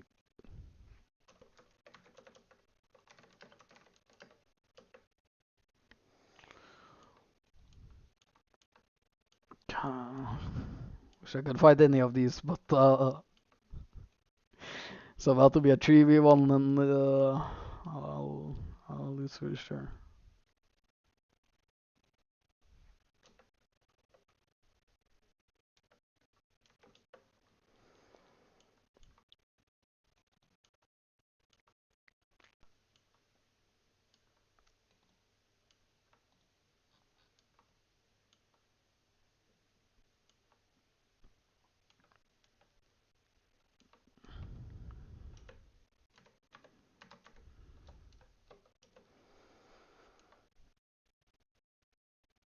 See, I don't think this guy wants to fight. There's too many rats in the zone to start fighting right here.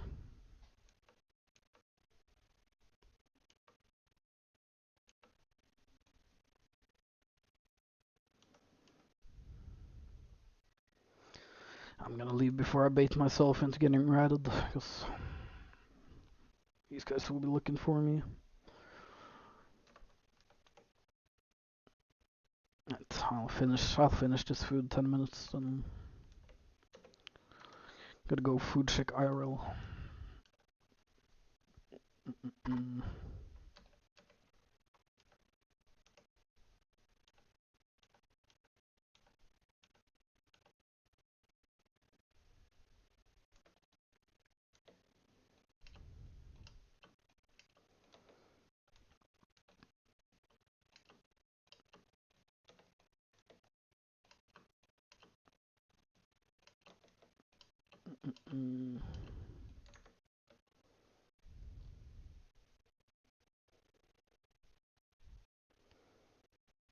What's your passive skills? First passive on every item. Bleed passive on sword, and then increased damage passives on all the armor pieces. What should I do? Build like 100 plus merc jackets. If you want to play the carving, I highly recommend going Jacket of Tenacity, because you get more percentage damage from the passives, or like from the stats on the jacket. Or I guess Assassin Jacket should have the same Assassin Jacket should have the same damage passives, but not as much like HP on the jacket. But I wouldn't recommend the Merc Jacket, because I think it's like a bit like your damage percent is like 24 compared to 34, so you're losing out like 10% DPS from it, and like I don't think the like the Merc Jacket builds are very are very weak to all the Fiend Cowl builds, right? Because if someone purchases your Merc Jacket before you get a tick off, you lose so much value. But if you Inferno Shield and they purge it, like you still lose value, but at least you have the 10%, like the increased, like higher damage percentage, no matter what happens, because of the jacket, right? Like I think it's just more value overall, like harder to counter, so, like more chances, like more occasions is gonna be helpful to you compared to Merc Jacket. 'Cause I think Merc Jacket is kinda only good for stuff like Curse Skull, like any weapon that have like ability that can trigger the ticks on the Merc Jacket a lot of times fast, so that people can't really purge it in time without it getting value. It should be decent for, but like as a carving, it's like realistically, if you like run into a guy with a purge, like you should max get like 2 or 3 ticks off your Merc Jacket before it's purged, as long as they're like paying attention, right? Because you have no real fast way of getting the damage off, like I'm not sure how, I haven't tested, like maybe if you, I'm not sure how it works if you E through mobs with Merc Jacket, if the E counts as multiple hits or not. I don't think it would. But I know the Blade Cyclone does. So like if you're gonna go Merc Jacket, I'd say at least do Blade Cyclone, so you could like Merc Jacket instantly into W, so you at least like get essentially 3 ticks instant. But I wouldn't recommend Merc Jacket for this build. For the setup, like I think the loss of damage in your passive on the jackets is gonna be too much to lose.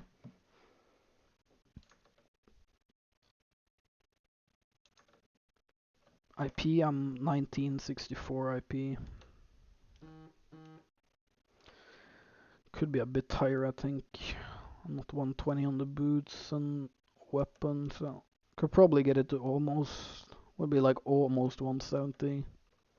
Then if I did 8-4 cape, I think 2k, but 8-4 cape was too expensive. Like I don't feel like buying it. Like I have these A3s laying around.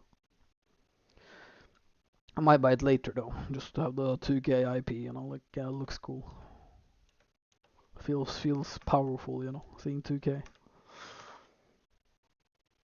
Let's see, like really unfortunate day. Like the A3s don't want to fight. The 8-4 like gets a curse skull and I get ratted.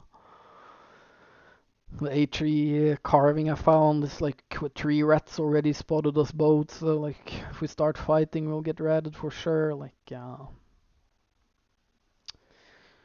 bit unfortunate. I'm not sure. Maybe I play more carving later. Maybe I put on like A3 carving set so I can play like a bit more aggressive and not care too much about rats potentially killing me. But I hate dying to rats in Gucci gear. I don't want to give them the silver, you know. Like,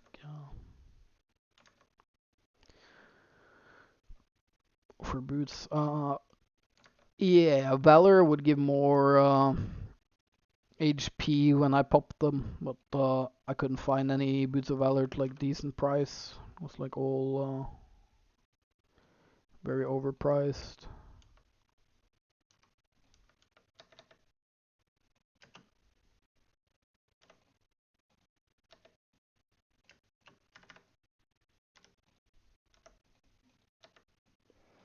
That's an A3 carving that OC'd, but he OC'd and runs. Sir. Please, sir, you OC'd! Why, like I use, like, why would you OC if you don't want to fight?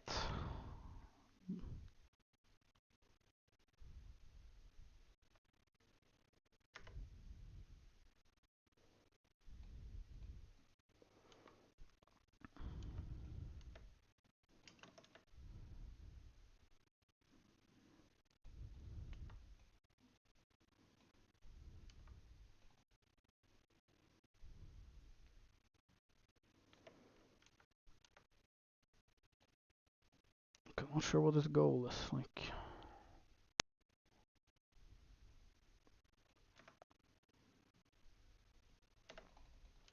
Oh, this guy just keeps running in a straight line. What's up, Tuffy?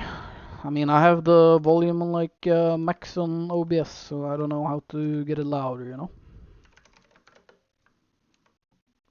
Please, Mr. Carving, please fight me, dude. You OC'd, like, come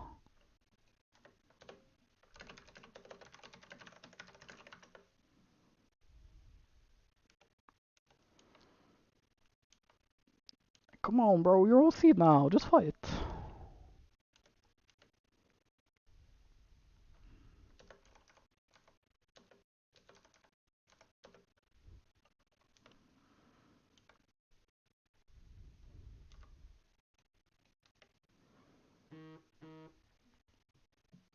Why would this guy hit OC if his plan is to run? I don't get it.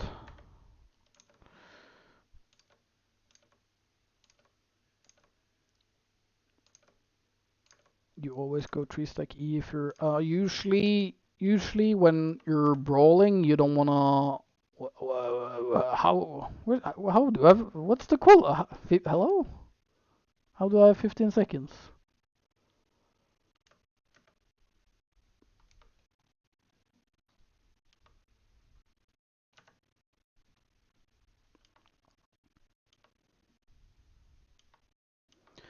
Okay, usually I would recommend not getting, like, it's better to E early and then get 3-stacks as you will do more. I mean, sir, like, you're gonna W from max range, never woke up.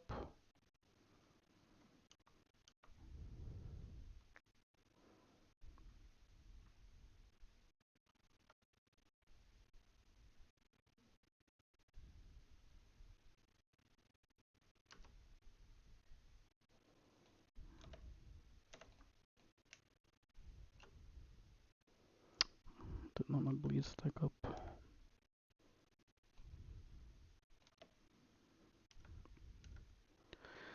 I'm confused why he would like hit W and then walk away after when he has the advantage. Like, he hit W, I get damage.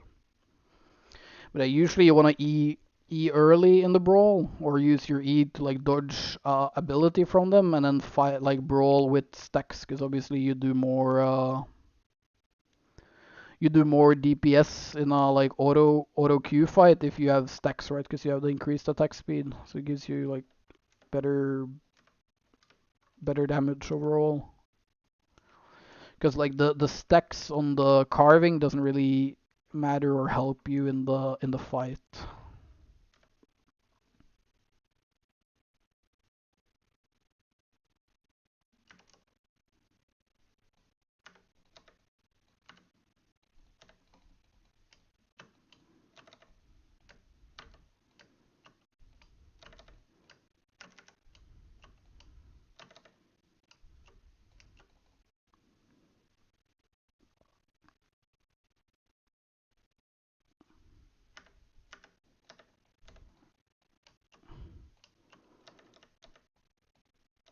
Mm-mm-mm.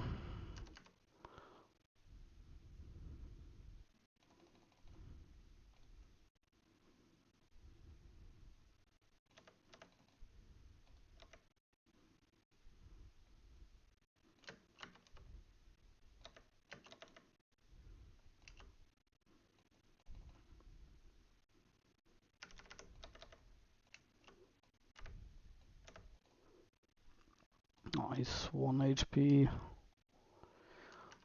It's like red names north, so I'm gonna go east so I don't get ratted.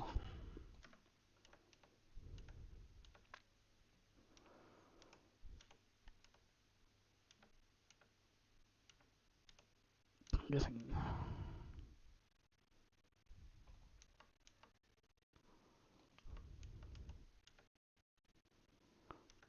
Go. We didn't run east, I guess he went north and the reds didn't get him. Somehow. Forwards around, I mean that's better for me. Like, I'll fight him round 2, like I'm kind of playing into his game because I need to force it.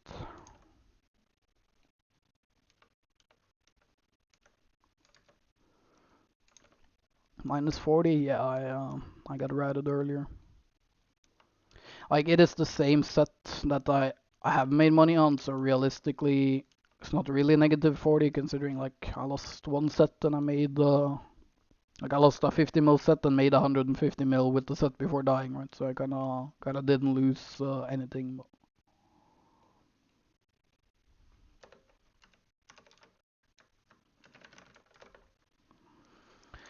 But it's my daily, daily. That's my snapshot. I mean, donate toffee, maybe I'll give you.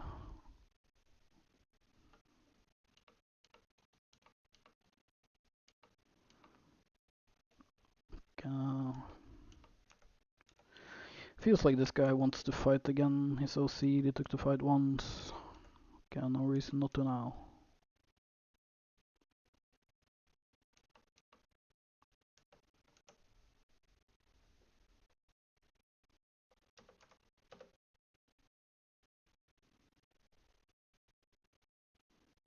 Sir, please. No.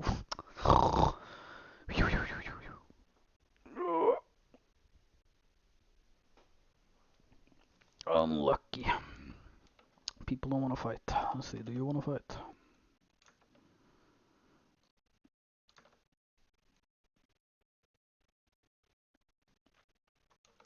I don't think he wants to fight either.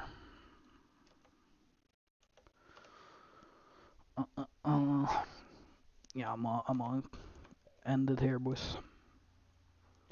It's like five hours, yeah. Yeah, extremely unlucky 5 hours. Like, found almost no juice, and the juice I found is curse, and I got ratted, so. Unfortunate setting.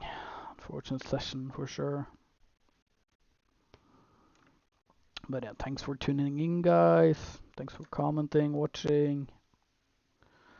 I appreciate it. I'll probably stream more.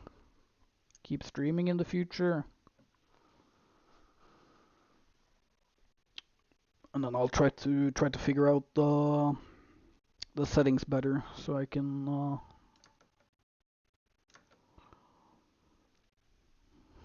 yeah, that's how it is, Toph. Yeah, that's how it is. I'll be back later though. I think I'll stream a couple hours later too, but I gotta go get some dinner.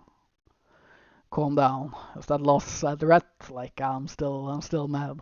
I'm so fucking unlucky. Alright, thanks for watching, guys. I'll see you later. Bye.